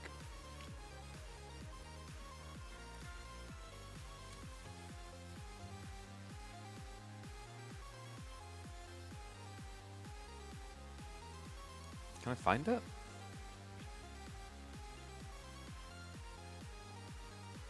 Has anyone got a link for it?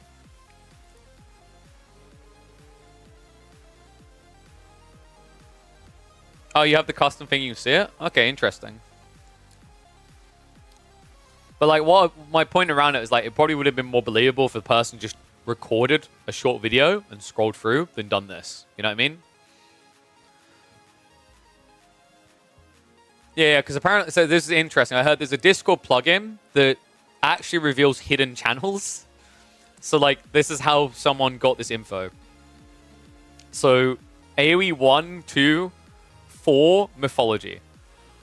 That is brutal for free, by the way.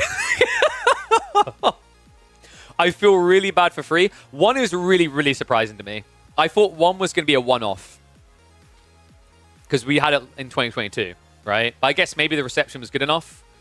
I would assume that 1 is going to be similar to last time, if this is true.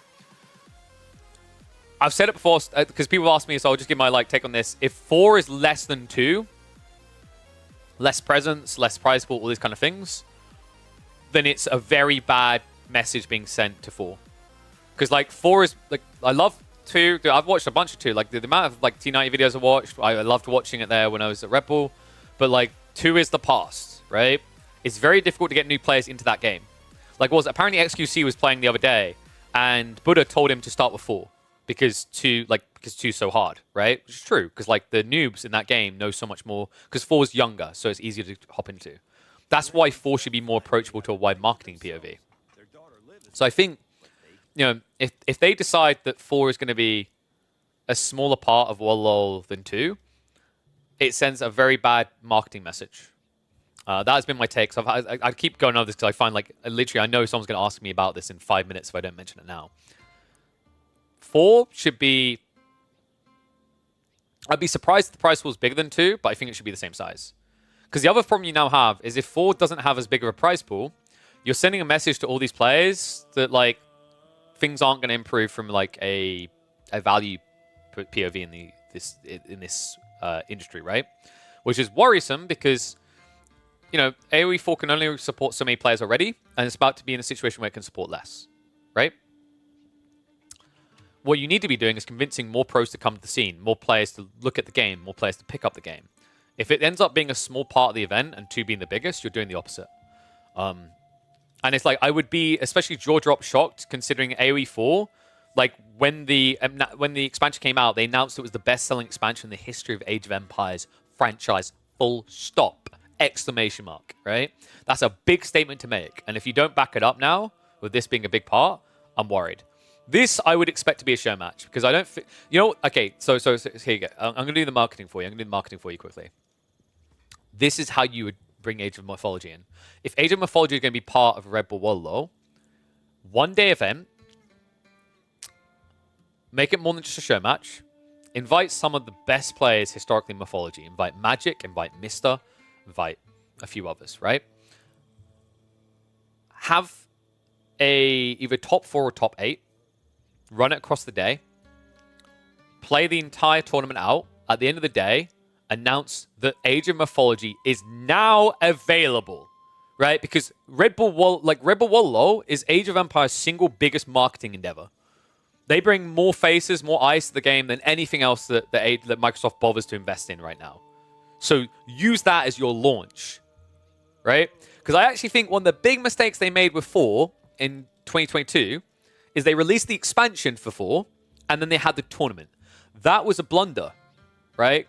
Because what you want to do is you want to release the expansion after the tournament. Because then everyone's watching the tournament. It's oh, I want to see these new civs. What do they do? How do they work? Right? That's a genius marketing approach. Think how many times you've seen that before where a new game gets announced or shown by a show match. Remember when Stormgate got showed off at DreamHack? I know the numbers weren't crazy, but that's a better endeavor than releasing the game and then saying, now we're going to have a show match. Because everyone's I'm playing the game. Bye. So I hope that's what they do. That'll give Age of Mythology a chance. Because I actually still think Age of Mythology's back is really up against the wall here. I don't think Age of Mythology is going to be as big as 4 or 2.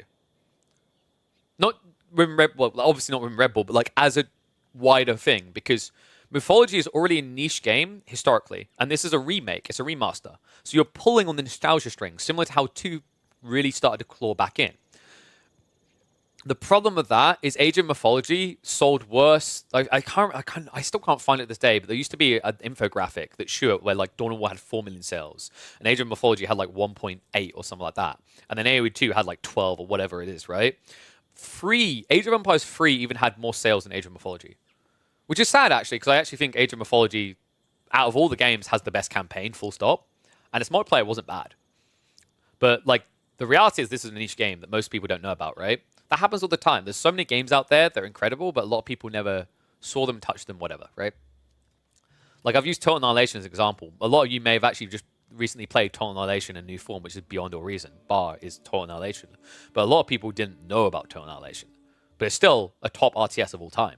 The design decisions they made in Total Annihilation weren't being done in other RTSs for 10 more years, right? It wasn't until Warcraft 3 that people were doing what Total Annihilation was doing from a design POV. The depth they had, right? That's how far ahead the competition was. But, like, no one knew of it, right? I swear by Cossacks is one hell of a fun game, but I feel like I'm in a niche. I don't think that many people played Cossacks compared to Age of Empires or Warcraft and so on. Age of Mythology and Warcraft came out roughly at the same time. Yeah, that probably didn't help as well. But, like, it's generally... The other thing you have to keep in mind is this final word detaches it from this. It is an Age of game. That's why I always call it the Age of series. But I'm in the minority, actually. Like, one's in chat if you call it the Age of series. Two's in chat if you call it Age of Empires series. Kind of curious now. Because I find most people refer to the series as Age of Empires, not Age of. There's a very big difference. So from a marketing POV, you already didn't have the brand recognition. Look, straight away, 2. Like, so many people call it Age of Empires, not Age of, right? I am in the minority in calling the Age of series. Most people will call it the Age of Empire series. So a lot of people didn't even click at the time that this is actually an Age of Empires game. You might actually have a similar issue with this launch, where a lot of people, their brain won't click and go, oh, this is an Age of Empires game. They're going to think, oh, what's this cool little game? And they might check it out, but a lot of people aren't going to have that immediate connect. Age of Mythology was super successful back then, though. No, it wasn't. Like I'm sorry, Shuckle, but it wasn't. It's a great game and whatnot, but it actually wasn't. Like, it was successful, but compared to the others, like, it looked more like an indie game success than a mainstream success. That's the reality. The statistics show that at the time, right? I can't find it now. Like, I'm trying to. Age of Empires sales. Let's see if I can find it.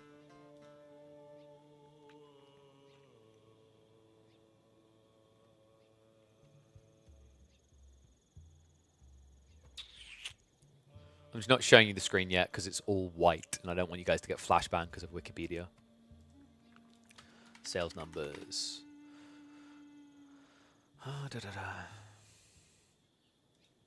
Does anyone have a link to it? Can you find it? I'm trying to find it now.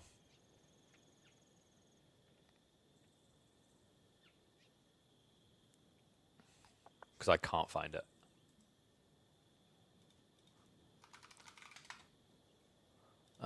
Maybe if we search best-selling RTSs of all time. RTS games of all times. Figures. Here, let's have a look. Let's have a quick look. Sorry, we'll get into the game in a sec, because this is an interesting discussion, because it's like the future of it. We'll quickly do this, and then we'll hop in. Okay. These probably aren't 100% accurate, but let's have a look. So we're probably looking at... Will they have RTS? They should do.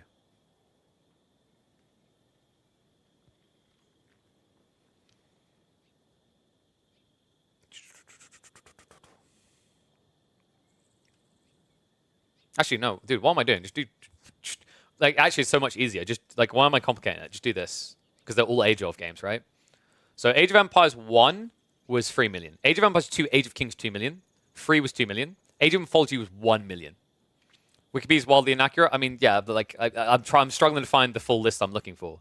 There was a really good infographic on this before that was really good for this, but I can't find it. But like, there's no anyone who tries to tell you that like Age of Mythology sold better than any of the Age of games. Like, no. Even Age of Empires 3 would have sold better because of the piggyback of 2, right? 3 for a lot of people was not a good game, but like, that's not how game sales work in a lot of cases, right? Think about how many really bad games were released before, but people just picked them up. I'm not going to be able to find it, am I? If anyone finds the infographic, let me know, because I really, really want to show off this infographic. I talk about it all the time, but I lost it a while ago because I didn't save a link, and I can't find it since. But yeah. It's, we'll see. I hope I'm wrong. I hope it does really well. I think it'll do it right. I just don't think it, like, you know, I don't think Age of Mythology has the ability to be the savior or the next step of RTSs the way that AoE4 did, if that makes sense. let's be totally real here, and I know a lot of people too don't want to admit it, but like, if 4's launch had been clean and seamless, and the balance had been in a good place when the game first came out, it could have reached 2 numbers by now. I wholly believe that. I don't think I'm being delusional. Like, it had a really good reception at launch for a game that was in a really bad state, right? It had really good pickup initially for a game that was not complete. Like, a game that needed another year in production, right? So imagine what it could have done if it had, like, you know, positive reception throughout everywhere at the start. It's kind of crazy to think about, right? I think the thing I said to someone the other day is I actually think that had AoE 4's launch been good, by now it would be like, you know, it would be reaching a point where it started to draw a lot of attention away from StarCraft. Not all the attention. StarCraft is incredible, right? And it has its reasons, but it would have been like in the same discussion. Not StarCraft 2 at its peak, but StarCraft nowadays. AoE 4 ever surpassed AoE 2? It might have surpassed it at launch temporarily. Like right now, it's smaller for sure.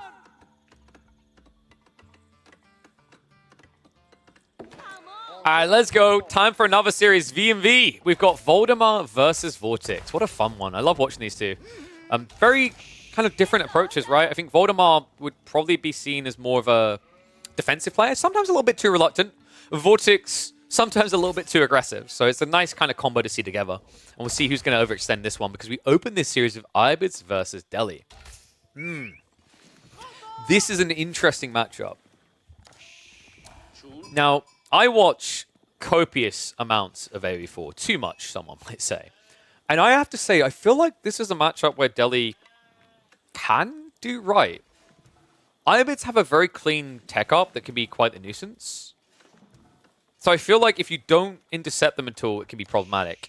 If you get a good spawn, Fast Castle might be the way for Delhi, because I'm not sure you can play Long Feudal here. The reason you can't play Long Feudal, we've been watching these matchups recently. If you're talking absolutely top players, I actually think Ibids win. If you're talking outside the top 12, I don't think Ibid players have optimized yet. Now, the perfect example of this was actually in the Elite Classic 2. There was a match between Marine Lord and I think it might have been Anatand. And Marine Lord basically just dropped an archery range, built an extra Desert Raider, and destroyed him in the opening fight. Delhi couldn't recover from that. Outside of that top 10, what I'm often seeing is Ibid players cheap out and not bother to play Feudal at all. The way you play this matchup right now is Ibids, and this is going to sound weird, and it's going to make you want to vomit, but calm down and follow me. You play a bit of Feudal. Don't just rush Castle. Actually be present for the opening of the game. Build Desert Raiders. Build a few Horsemen. Clash with your opponent until you're close to having your Golden Age level 2. Then you trigger the tech up around like 14 buildings, right? And when you arrive in Age 3, everything you have, like the archers you would have been building aside, can then be upgraded. At the same time, you've kept the Delhi mass in check, and now, if they do by some miracle still have a bunch of Ghazi, your Camel Lancers counter. If they don't, if they have anything else, Mass Ghulams win. So, you know, I do think that this matchup should, on paper, favor Ibids about 75% of the time, 80% of the time even. But with what we've been seeing in competitive, the varying degrees of skill, it's looking a bit more 50-50 at the moment. I'm hoping Voldy's been able to level up his Delhi. We've been watching a decent amount of Delhi from Voldemar in the recent times, and I think he has improved quite a bit. Like, I really want to put a lot of praise on this guy, because he puts the hours in. Very talented guy, very knowledgeable about the game. I think if you looked back several months ago, his Delhi was maybe a little bit weak. It was probably one of his weakest points in competitive, of the most obvious picks you'd want to be good at. But in the last month or two, he's definitely leveled it up. Leveling it up to deal with Vortex might be a whole new challenge, though. Military wing reinforcement on the way. This is pretty standard behavior. By going for the Desert Raider, you allow yourself the extra space and you set yourself up for the growth wing that booms you ahead. The Desert Raider is really cool here because if you add in a few horsemen, you can actually combat Ghazi really well. Like, I'm not, no cap. I swear by it. I don't even know why I'm giving Ibid players advice right now. You guys already win way too much. But if you add in 2 or 3 horsemen, the whole idea is the Desert Raider aura is always there. It cripples the Ghazi's ability to fight. And then with good micro, you can just keep pulling the Delhi Raider, the Ibid Raider rather in, and hitting the Delhi Ghazis for 26 damage per strike. Didn't BC coach Voldemar with Beastie? Quite possibly. I mean, Voldemar actually offers coaching sessions, guys. And he must be doing something right, because I remember I was talking to him the other day, and he said that he makes his living off of that. He's able to pay for his bills, which, for anyone who understands how expensive Denmark is to live in, that's no small feat. So the fact that he's able to actually pay for his bills by coaching is pretty incredible. And the fact that he must have recurring customers shows you that he's doing something right. Ghazi opening, pretty much stand coming out of Voldemar. Other side of this, I'm expecting to see a stables drop. Instead, though, Vortex shies away. He just goes outpost. That's interesting, because now Voldemar should be rushing Sacred Sites as soon as possible. You just go 2 Ghazi, you shut down the Desert Raider, and then you go for Sacred Sites. That's all I want to see out of him. I actually think in this matchup, by the way, you just rush Castle. You take Sacred Sites and rush Castle. Because if you've got 2 to 3 Ghazi, you can just keep killing Ibids. And also, Vortex. Well, my Berry Police are in. I love to see it. You are correct, Vafa. He's exhausting the berries, which is weird on what should be a Growth Wing build. I wonder, could this be... No, you wouldn't do logistics. Okay, hear me out.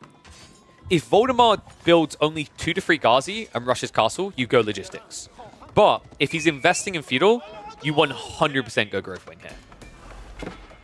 We should be finding out quite quickly as well. Like, typically 2 Ghazi is good enough to take down a Desert Raider. You already see this guy's been struggling. Love that little healing coming out. So Voldemar just optimizing the initial Ghazi, so he doesn't need additionals here. Looks like the Scout is snooping in to see what's happening here. Okay, so Voldemar, will he feel good about this? He's seeing 0 forms of aggression coming out. If I was Voldemar, I'd feel very content with the state of the game now. My mindset should be, how do I now mirror into Castle Age from an advantageous position? And a handful of Ghazi plus Sacred Sites is exactly how. If this is Advanced Wing, however, it might skew his timings. We don't really see Advanced Wing anymore ever since the nerf. Growth just feels so much better. And to be honest, if you're ever opening Desert Raider and going Advanced Wing for Castle, something's gone wrong with your game. Growth Wing is always superior if you can get away with it. Single Outpost seems to be allowing him to get away with it as well. Voldemar adding in the archers. Okay, so this is where things can get a little bit muddied. In fact, he's adding in double stables plus archery range. Yeah, I don't like this now. The problem is the opening Camelot's play can just essentially shut you out of your game. I mean, I guess he feels he needs to do something to control the map a bit. If it's just a handful of archers to wall in the Sacred Sites, I like that. Because the logic is your opponent's going to open Camelances, so he won't be able to burn through the walls. If this is a full all-in with Archer Ghazi, however, I don't think you're going to have critical mass quick enough here. Vortex is already on the way up. He's going to be in Castle Age in 1 minute and 40 seconds. He can prep stables, he can prep racks, he can get the units pumping quite quick.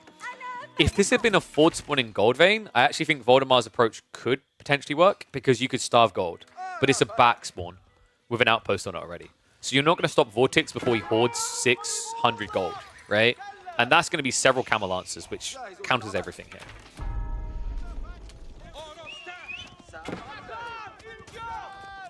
You need to add Ibid age ups to caster mode. Oh boy, Multimate, you must be new here, buddy. We've been over this one multiple times. There's a lot of things we're still waiting for in the capture age. But we're trying to be PMA these days. Because if we weren't, I'd basically go full Britney and end up shaving my head bald on stream while screaming. 6 tables getting added in. Voldemar now with the dive. Oof, this feels rough. He's being forced to do this before Undermesh is complete, which means he's losing Ghazi for free. That's so brutal. I mean, there's nothing he could have done to really accelerate the timing, right? Because he's pulled the Scholars to capture the Sacred Sites, which you have to do. Second Sacred Site has been locked in. Unfortunately, Desert Raider is going to look to snipe the Scholar. No piety! What? Oh, wow. Wait, am I wrong on that? No, there is legitimately no piety on this guy. That feels so rough. Being caught out like that. I mean, he paused it. He switched over to All-Seeing Eyes.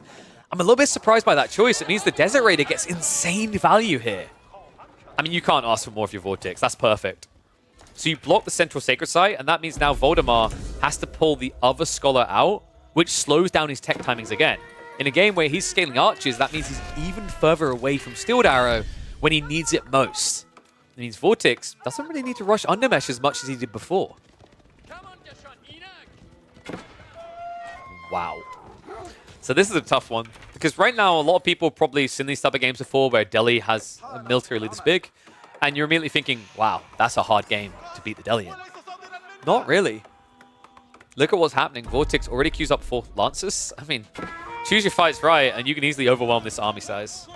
And Voldemort, the problem you're going to have is, like, if you think about where his army is, it's not all here, right? It has to run across the map. So if Vortex kills 2 Camel Lancers and camps the mid, he can start sniping reinforcements at a time where Voldemort needs to send it all in full divide. Villagers still gathering. Looks like Vortex needs more production online, which is why he's rushing so many people out into the eco line. A few villagers have been sniped down, though, so well played by Voldemort. All of a sudden, the eco league completely removed. However, bigger issues do remain here. Camel Lancers able to beat out the Ghazi, and that Steeled Arrow is still 2 minutes away. Means his archers are only doing 1 damage per strike. He needs all Ghazi to pinch this. Unfortunately, look at the health bars. I mean, if Vortex just micros this right, it doesn't work. Voldy now trying to go into spears. He has to be quick about this, though, because Vortex should be looking to transition to double archery range now. That's why he's got so many people on the wood. Love the Dervish heal coming through. Good snipe coming in, though. Vortex should be able to buff this back, and all of a sudden, Voldemort has really lost that mass, hasn't he? Ghazi, 3 of them barely alive here. That means there's going to be more Camel Lancers in the next fight than there will be Ghazi. Spearmen need to get here ASAP, and you haven't even got the upgrades coming through yet, right? Like, still 40 seconds until you've got Fuel Age Spears. And behind this, the Dervish should be sneaking out soon. Interesting. He sends the Dervish straight to the center of the map. I mean, this is smart, actually. I love this. If Vortex picks up the Relic and then uses Mass... Okay, it's on cooldown. Like I say, Mass Heal would have been sick here with the Dervish pickup because it gets 50% more heal. But it doesn't matter. Camel Lancers are in. Spearman count, not really looking that spooky right now. I mean, if you trickle them in like this, they just die. Another thing to keep in mind is Vortex is one of the biggest pain in the asses for Camel charges. Someone I've noticed he does really well. He's really good at getting minimum charge distance so the brace doesn't come out from spears. So if you had 5 spears versus 5 Camel Lancers, he'd get that initial extra wallop. It's a weaker wallop for the Camel Lancers, sure, but it's still extra damage, right? Like, remember, the way that this works is that sword attacks are very slow, but your lance attack is followed up by a sword attack really fast. You can see it there, 0.5 for the next attack afterwards.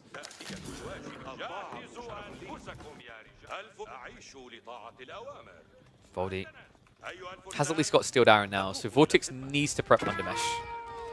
I'm expecting Blacksmiths to be coming in soon. In fact, yeah, okay, so he's trying to wait for Age 2 to get Blacksmith techs. Kind of a missed opportunity here. I understand why he's leaning that way. It makes you a bit more optimal. It means you are floating resources for no use for less, right? Because you're getting techs in 40 seconds instead of a minute. Also on top of that, Camel Lance account, folks. Look at the vision on the map. He's in a lot of different places here. Not ideal there from Vortex. Throwing away 1 for free. But this is how Vortex now wants to play the map, right? You're going to see him very frequently playing Lancers left and right very far, because then the Spearmen and Archers can't chase. And that means you can kill off all the Ghazi. Like right now, if Vortex turns to fight here, all these Ghazis die. A little bit weird that he's not doing it, actually. And yes, I agree. I do prefer Marine approach as well. Marine thought we talked about it a little bit earlier against, I think it was Anatan. It was either Anatan or Kiljardi. I think it might have been Kiljardi, actually. Delhi versus Ibids, and he basically just built... He actually intentionally built a second Desert Raider and 2 Horsemen and a few Archers and just destroyed the Delhi. Dervish sneaking home in the meantime, though. It's already 1 relic. This could be a second. There's still a safe relic behind this. This is looking bad right now. Vortex is ahead by 3 villages. On top of that, he now has relic advantage, and Sacred Sites aren't really being capped here. Keep getting blocked out.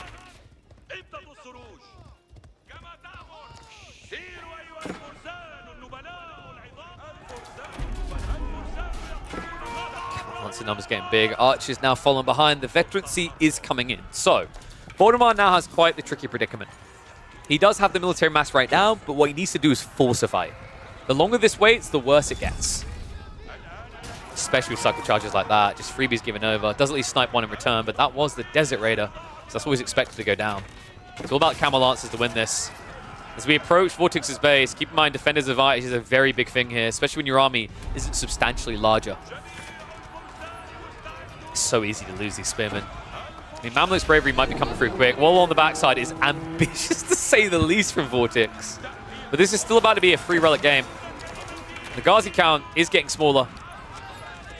9 on the front line. Not for long, though. Spearman having to dive the TC. This feels really bad. There's barely any spears left. Sick micro by Vortex, just getting the count down to 5. Once these die, the Camel Lance is going to flood through. That might simply be game. Voldemar has no way of winning this fight. There's just simply too much heavy cav left over. Cycle charge in. It's going to wipe out a few of the archers, and we're about to see the stage where Vortex and the Irobids will take the military lead. From there, it's GG. There's no way that Delhi can play back into this. Voldemar is nowhere near Castle Age. The Irobids aren't even at their peak yet, right? They've got a 3rd relic on the way home, 4th one close by. And after that, it's either a GG all-in or 2 to 3 TCs. I just don't see a world in which Voldemar reaches Castle here. And if that can't happen, he can't win this game. It's kind of crazy, right? Like, I think Vortex played the suboptimal approach here, but he still makes it look so dominant in the end. Make no mistake about it, guys. Irobids is going to receive some sort of nerf. They have to. Right now, the problem I have is it's too one-dimensional. Desert Raider into Growth Wing is too good, and it's the be-all, end-all in 90% of games. Every time you see someone go for someone else, it's experimental, but not needed. If you just follow this very simple path to its resolution, you will find yourself probably winning 65-70% of your games on the ladder. It's insane just how good this Civ is with this build. Yeah, I don't like... So here's the thing. Irobids actually need buffs and nerfs simultaneously. Some of their wings are underwhelming is the problem. But it's like, I think we're just going to have to take the approach of them being crippled into the ground first because they're just way too good, right? And then fix them afterwards. Which I hate to say because of how long it usually takes to get that those sort of patch changes. But as it is right now, like some of these things are way too good. The Desert Raider opening is freaking insane for a start. All right, so that's game 1. Let me prep game 2. In fact, why am I on this? We need to be on this. Let's get a point in the board for our boy Vorti. And let me have a look at where we're going for game number 2. So we had Irbid versus Delhi to open. We are going to be following up. We're going to Floodplain. Ooh, it's Zhone versus Mongols.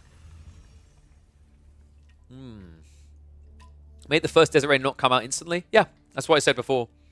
All you have to do is give it its production time. 35 seconds is huge. If you nerf it to 35 seconds, holy crap, it changes everything. The problem with the Desert Raider is like the Desert Raider does too much. He protects your greed play, but he also blocks an opponent's greed play. It's way too good, right? Like, think about it this way. Think about the damage the King is doing in games right now, and he comes out in a delay. So now imagine you get a unit, a cavalry unit, straight away. It's less tanky, it can't dive as much, but it can easily strip away resources or force outpost commitments. That's huge. Maybe no bonus fills instead, Gather Speed or Nico. That could be interesting. Like, basically just giving them a Golden Age type effect. I could see that working potentially as well. What I'd do is I would shackle that to the Golden Ages. So I'd basically say Irobids get plus 2.5 extra gathering rate per Golden Age. So that would cap out an extra 12.5 overall, which would give them a better Golden Age than the Bastards, but still make them weaker in the late game than Bastards, because the Bastards obviously get much better eco-techs from their House of Wisdom.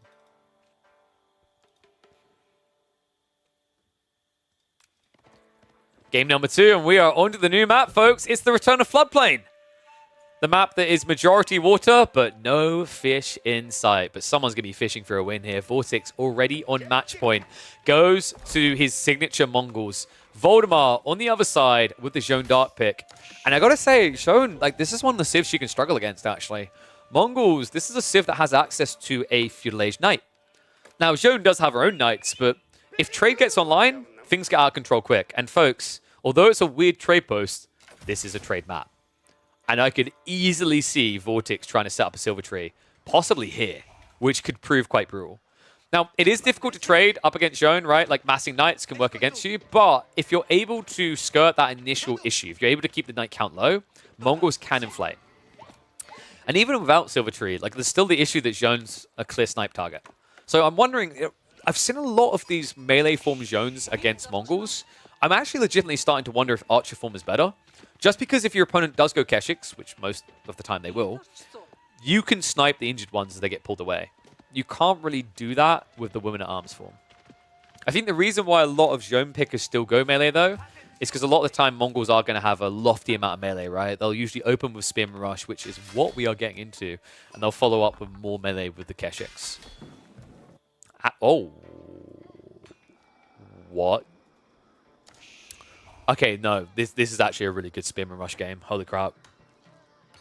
Voldemar is at risk of losing all gold. Look at where his golds are. The only other one's on the wide flank. This is brutal. Voldemar... Oh, he must have scouted. I think he would have seen it. He would surely assume that this is coming. I know that this build got nerfed. Remember, they reduced passive stone per minute from 80 to 70. But this is still the go-to play, right? Because Joan isn't strong enough to contest you right now. Like, what are you going to do? Get Shivs out and fight? Maybe you can make that work if you know they're coming, if you get the timing right. But that's why Vortex is immediately pulling the Villager very early on here. Now, one thing that I have noticed with Joan Dart pickers, they usually don't like to fight with Joan very early on, but if you have to, keep in mind she's an insane brawler. 150 HP means that she can beat the crap out of these spearmen early on. She can tank for your whole army and heal afterwards. But I've got this feeling it's going to be that classic game where Joan picker doesn't attack with the Villager. He just looks for the tech up to get level 2, and that means this outpost, if positioned right by Vortex, is basically going to be a freebie. One thing I don't like right now, Voldemar scouted down the center. I don't think he's going to check for this. Oh my god, this is going to be a huge advantage. And also, it's even worse than that, guys. Voldemar right now only has 2 sheep in reserve. And I don't think there's any left. Okay, there's 2 up here. That's not a lot, though, in this game. Wow. Not only is it the sheep issue, look at the deer. I mean, you've got some to the south side, but your options feel quite limited. Like, an outpost in this location blocks double food, double gold. That's wild. All right, maybe we found a map where Mongols can be somewhat competent. Mainly because there's limited spawns for resources. I mean, then again, it's a bit of a gamble, right? Like, imagine this game if Voldemar got this gold. This gold split would have made it very hard for Mongols to stop, right? Unfortunately for Voldy, luck was not on his side on this one.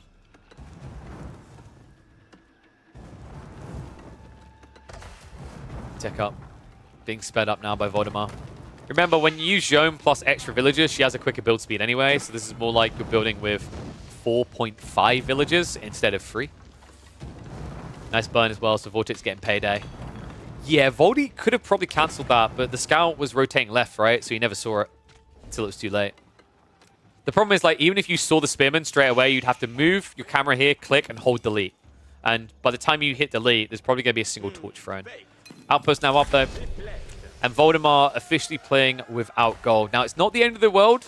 He can easily actually try to play into Horseman here. I'm just kidding, guys. It's pretty bad.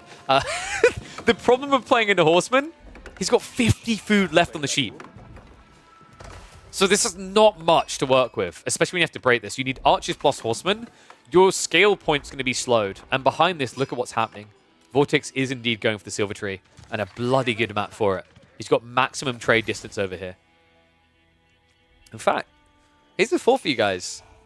The starting trade point isn't bad. If you drop the Silver Tree for the double production, for example, it's a really good distance already. In a game where your opponent's going to go Horsemen, not Knights, which means he's not that great at sniping you out.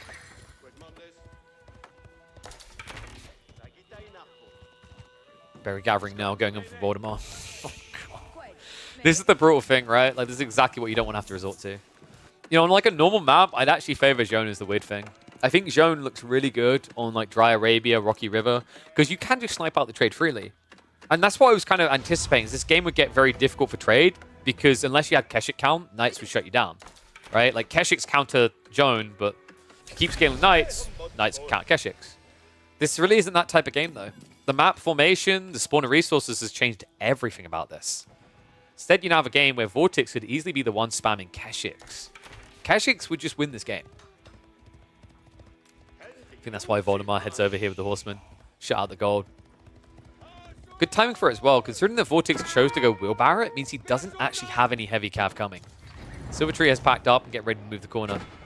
Voldemar, with no gold access, he doesn't have a way of going to Siege Engineering. Joan, in the meantime, is going to hunt for the boss, so he's not looking to actually deal with the outpost directly. I need quite a few troops to do so. You don't really want to have to pull the villagers here, right? Like, you haven't got Wheelbarrows, so you get sniped on the way in. So you need more horsemen. You need to go up to probably about 7 horsemen, maybe? Because the problem is if the outpost ungarrisons, Spearman kill. I actually think addressing this outpost is much harder since the buffs to garrison. Like, I know we said that Mongols feel really crap right now, but one thing I'd like to highlight is one subtle buff they got. This play got heavily buffed by the garrison change, because you can now ungarrison where you want, right? That's a huge advantage. If you ungarrison the spearman on the right side, as in left side in this case, you can stab the horseman straight away.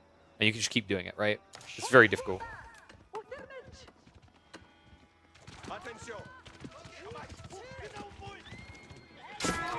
Okay, that does not feel great. Voldemort luckily moved the scout away just in time.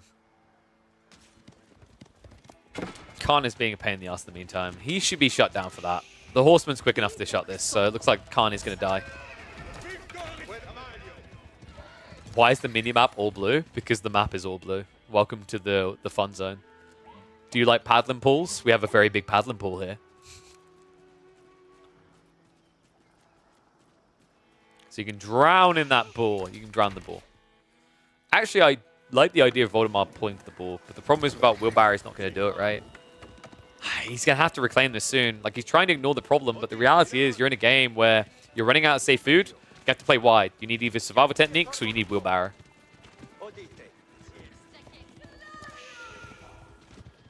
Hide the silver tree behind a regular... What regular tree? That... Yeah, don't you just love how you can just delete trees? With Guys, wait, this isn't a silver tree. It's a deer stone. See? Because the deer is...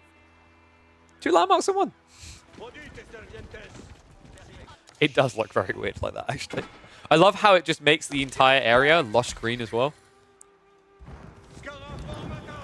Spearman actually bailed on the outpost. What? Oh, a little bit surprised by that, but has now got Keshix coming, so I think he's looking for the main fight. And this is what I was talking about. Zhone immediately gets targeted. Look at the damage she's already taking. Keshix turning around on the archers. Spearman baiting the archers in range here. A little bit ambitious. I think Vortex didn't need to rush this. He should have waited for the second group of Keshix. But I think his worry is that the horseman would be there, right? So he wanted to try and take a fight while the army is split. Then again, like, your Keshix beat everything here. If you go up to 5 Keshix, Zhone dies. That's really important. Especially with being melee form, right? You don't want to get in level 3.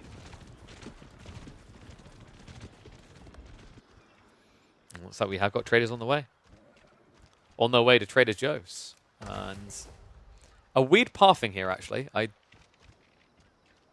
Where are you? Like, what is... Are you drunk? Like... Dude. If someone went this off the license in one of these tests, they'd be thrown in jail for drunken disorderly. What the hell is going on here, dude? It's so bad. Yeah, he literally just had to rally it across over here to get it back on course. That is so clowny. The next one is fine. No. He's actually having to manually target all of them. So dumb. This game.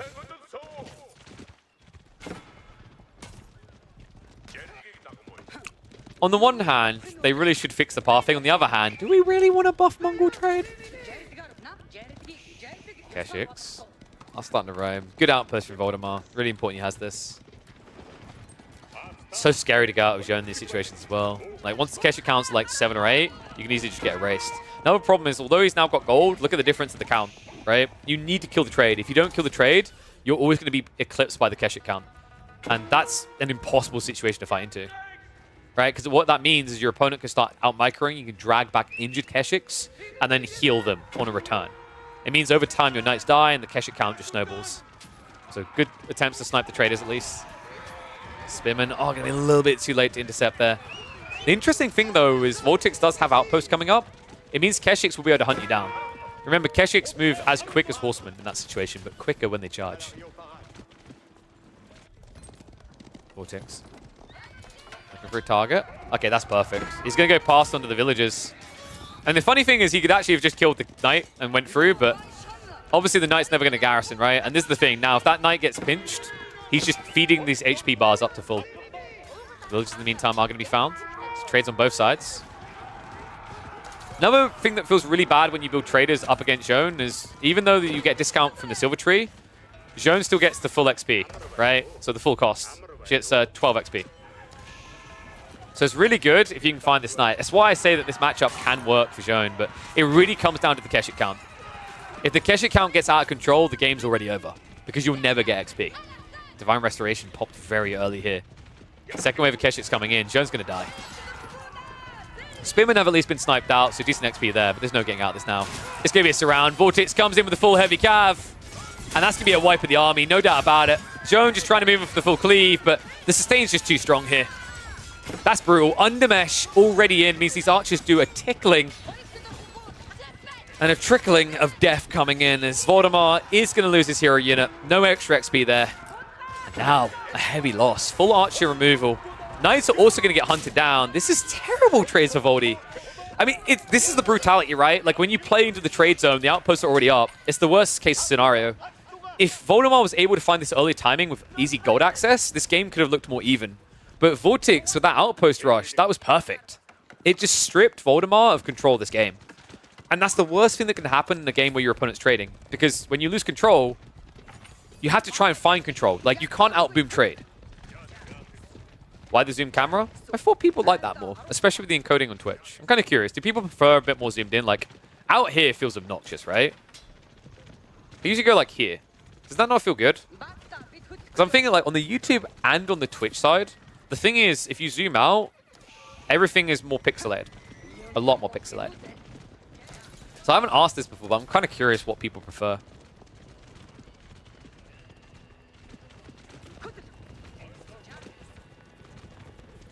Because the thing is, I think the majority of players do not play in panoramic. I think the majority of players play in normal, which this is kind of normal, right? Like, that's roughly normal, I think. You're not sure what you like? Well, I'm telling you, you like this. I'll tell you what you don't like. You don't like being a Zhone in this position. 10 Keshiks to 5 Knights. You can't take a direct engagement anymore, which is worrisome because Vortex is scaling trade, right? We're up to 7 already. Remember, this has incremental increase points, right? At tier 1, 2, and 3. So 5, 10, and 15. So you're about to reach the second scale point where it gets pretty brutal. The extra wood added in means you can afford archers.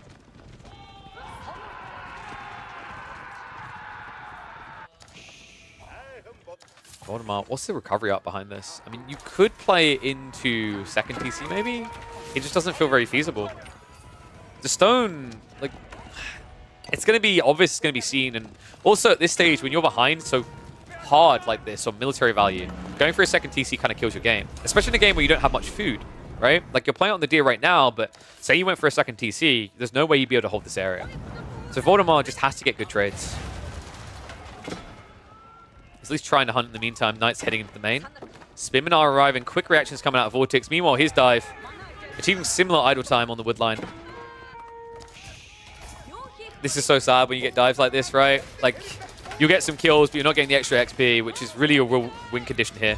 But the crazy thing is when Vortex goes trade like this feels brutal losing villages, but he can somewhat afford it as long as it remains less than 10 losses overall. And it does. Vortex still ahead by 5. Trade on the other side. Zhone goes down again. And this is starting to get out of hand. 12 Keshiks now to 6. Good hold by Voldemar, right? Didn't lose much in return. Does get a good raid in. But this is the kind of disgusting thing about Silver Tree with this detail here, the Silk Road. You, in a way, kind of replace normal villages. Usually the problem with relying too much on trade is it's only gold, right? But the nice thing about Mongols is as you keep scaling this, it's not just gold. It's food, it's wood, stone, it's everything. Can't take anything away from him, though. That was huge. 9 worker kills so far in this game to the 2. Knight count is practically at 3, though. It looks like Voldemar might have some production issues. Yeah, he does. This is tough. Like, the issue you also have to keep in mind here is whenever you keep losing Zhone like this, you have less consecrations at this point in the game, right? Like, Voldemar should have had an additional consecration, possibly 2, actually, by now. So it means he can't add a 3rd stables because it's not cost efficient. That's why you're seeing him queue up 6 Knights out of 2 stables. That's why keeping Zhone alive is so important, even if you're not fighting with her, because of these charges.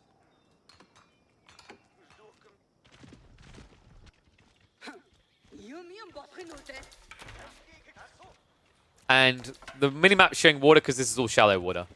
You can build on it, you can do things on it, but like, there's no fish. I actually really like the design of this map. It's a little bit tough from like cheesing gold or whatnot. Or we've seen Marlin players, for example, can't play this map due to a lack of good gold veins. But it's a pretty cool, different style of play, right? Like, you often see a lot of kind of aggressive play out on this map. I'm always a fan of aggressive play. I'll always say no to the boomy maps. How much XP does Zhou need? I'd love to tell you that, but I don't want to spoil the outcome of the game. But at her current pace, I wouldn't be surprised if Voldemar's still 3 minutes away from level 3. He actually had, well, he's had some trades, right? So he's gotten some XP along the way, but she's also been dead for 4 minutes, which is a very long time. So I wouldn't be surprised if it still takes until minute 19 or 20. I don't think he ever sniped the second boar either. Yeah, so it's kind of brutal. But getting these freebies like that, right, that's 12 XP.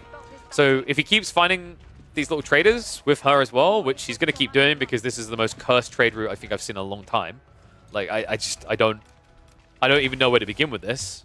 This is where they should go and where they do go. Like, it is so unfathomably dumb.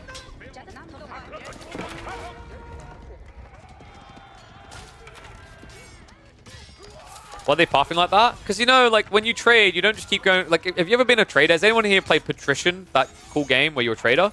You don't just keep going to the same 1-2 towns, right? You go around the place, okay?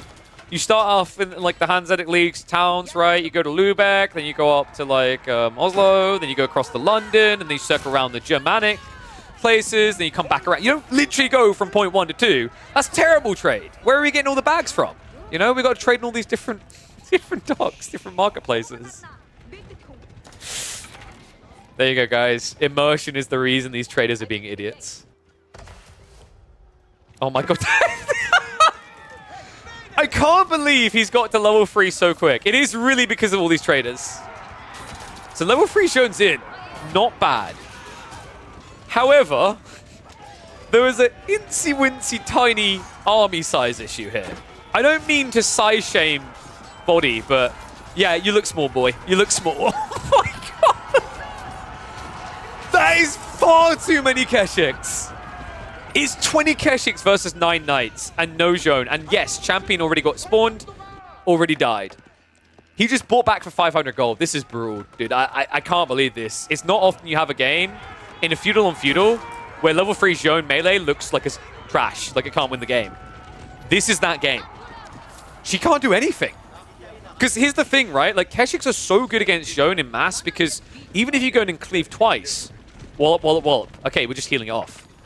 We just keep fighting, we keep outnumbering, we keep sustaining. And this is going to be the hit to the jugular. Kurultai now on the way. I just don't know how you beat Step Lancer upgrade here with Veterancy. This is brutal. Voldemar can't age up. Don't think that the Knights are going to carry with their Feudal Charge. That adds a lot of damage in. The reality is in this game, the numbers are too high. Right? Like, Keshik count is at 19 right now. It will continue to scale immediately after this. In fact, he could really queue up more if he wanted to. This is at least a good fight from Voldemar. Finding these little raid groups. Unfortunately, there's a lot of spinning coming his way, and no scout means he can get caught before he reacts. Oh, wow. That could have been so much worse as well. He's kind of lucky it wasn't. If the archers didn't just A-click, I think that's an extra 3 Knights going down. This is such an annoying element about dealing with Mongol trade. You have to address it, right? But because they're so cheap, you don't really feel like you're getting a 1-up. The 1-up here was Zhou getting level 3. But now that you've got it, and you still find yourself so far behind, it doesn't really feel like an advantage to the same degree. Voldemar may have a lot of archers, but unless he can find a castle upgrade here, these archers are only going to tickle. Veteran Keshik's already been upgraded. That means that these archers are only doing 1 damage to this heavy cav unit. Shouldn't Voldy go spears by now? The reason he didn't go spears originally is his opponent already had archers. It just doesn't feel good to have to do that in that situation, right? The 1-1-1. Another thing I've noted is, like, Zhou not having the Bloomery for free, it makes it much harder to justify the Spearman transition. And also, because the point in the game you're in, because you don't go for Spearman earlier, you don't consecrate the Spearman buildings, you consecrate the stables, right? So then you can't get the extra Bamford buck there. He's filling it in now because he needs it against Keshiks, but that's a big part of why you don't see Zhou pickers rushing Spearman anymore. I think the nerf to the Bloomery really screwed with the optimization around consecration. Dive in the main. Voldemar doing everything he can to try to scrape back in, but he's losing a lot of Knights for this, and the rough part is he's going to lose more. You're now playing under Outpost, right? Yam means that these Keshiks always gap close. Voldemort. Jones back again. He's going to have to take a fight. What worries me is if it's near this Kurotai, anywhere near this Kurotai, it's going to be a wipe. So he needs it out in the mid. Wow, he doesn't even try. He sees the Spearman coming, sees the follow-up behind it, and calls GG. So Voldemar not able to put a dent on Vortex. A clean 2-0 from the aggressive Spaniard. Oof. Yeah, rough series, actually. Let me add the names on those. Versus Voldemar G1, and then Vortex versus Voldemar G2. Traders. Pathfinding really needs fixing. The dumbest trade route ever. It is ridiculous how clowny they are. Making Mongols look good. I mean, dude, I think I said it in an earlier series. There's like one player I might trust to find a way with Mongols is Vortex. I think he's still one of the best Mongol players by far. Ain't no doubt about it. All right, so let's have a look. Traders can't swim. Well, why do they keep trying in that game? Right? Like, dude, it's like little kids wanting to paddle. Like, ooh, water looks fun. Hops in. All right, so let's see. Who else can we cast? I'm probably going to... So, little heads up. Like, we'll probably aim to keep going until... it's for about another hour and a half. Because it's actually my anniversary today. So, I want to spend some time with the partner. So, won't be the longest stream today. Actually, I say it won't be the longest stream. It'll be like a 6-hour stream. That's pretty good. We've been together now for... 16 years? Yeah, you know. Not married, but at this point, if you did, right? Like, what was that classic one? You know when they say, to death do us part? You start to realize the closer you get, the more it turns into a goal. No. I mean, sorry, no. I'm definitely single. Ooh. Anyone want to send me free stuff? Dude, how old am I? How old do you think I am? How come she's not your wife? I think we just didn't really see any point in it. You know what I mean? Like, we love each other.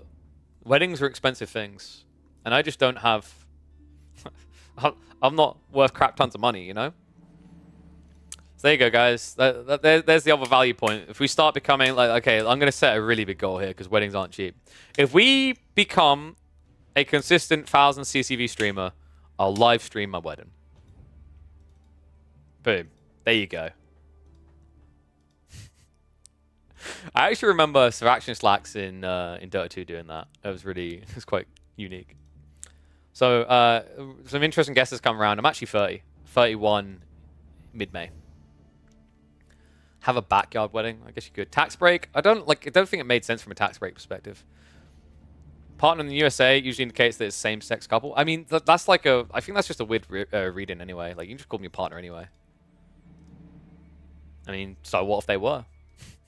Is the other thing I'd say to that. I don't know. People meant to be with who they're meant to be. But, yeah, no. We've been together for 16 years, and I'm 31 this year. So we met in high school. Quite a long time. All right. So, we do still have... Do you guys want Anatan versus Cat? Or do you want Wham versus Dragavan?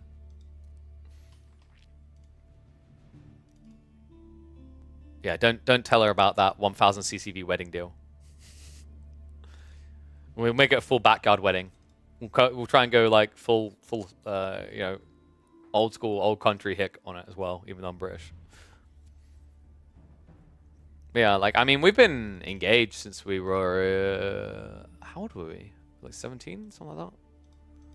And then, like, over time, it just... I mean, originally when we got engaged, it was like a promise to stay together sort of thing. But then, like, as we grew up as well, it's like, I mean...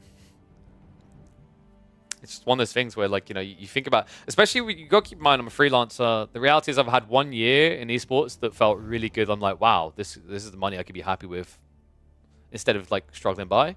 And then as a content creator, we're in the early days. So like, you know, if I get to a stage where I could clear X figures per year, sure, you know, I'd maybe consider it. But the only thing that would kind of make it kind of seem more necessary is we have a daughter now, and her last name is Elmi, it's after me. So that's the only thing where it's like, I do feel a bit bad about that. Do you have any big casting events coming up? No. 2023 was a rough year for me. The end only recovered it a bit. 2024 has been kind of worse so far from an esports perspective. If it wasn't for all you guys who are tuning in, like, I mean, you guys are kind of my only upside from a business side. Well, I don't know, I say business, I consider this community, but obviously from a, like, how do we make a living perspective. Everything else is pretty brutal right now, actually. I was hoping esports apocalypse would start to bugger off. It's just been getting worse. But, like, I've talked about this before. I mean, because I'll always be transparent about this stuff. I mean, I don't see any harm in it. But 2022 was my best year in esports, and then 2023 was, like, weighing up to be my worst. Right? 2024 is kind of rough, because outside of the stuff I do at ETC, I just haven't had anything this year. Which is kind of brutal. I mean, fingers crossed we can turn it around. I'm not high hopes I'll get invited for the Esports World Cup. That would be cool, though. You can basically ask any caster who's trying to make a living out of casting. That's the big thing. Why'd they kick you out of Dota? I mean, crap happens, Babs. You know, people in places who like different people, really. Some crap went down. I mean, I kind of learned who I can trust and who's cool in that scene from that. So I always have that as a mental note. I'm not ruling out ever going back to Dota. I'd love to. I've said this multiple times. The challenge is getting your foot back in the door. And that's a challenge that's gotten harder as the years have gone on because there's less and less people doing tournaments in Dota 2 these days. You're basically looking at PGL and ESL. And if you can't get on them, it's very difficult to make a living. ESL have the biggest, obviously. Even like Gamers 8 and all that is basically ESL. Outside that, you know, BTS is gone. They don't do events anymore. StarLadder doesn't do Dota 2 events anymore. You've got the Mars Media Group. They don't do Dota 2 events anymore. So you really don't have options there. And like the other scenes I'm involved in, like Apex, I love doing Apex, but I got to do one event and then they shrunk down. And what is up, my boy Voldemar? Thank you very much for the resub, buddy. Welcome back to Swarm. We're just catching some of your games, actually. But like, yeah, Apex is one I'd love to do more of, but there's barely any third-party events going on. And they kept shrinking their talent pool. So I got to work Stockholm, and then I didn't really get to work anything else. It always breaks my heart, because the thing I missed out on is that I didn't get to do casting at Stockholm, which I felt quite confident doing. And that's a very big part for Apex, I know, because like they want to know that people can cast. They had a very interesting approach, though. I don't think they mind me saying. It's like they like to test people on the desk first before they test in the casting booth, which was interesting, because in Dota 2, it's the other way around. It's believed that you can cast easier than you can analyze on a panel, which I kind of lean to agree with, because it's much easier to talk about something when there's something on screen versus conceptualizing something when there's nothing in front of you. But the logic, I guess, I could see it making sense from a panel is a more condensed part. So if someone bombs, they're not a big part of the show versus a cast is a very big part. But yeah, I still wish I could do more Apex. I'd love to like be able to slot into some new games. I mean, there's some I'm keeping an eye on, but like the tough part is whatever they like. For some of them, I'm gonna have to build it myself. So like, I don't know if you guys have checked out Project Loki. Project Loki is a really cool looking game. It's basically Apex meets League of Legends meets Smash Bros. So it's a top-down leveling battle royale game where you play in squads of 4, and I love it. I'm addicted to it. It's incredible. And I'll definitely look to make content with it. But from an esports side, there's not going to be a like it would basically be more like Age of Empires esports, where I'd have to build tournaments and build it up myself, because they're an indie studio of former League of Legends devs. Don't take that as me abandoning AoE 4. We'll still do AoE 4. I can do multiple games. I mean, Jesus, if there's something I realized in the last year or so, I feel quite confident in my ability to keep up to date and cast in 5 or 6 different scenes at once, because I was basically borderline doing that in the past. The Killjoy one? No, Voldy, because the Killjoy one I believe was cast by Rising Empires, so I don't like, you know me, I don't like to double cast. We caught your Vortex one. I think I don't know how you felt about G1 of that one, the Delhi versus Iber game. I wondered if you should have been fast castling there. Which games were I talking about? Sounds cool. So Project Loki. Okay, we'll hop into the next game. Quickly, I think people said they wanted... Did you guys say you wanted the Dragavan game, maybe? I don't think anyone responded. Let me quickly show you Project Loki. I can't show you too much. I can only show you what they've publicized, because a lot of it's private. We're all allowed to say how amazing the game is, but we're not allowed to show too much, as far as I'm aware. Everyone just... So, let's have a look. Yeah, here you go. So... trying to find some gameplay because it's really cool. You pick a character at the start, and these characters have like different abilities. So you got like an RPG type character. That's why it's kind of MOBA-y feeling. But it's cool compared to MOBAs because like MOBAs, you feel like you have to know, like you have to do so much. I think it's less overwhelming from that perspective. Okay, so here you go. I'll use this guy's stuff to show you a little bit quickly. Wait, am I spoiler alerting? No, I'm not. We're good. Okay, here you go. This is a really cool looking game though. So yeah, you can see what I mean. Like it's top down. You play in squads of 4. It's a battle royale type thing. The map is shrinking, but you go around leveling up to get your abilities and get better ones. But this is so much fun. The responsiveness just feels so good in it. And there's loads of unique Kiras as well. Like there's some really cool playstyles. They do need to rebalance some, but that's always going to be an issue. Like some of the classes are just like they're so meta, they're mandatory. But this is really cool. It's basically like Battlerite for anyone familiar with that. Yeah, I've heard that comparison. I never really played Battlerite, but I heard it flopped. I can tell you, like, after playing this is so much more fun. So you got cool things like this, like the physics, kind of like the inherited physics thing. There's gliders as well. And the cool thing about gliders is when you glide over areas, if you get shot, if you take any damage, it's called spiked, where you get stunned and you fall. So if you catch someone flying across this open gap, well, that's death down there. So if you hit them, they flop. They die, right? It's so intense. Like here. Look. So like yeah, if he got caught gliding, he'll get like what right now. Ready? Boom, spikes him, gone. It makes the fight so insanely quick and fun. But this is a sniper character called Shrike. So Shrike's very interesting. Like they've got loads of cool mechanics on the different heroes. So, like this one, the way Shrike works, it's like being an AWPer in CS:GO. You shoot. You can't one hit straight away, but the whole idea is you hit someone, it marks them, so the next shot does more damage. So it rewards continued accuracy, right? But you'll like be peeking corners a lot and trying to pop them. There's an archer that I play that I love. The hunter isn't as popular as Shrike, but like what I love about the hunter, it fits me in that I'm very aggro in and out, and like you basically have these roll abilities that let you fade through walls, so you'll charge up arrows and go through. That, and I'm a Filthy Hanzo main, so, it kind of slots in. But I remember I had one game where I was playing with some of the QA team, and they were like, calm down, we can't rush this. And I went, dead, all right, they're cleared. And he went, whoa, okay. So we had a choke point. We were meant to like not really push an enemy team through, and I'm just aping through walls, peppering them down with arrows. It felt so good. But yeah, you've got characters that even just melee. This guy's really cool because he can thwomp you up against walls and stuns you. There's loads of cool things in this game. I'm so excited for this. See, like, I'm a bit skeptical because I think it's very hard to make an indie game big. If you're not an existing franchise, it's very difficult for your game to actually catch traction.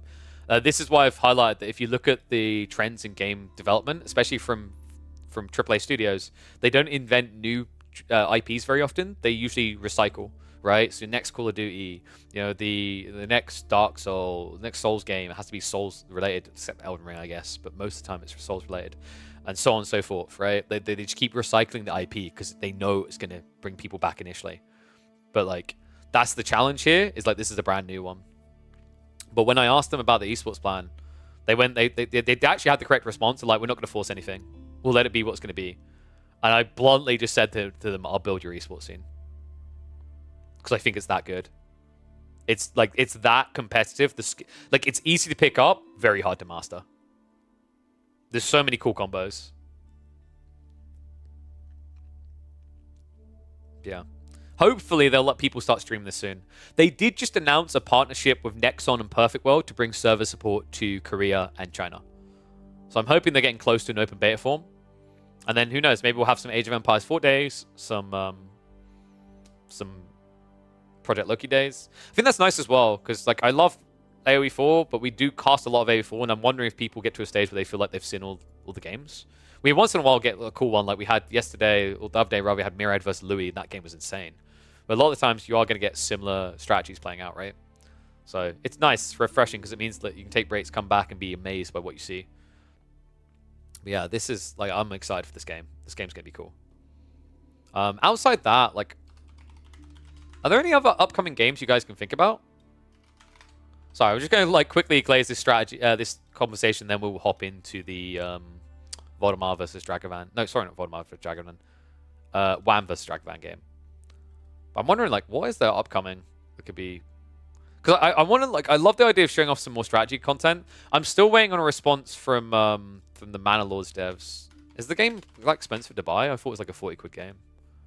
That's $30. Maybe we just grab at this rate. Because people keep asking me about this. I don't know how many people would be interested in seeing me play this. I mean, it's one of those scary things. Like, we're growing a community here, and so like it's the same with me going away on holiday. It's like anything you do that isn't what you're already doing, it's kind of scary. But maybe we should just punt at this. It won't be today, because like I said, we're going to be live for another hour and a half max. So maybe we choose another day. But maybe before I go away on holiday, we check this out. From what I've heard, it's very basic right now. I think IGN gave this game a 7 out of 10 rating. And the dev said that's very fair. He was actually very transparent. He's like, the game is not complete yet. But the sales on this have been insane, right? Like, it's been selling really, really well. Because I think it's the most... Is it not the most wishlisted game on Steam, I think? Smite 2? Yeah, I don't know if Smite 2 will resonate with me. To me, Smite 1 in a lot of ways felt kind of gimmicky, if you know what I mean. In that, like, I felt that it was about the third person, at least when it first came out. It's probably a lot more developed now, but at first it was more about third person and it being third person than anything else.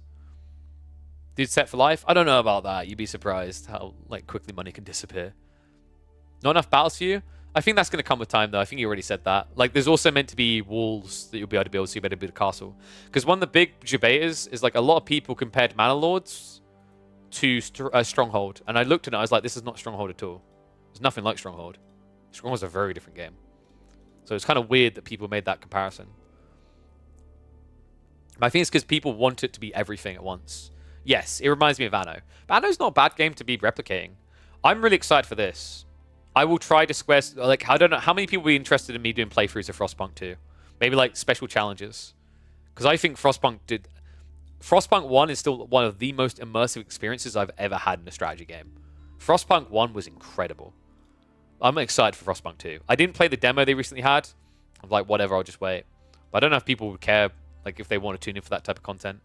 My goal is I want to try to, like, show off some different strategy games as well as doing AV4. But I want to make it interesting because obviously we can't really cast Frostpunk. So what I'll probably do is come up with intriguing challenges like, I don't know, you can only use children workers. All the adults lay around doing nothing. Jesus. I mean, that's actually not a bad idea, right? But like, I'm interested in that type of content.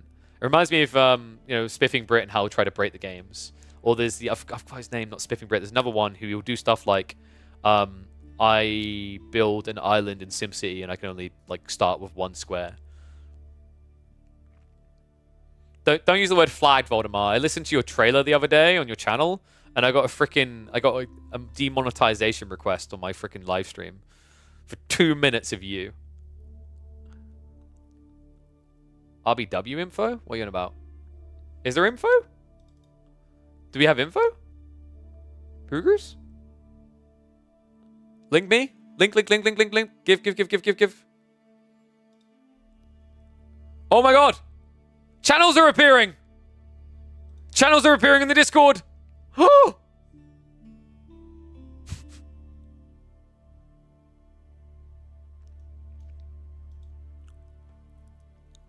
Oh. Uh-oh. Alright, we gotta dissect this. Alright, the series can wait, right? Ones if you guys want me to look at this info, twos if you want us to keep casting games.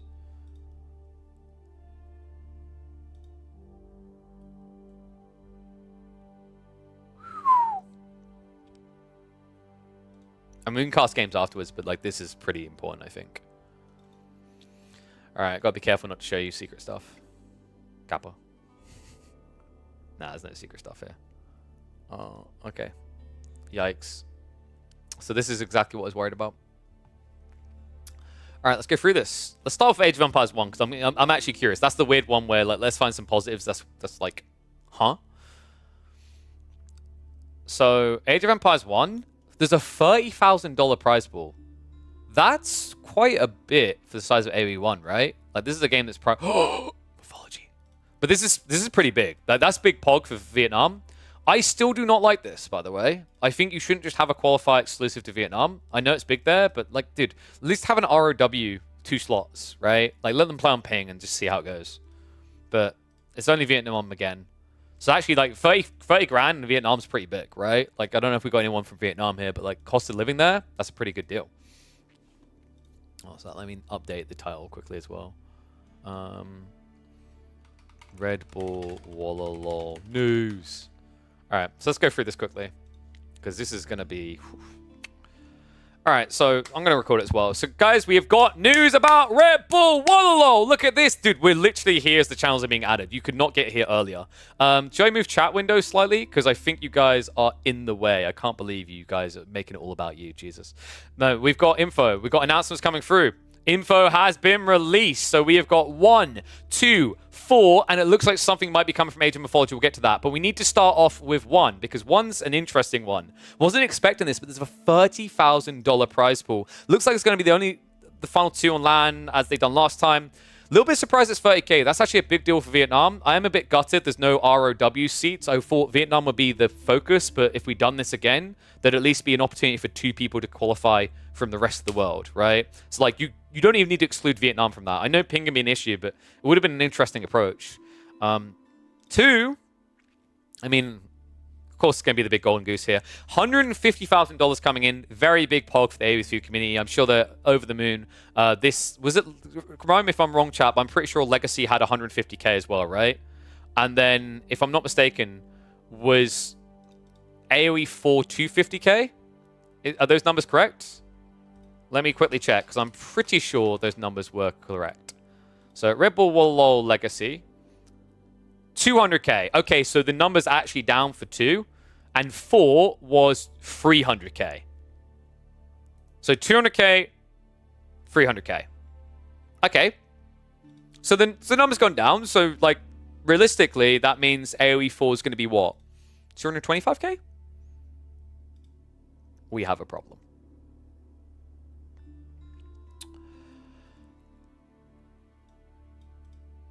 We'll get to the prize pool in a sec, but we need to talk about this. The grand final of the Age of Empires 4 tournament will take place live at the iconic Castillo de Almodóvar del Rio.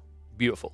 However, while the legendary castle awaits the ultimate showdown, a comprehensive qualification stage featuring all the best players will unfold, using a combo of double and single Elim to determine who will go against Marine Lord. Wait, so Marine Lord's auto-invited? Okay, so first of all, I've just got to address this. Like, winner stays on formats are spicy. I like to see them tried, but I'm going to be real with you. I worked WSOEs that done this as their format, and they were tough to justify.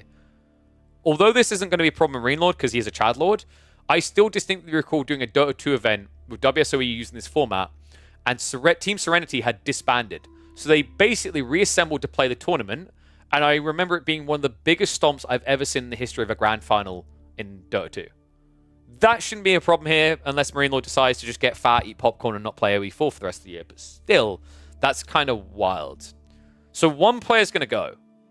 That's it. The money's got to be good, right? Because we just said, like, 200k to 150 for AoE2. It was 300k, so surely we go down to 225. 50k. This is tough because I understand fully, and we've got to really, really hone in on this, because I understand fully from Red Bull's perspective, right? The numbers weren't impressive, but I actually legitimately think that was formatting that didn't help. I mentioned this earlier, that if you really want AoE4's numbers to be big, you treat Red Bull Wololo as a marketing endeavor. you do not release the new civs until after Red Bull completes. You literally show off the Red Bull civs, right? Like, you know, Ottomans and Malians, and then boom, the moment the tournament finishes, you drop them to everyone publicly. Because if you don't do it that way, everyone's just playing them themselves instead of watching the tournament. That didn't help. I was expecting smaller, but this is brutal. You're talking about a scene full of players right now, a lot of them that are questioning where their future lies, with options opening up. Zero Space, Stormcade, uncapped games, unannounced game, right? They're weighing up where their future and where the future of RTSs lies, and now you're telling them that the peak of this year is going to be $50,000. Oh, sorry, no, wait, you're right. This is $5 million, guys. We just need to take the decimal point out. No, so, all seriously, this is $50,000. We're going to lose players. I'm just going to say that. We are actually going to lose pro players. I predict in the next 3 months, 6 known names at least will exodus from the scene. After the qualifiers, another 4. There is only a handful of players that can exist without big tournaments, if we're being real. Don't get me wrong. I actually think all players should try content creation because you shouldn't just rely on prize pools. But still, right? Like Beastie, Marine Lord, Dumu, Lucifron to a certain extent, I think. But I think Lucifron genuinely is going to explore other games. I don't want to speak for him, but he's doing well in other games. Vortex. There's only so many players that actually like do well on content creation. Voldemar, Chadlord will keep existing, of course. He has his coaching. But like, this was my worry, is now we're in a cycle of 3 years in a row where the prize pools have gone down, right? Right? Because it was 125k for Golden League 1. Golden League 2 was it 75k? Correct me if I'm wrong, chat. We haven't got a Golden League this year as far as we know. So this is the biggest tournament. And with 50k. And once again, like, dude, no hate to Red Bull. I understand why Red Bull wants this. My frustration truly comes at Microsoft. Because the problem here is that you're meant to be angling AoE 4 to be the next big RTS, right? And some AoE 2 people aren't going to like me saying this, but like, being real with you, AoE 2 is not going to be the next big RTS. It has been a big RTS. It does phenomenally well. I'm incredibly proud of the community that they've built. I'm astonished by it. It's incredible. But you need something new for the casual players. And AoE 2 takes you a long time to like even integrate, right? Like, it reminds me of CS, where I marvel at CS, but like, if you compare CS and Valorant, especially when Valorant first came out, it's much easier to indoctrinate new players into Valorant than CS. So Microsoft, like, this is a failure by Microsoft.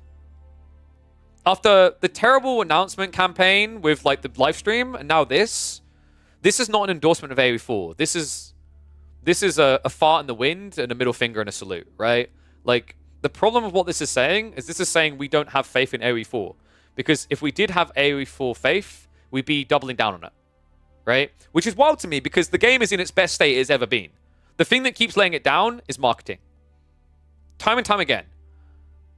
The wild part is we literally just had an announcement. Well, not literally just, but like a few months back. The best-selling expansion in the history of the franchise. Yeehaw! We done it, boys! And then, like, this happens. And like I said, I get it from Red Bull's. And it isn't just because like I like the Red Bull people and like working with them. Like, I legitimately get it from Red Bull's perspective. If Red Bull has the choice, they'll be like, pass on AoE 4. But it is in Microsoft's best interest to do AoE 4 the big boy here. And is it actually Empire Wars? I keep seeing Empire Wars. I don't see anywhere it's saying Empire Wars. So nothing about Empire Wars. We should be safe from that. Because, like, let's be real, Empire Wars hasn't been tweaked or balanced in, like, months. Wait, does it actually say it? Oh, no.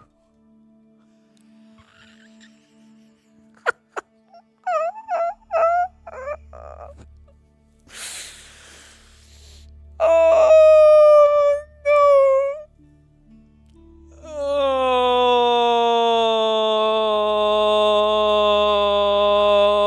Oh, help.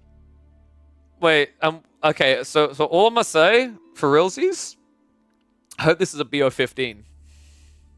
Because if this is a BO7, it's going to be the shortest grand finals I've ever seen at an Age of Empires event. Empire Wars, especially if like there's not a lot of tournaments focusing around it, it's going to be really snowbally, I think.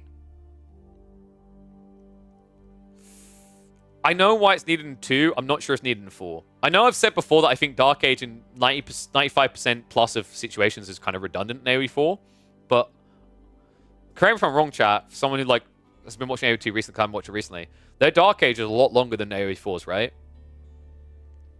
Wow. That's... We'll see if they stick to that. Like okay, so something I want to credit Red Bull with is like they've been very receptive of feedback from players in the past. So maybe if people show them the average length of games, they'll be like, okay, no, fair. Like we'll scrap the Empire Wars part. Because I don't think it actually needs to be Empire Wars. I know why it needs to be in AoE 2, but I'm not sure it needs to be in 4. Then again, like in fairness, Red Bull created the Empire Wars concept, right? And it has grown to be an integral part. So maybe they can make it work. Like, I want to give them the credit where credit's due. Maybe they find a way to make it work. We've got Socotra coming in, though. Like, that map hasn't been used anywhere, right? That's a bit surprising. Volcanic Island's kind of interesting. But we'll come back to this in a sec. But, like, what I'm going to say, like, once again, just to re-emphasize, if you just tuned in and are wondering, like, you know, what my opinion is on this, say bye-bye to a lot of your favorite people. This is going to kill a lot of people's incentivization to play competitive AoE 4. That's brutal. All right. Is there a future VM Morphology? Let's find out. We're incredibly excited to have the incredible soon-to-be released game be part. Woohoo! But they're not ready yet. Okay, so we do not have info on that. Which I expected, to be honest, right? So let's highlight how they can turn this wet fart into a success for both Red Bull and Microsoft. Age of Mythology is the least known of the Age of Empires titles. That's just a reality. It was the worst selling of all of the Age of Empires titles. Not because it's bad. I actually think Age of Mythology is one of the greatest campaigns ever created in the history of RTS. Preach. No one can argue with that. Anyone who's played it should not argue with that. It's incredibly well made. I think Giant Grant Games had a fantastic video going over this. I think he even called it the best RTS campaign ever. Right? It's a phenomenal game from that POV. The problem, though, is from a marketing perspective, is the least known of one. We're going to do this test again because I've done it earlier and it's very intriguing. Watch that chat up there. Guys, if you call it the Age of series, press 1. If you call it the Age of Empires series, press 2. This is going to tell you a lot. Because most people call it Age of Empires. And that was one of the big problems, is a lot of people don't even know this is an Age of Empires game. Most people don't realize it's part of the franchise, really. Right? So that's going to be an initial marketing issue. But it's also what hurt it originally. It's why I believe Age of Empires 3 saw better than Mythology, right? Back in the days. So, like, the tough part with this, the way you do this right, if they want to nail this, they want to slam dunk it out of the park, here's how you fix it. Here's how you do it right, Microsoft. Age of Mythology does not have a clear release. This is going to be dodgy, but hear me out. It does not have a clear release date. Or you could kind of announce it beforehand, but I think it's better to, like, not, and hear out why. You do a show match or a tournament for Red Bull World Law of Age of Mythology. What you do is you either do a show match between two of the best ever, or you invite several of the best players historically. So we're talking people, and you can mix it up. You can invite 4 of the best people from Mythology historically, 2 from 4, 2 from 2, to play in a tournament. And you play out that whole tournament across one day. So top 8 players, right? And then, the moment the grand finals finish, you cut to the desk. Could I maybe be on the desk? Wink. And then, I would love the honor of being able to do that, being able to announce after, like, whoever it is, whoever's on the desk, they literally get to sit there and go, it is my pleasure to announce that as of this moment, Age of Mythology has been launched.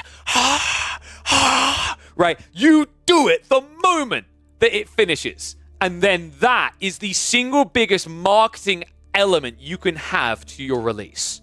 The amount of people that will flock in and play Mythology all of a sudden, boom, be going, right? I don't expect them to do it that way because people just like to have, they like to have fixed dates now, right? They used to see this style more for like betas and whatever, but that's what it needs. That's the way you kind of make this work. I'm still skeptical because I think Age of Mythology has a similar limitation to AoE 2.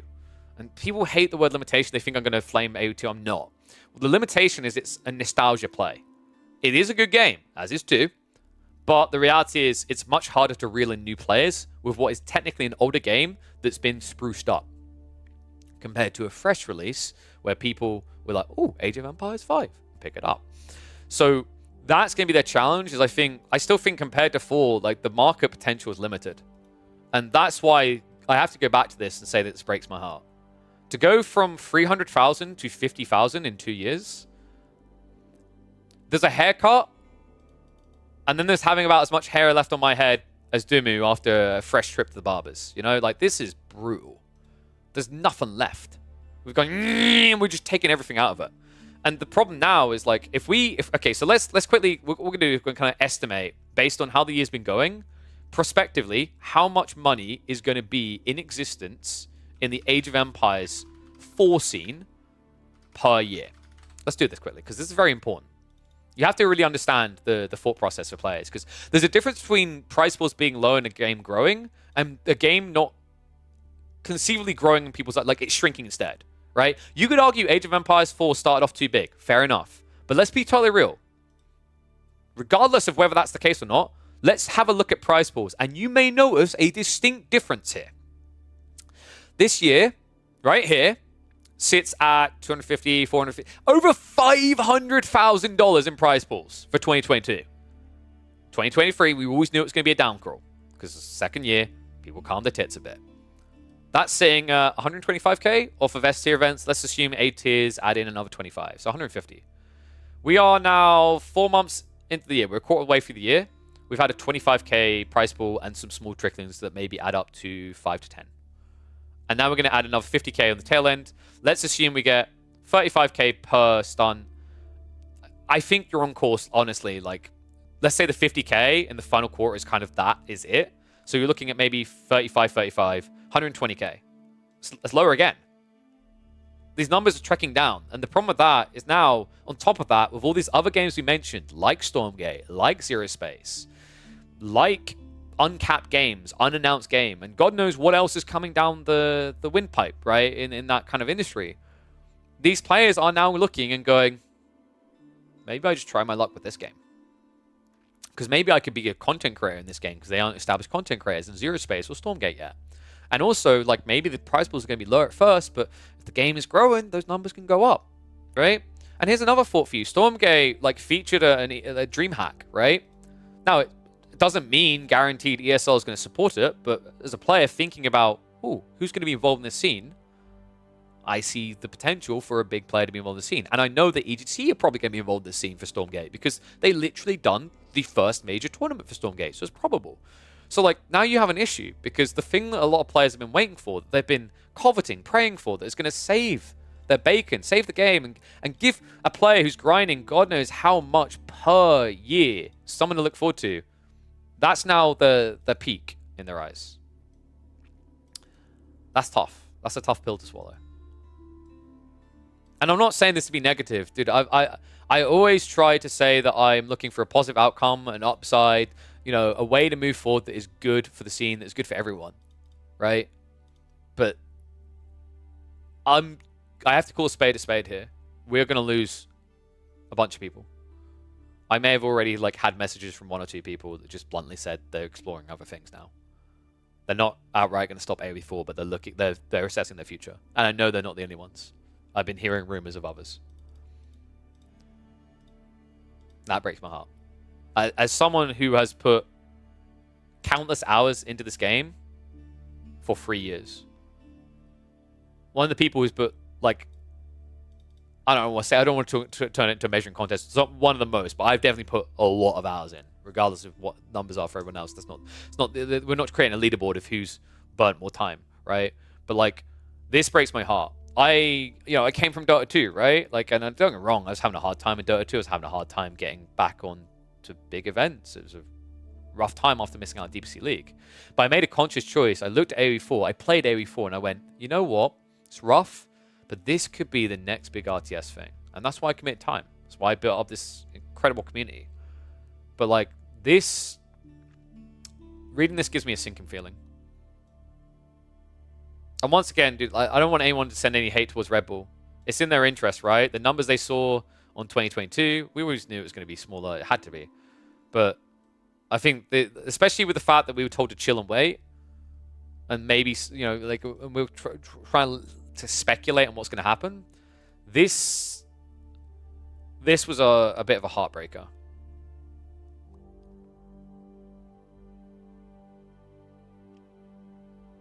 And don't get me wrong, EGC, POG are going to help do the qualification stage. So basically the rest of the tournament online. But I think for most people tuning in, especially if they're not familiar with the state of AoE4 or whatever, this does read like a show match.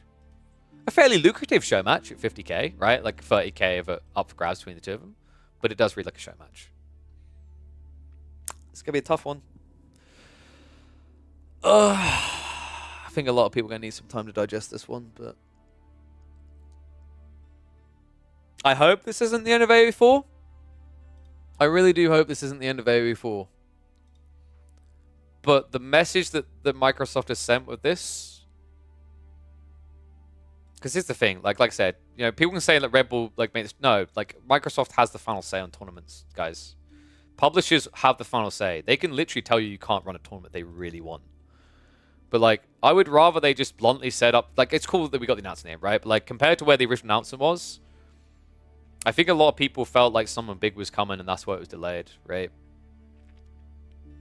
And once again, big shout out to Red Bull for being willing to make for part of the tournament again. And who knows, maybe like we have to hunker down as a tight-knit community, and this game grows again, and then maybe next year we'll lower like, oh, actually, no, let's do 100k now, and let's have 4 players online. And then maybe it's like, oh, let's do 200k, and let's have 8 players online. Maybe it regrows, and I really hope it does.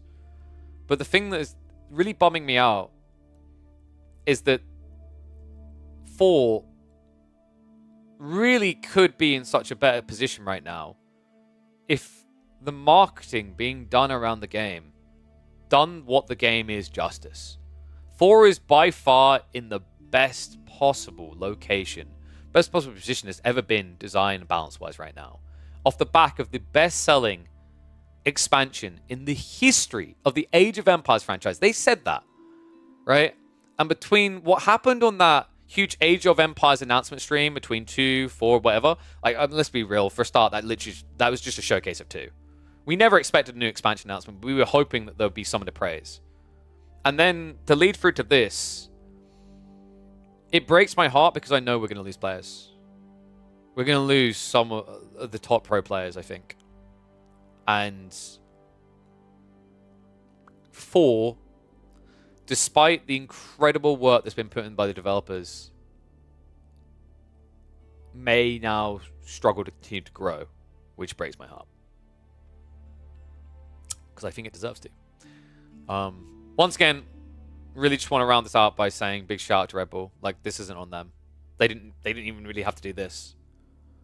But from a Microsoft side, and at the risk of basically getting, like, I don't know, booted from the partner program or just having drinks chucked in my face whenever I meet a Microsoft employee from the marketing department, I think it's a Microsoft L. Big shout out once again, load Red Bull. Thank you for including us, and hopefully it ends up being an incredible event. Hopefully just even this one event online proves how epic it is, and maybe Microsoft and whatnot reassess. But the next several months, I think, are going to be a hard-hitting time for everyone who is heavily or fully invested in Age of Empires 4. And the initial outlook might not be pretty. All right. Well, that'll be a fun one to put up on the YouTube. What's up, Teach? Thank you very much for the resub, buddy. Appreciate you. Should we quickly catch up on chat? Was I harsh? Dude, I'm half paranoid I'm burning bridges with Red Bull, but that wasn't my goal. Like, I wasn't even doing that just to ask us unfairly. Like, I don't blame Red Bull for this at all. It 100% makes sense from their POV. But this is... what I don't understand and will never understand is Microsoft's POV on this. If you want us to believe that this is the future of Age of Empires, really, then like this isn't the way. On Baltoon in with the clarity, right? So AoE 1's going to be a bit of a mess as well. Isn't AoE 2 tournament price higher? No, they were 200k in 2022. They're down to 150k. But if you compare that to the haircut, or rather the shave of every hair follicle in the head that AoE4 got, AoE4 went from 300k to 50k.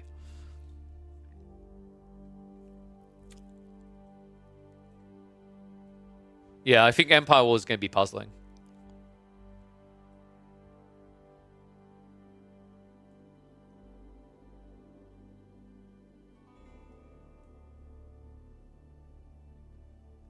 I mean, don't go, like, so here's the thing I want people to, like, don't go at AoE2 and hate, right? It's not AoE2's fault at all. It's not Red Bull's fault at all. Like, dude, I'm gonna get, sorry, Age of Noob. I'm gonna get full Age of Noob at this rate. But, like, it's Microsoft's fault. It's Microsoft's call, really, at the end of the day. Like, they have budgeting allocation. They're choosing where they allocate that budget. And you can say, well, it's up to Red Bull where they want to, maybe they said no to an AoE4 event.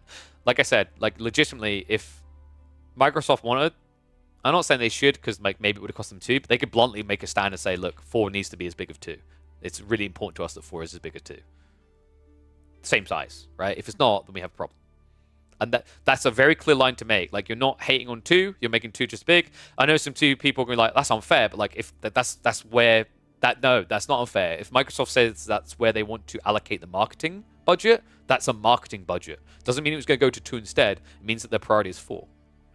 But like the reality with AoE 2 is like, I kind of get why Red Bull want to keep that as their main focus, because that's the brand they built. That's the thing they built around it. But you know, if this was a case, if this happened and then Microsoft's like, by the way, we want to have LAN. We're going to fund a LAN with EGC or something like that. Then I'd understand, because there'd at least be something. But there isn't, right? Like, well, there is something, but like there isn't. For these pro players, and also from a marketing perspective, this isn't how you get 4 to where you want it to be. 50k seems reasonable. I'd debate that. 100, 125k, maybe I could see understandable. Like, that's collective prize pool. And also, because it's only... So here's the other thing you need to remember. It's literally going to be 2 people on LAN fighting.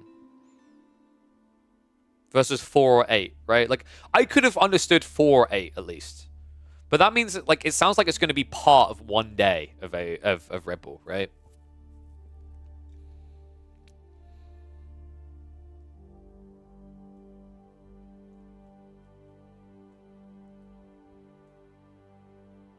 And yes, AO2 prize pool is 3 times higher.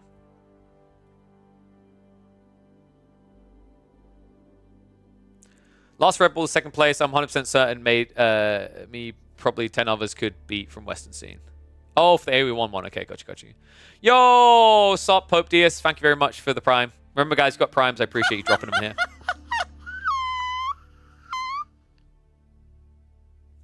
Remember, previous tournament view of tournament streamer skyrocketed.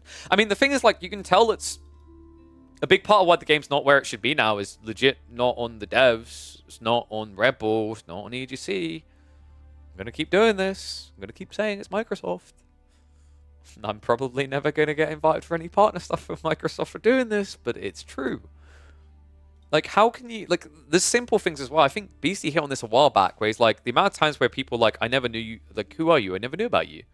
Right? And it's because, like, simple things aren't done. Imagine if every, like, few days in the game, you featured one of your partnered Age of Empires 4 streamers, just a little about page, right? Or how about every time there's a tournament going on that is over a certain threshold or is Microsoft funded, you simply put something in-game letting people know there's a tournament going on, right? Because this is the reality. Like, Age of Empires 4 didn't set out to be an esports game. They were shocked that it became an esports game. But then they leaned into it being an esports game. And they focused on esports as the pinnacle push point for 4. You can't simultaneously do that and then do, like, so many disservices in a row. What's the place they want A4 to be anyway, KP? Probably just sell DLC and cash out. I mean, it's like... How... The best way that I can describe this, because I just got messaged by someone, and it's like,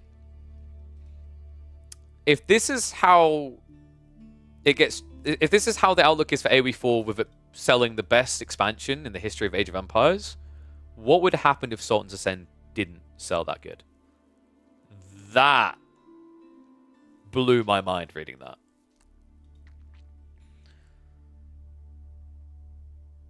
Pacing the changes that puts people off, like the big names AO2 didn't have 4, didn't enjoy the balance. I mean, yeah, like for good reason. Like I can bluntly now look back at the state of 4 when it came out and say 4 sucked.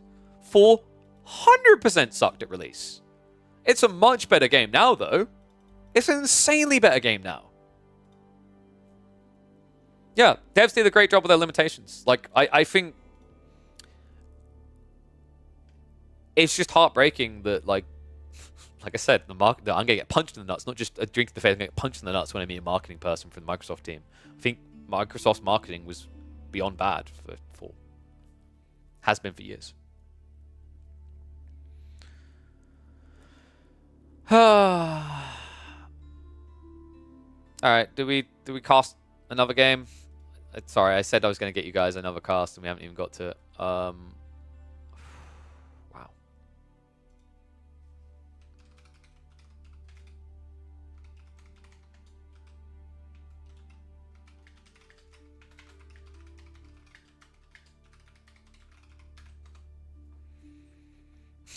I'm kind of. I mean, I'd like to work the event. I'm kind of worried that I might burn a bridge. I hope it doesn't with Red Bull. Like, I actually think I think I was praising Red Bull in fairness. I'm a little bit paranoid about it. It's like the one gig that can maybe help salvage a year. I hope Red Bull doesn't take that as like an insult. Like I said, I hope that came across right. That like I do think like big thanks to Red Bull. It's not a Red Bull. It's more Microsoft in my eyes. Is there no AoE 4 at Red Bull? There is. It's just not going to be very big. Requires copious amounts of copium, but they could now announce a separate LAN event as the big yearly highlight. I mean, yeah, but like, who's going to run that? You got two people. You got two top companies involved in AoE 4. It's EGC and it's Red Bull. Now, someone's going to say SteelSeries, but SteelSeries isn't a production company. They might hire production, but I don't. SteelSeries will take a dip in the water. They're not going to suddenly commit 100k to a LAN. You know, if you really wanted one potential savior point, maybe Gotaga? Gotaga, rather? Like, maybe the... Am I pronouncing his name right? I feel like I'm pronouncing it wrong. Gotaga. Sorry, it's Gotaga, isn't it? Yeah. Maybe Gotaga, like, maybe Gentlemaids. Maybe they like the numbers. Maybe they could be convinced to run a LAN. Maybe. I just don't know if they really need to from their POV. Yeah, it's a tough one. All right. Anyway, let's get back to casting games, I guess.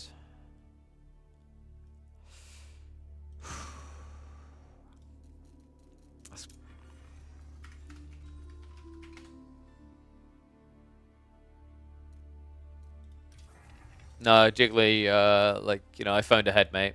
You're not allowed. They're going to stop you at the borders in Spain and send you home. Oof. All right. Positive, happy, smiley face, blah. Let's get ready to cast some more games. So do you guys want Dragavan versus Wham? Let's do Dragavan versus Wham.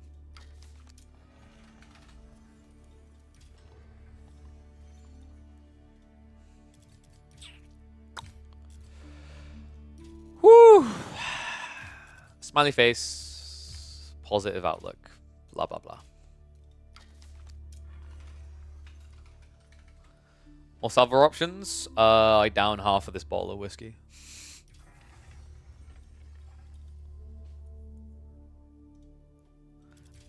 Yo, Philly, dude. I'm gonna keep an eye out for the next time you and him go up against each other on that ladder. You know that now, right?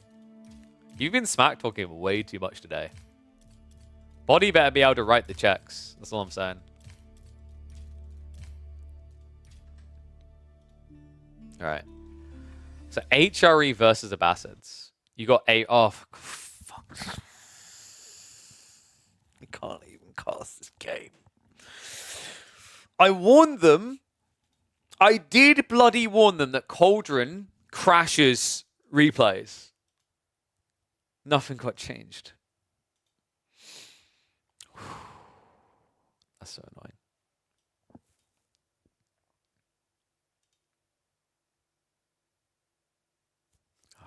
So what do we do now then? Well, there's the Anatan Cat series. I just don't think I've got enough time for an like because that's a full BO3, right? So I don't think I got enough time for that. Oh yeah.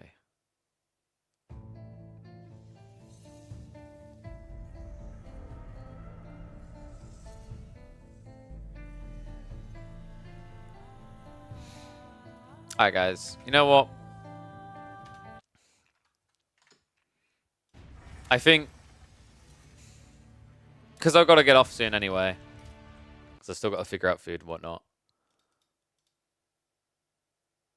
Do we maybe call it?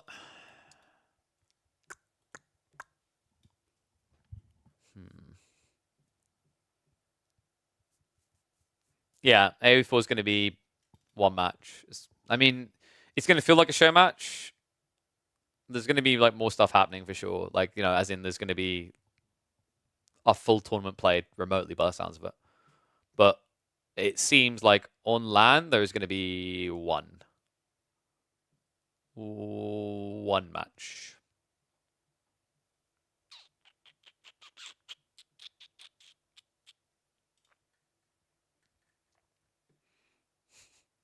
I don't know. Just hope I still kissed Red Bull's ass enough and that to get invited for that one match.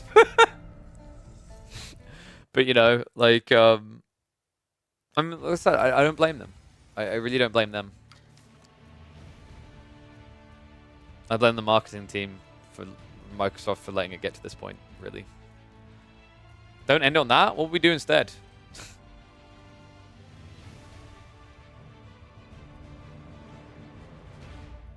It's quite weird that AoE3 is still getting, like, the short end of the stick, though. I mean, we could have got AoE3'd, right? At least with a 1, 2, 4, and Mythology. Everything but 3. I do feel bad for 3 a bit. Red Bull Microsoft can take criticism? I mean, hopefully. I can't believe that. It is a bit... I mean, I feel bad for them. They probably should have got like a 2-person show match, you know? Then again, I don't like... I mean, one at least has a hardcore commitment within like Vietnam and whatnot, right? I don't know about the others. Alright, I think we've said everything there is to. Should I send you guys over to Beastie? Because I think he's going for it right now, if I'm not mistaken. Unless he's already complete. You're gonna get permabanned. If I catch you doing that on their Discord, I will permaban in my chat. Please don't do that. I never want that, and I never. Wait, what are people doing? You guys to do that. I literally unmute him to people getting permabanned. What happened? I'll read you a comment from a mod. 10 minutes ago. Red Bull Walhalla was built around Empire Wars. There was plenty of skepticism when it was initially announced for AoE 2, and this is totally understandable. We still aim to create a competitive event. Yeah. Again, that's basically what we said, right? Is like they may be able to make it work. I think the first one, hands down, flat out, no doubt about it, it's going to be a mess. I think they possibly like expect that to be a possibility, right? But in a way, if you think about it, what Red Bull might be trying to do is they might be trying to find a way to help grow 4 through different formats. Because one thing I've highlighted is like different formats would go a long way to try and invite new groups or whatever into the game, right? Against it. I know that's not what FIFA is, but trust me, people complain about dropping people out of Sky in Fortnite too, but they love it now. Yeah. It's like I actually don't think, and maybe I should add this on to the end because I think it is really important to hit this. Once again, not blame Red Bull. Please invite me. But no, seriously, I'm not blaming Red Bull. The idea of doing Empire Wars here, really need to hit on this, is that they're trying to find new formats that fit their show style, and that's not a bad idea, right? They turned into like the World Cup for Age of Empires 2. They didn't ask to be it. And in fairness, like every tournament being the same format, if AoE4's numbers aren't insanely big, maybe we do need different formats to try and find a new way, right? Like, I know most people don't like Empire Wars. I know the game hasn't been bounced around Empire Wars. I don't think anyone's under any disillusion that like the first major, second major Empire Wars tournament, because EGC done one, is likely to be messy in a LAN environment. That's a possibility. But maybe by exploring that and trying new formats, they could grow the audience. We had this discussion the other day that literally everything in Age of Empires 4 revolves around 1v1s. So that alienates anyone who wants team games, free-for-all tournaments, these type of things, right? You don't think that the FFA Outback Octagon tournament Strongo done brought in new people from a new perspective? They probably did bring them into the ecosystem. So actually, I want to praise Red Bull on that they're trying a different format. Because if they looked at the numbers last time and they didn't like the numbers they saw for AoE4, and they're thinking, what can we do different to try and bring in a new audience? Empire Wars is probably the most obvious thing to try.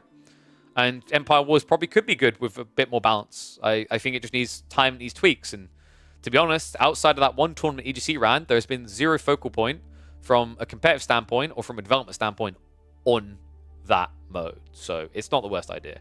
But, you know, round this out, my sadness aside, because I'm going to stick this at the end of the YouTube video, I hope this isn't the end of AoE4. Either way, I think this is going to be a very hard point in the future of Age of Empires 4. Who knows? Maybe 5 years from now, we'll laugh about this and we'll be the biggest RTS on the planet and we're wiping our ass with $50 bills. Getting there is going to be a long road. Hopefully, it's one that me and others can survive. Not, see you on the other side. Alright. So I need to clip that to the end of the video. Oh, wait, I'm going to do another extra bit on the end. And I just want to end this by pointing out that people shouldn't go, like, hating around, because I think there is going to be a bit of that. Don't hate on the AoE2 people. Don't hate on the AoE1 people because they almost got a bigger prize pool than you. Don't hate on people like AOM. Don't hate on Red Bull for sure. Like, dude, they're running events for us that otherwise wouldn't be there. Criticism is important. That's why I done this video, because it's important to criticize and highlight where things could be better.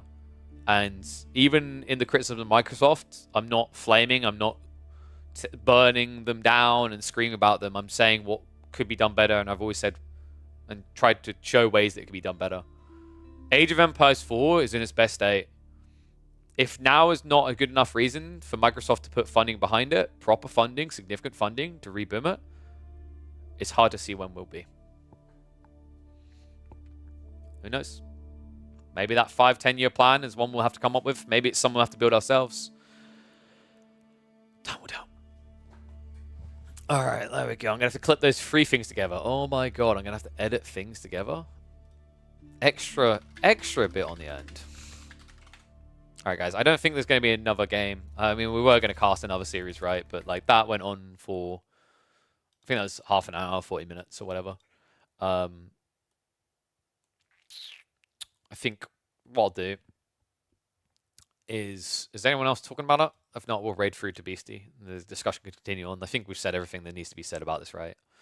There's not really anything else to say right now. I think we condensed it quite well. I mean, we could keep talking, but he's complaining. That's the reason. All this is the reason why I dislike this whole thing. All right, let's head through. I'm gonna raid through to Beastie. We'll join in the conversation there. No, not aid Beastie, raid Beastie. We're gonna raid him like he's a villager tree line. So you know, go get involved, have a discussion. I've given my point. Hopefully you guys are tuned tomorrow. We got a show match. That's a positive. So we're putting some money back on the scene at least. Whoop whoop. We'll be showing off a new map and a new civ. So hopefully I'll see you guys then. But for now, go chill Beastie, and I'll hopefully see you all again soon.